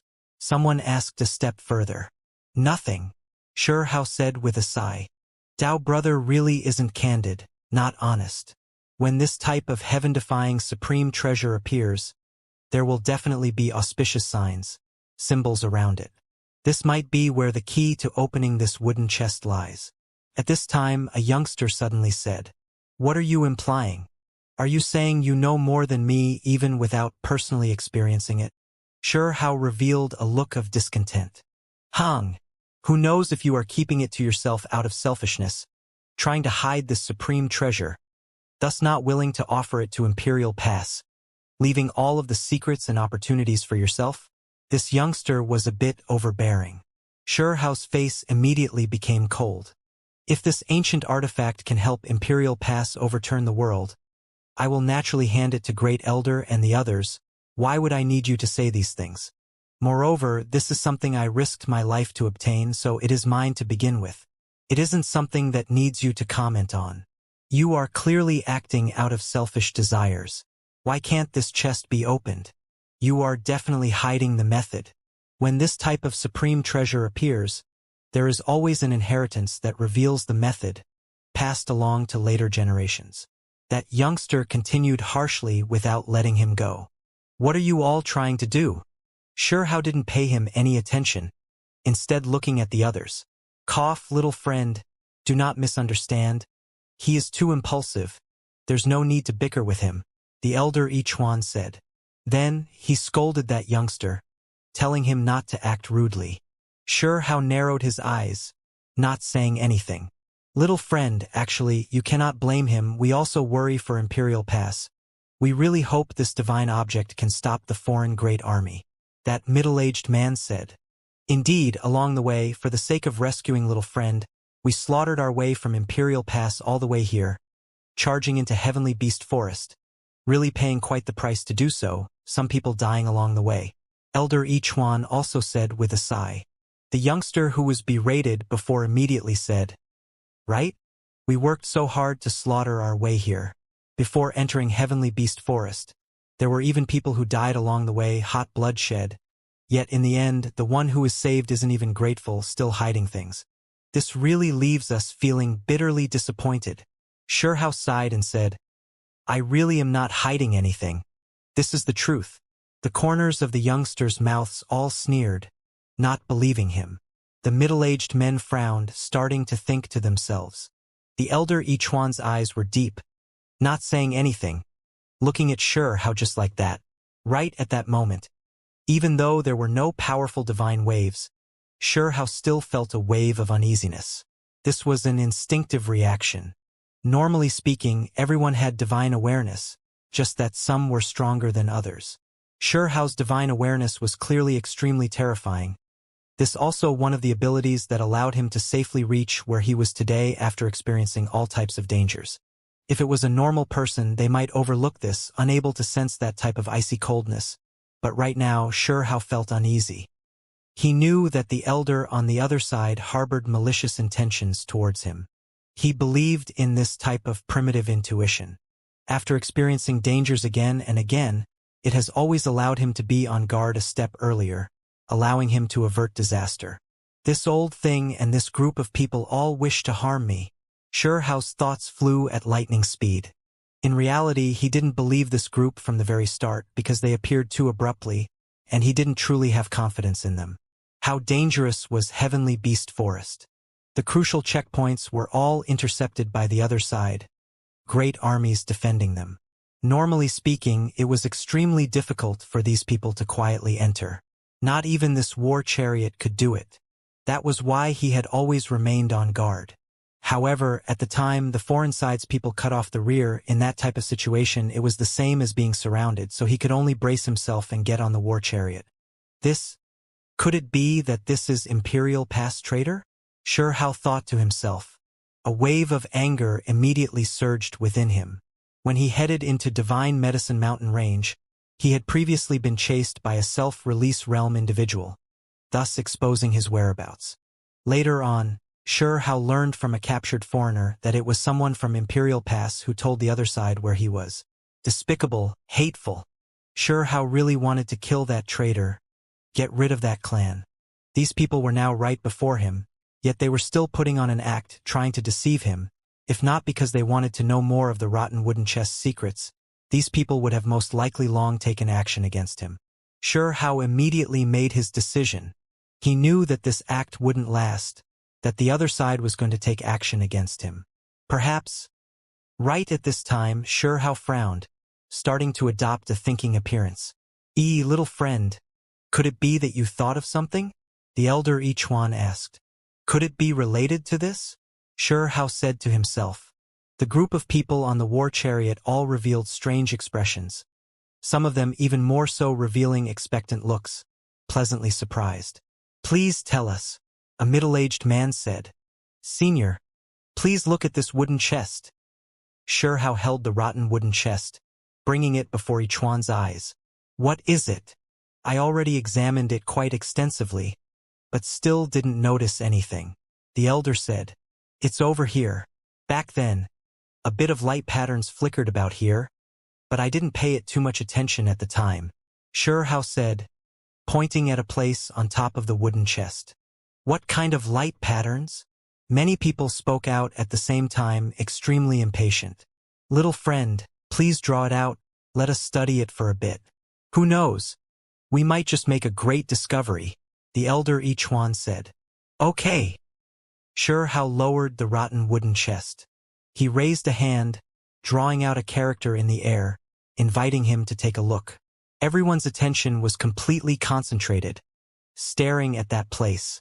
Chi. Suddenly, Xianxia's finger released a streak of dark red radiance. It was too fast and too tyrannical. Younger generation, you dare? Ichuan cried out. As for the others, they were first stumped, and then they revealed cold smiles. They knew that they had all been exposed, but they weren't worried at all. What was Xianxia's cultivation realm at right now? How could he injure the elder? However, things didn't go as everyone expected. Even though the elder's reactions were fast, a layer of divine light appearing on the surface of his body, protecting him, the space between his brows was still pierced through. This really was hard to believe. A self-release realm expert was actually killed by someone from the younger generation, primordial spirit destroyed. Everyone on the war chariot screamed, all of them stunned. They all felt like this was absurd. For the sake of this attack, Xianxia had endured for an extremely long amount of time, making them drop their guard. He finally succeeded. His finger released a dark red streak of light. This was obtained the last time he faced tribulation. The strand of scarlet red divine radiance the immortal killing guillotine left behind, merged into a finger. He hadn't used it all this time, but now that there was danger, only then did he reveal this trump card. It was just like how it was difficult for a young child to threaten a mature person even if the child had a sharp weapon. Grasping powerful weapons didn't necessarily mean that he could win. Only in this type of situation where the other party was almost within reach, when Ichuan thought that Xianxia was showing him some secrets, thus suddenly acting out, was there a chance of success. This streak of divine light left behind by the immortal killing guillotine was too powerful, able to blast through even the body-protecting barrier of a self-release realm cultivator. Ichuan really was a great cultivator, but his death really was pitiable. He was originally scheming against Xianxia, wishing to suck him dry, yet now he was killed instead. Chi. All of this happened in the time it took for sparks to fly off a flint. Meanwhile, Xianxia pointed outwards again, aiming at others. Of course, his targets were those who were older, killing the leaders in order to ensure himself a greater chance of survival. The second attack succeeded. Xianxia eliminated one of the middle-aged experts, The warship immediately became chaotic. Everything happened just too fast. The situation reversed in the blink of an eye. It was all just too hard to accept. It was as if this place exploded, completely erupting. In that instant, multicolored light overflowed. This place became chaotic, great life and death battles breaking out while they were all extremely close to each other. Sure Hao fought a bloody battle. At the same time, he was glad that the Elder was the only self-release realm cultivator. None of the others were. However, soon afterwards, his expression changed. He carried the rotten wooden chest, then grabbed a youngster, immediately jumping out of the war chariot, quickly running into the distance. There were powerful ripples that spread from the horizon, powerful experts approaching. Speak. Which clan from Imperial Pass are you from? Sure Hao interrogated the captive, shouting as he ran. Evil creature. Where do you think you are going? A furious roar sounded from the back.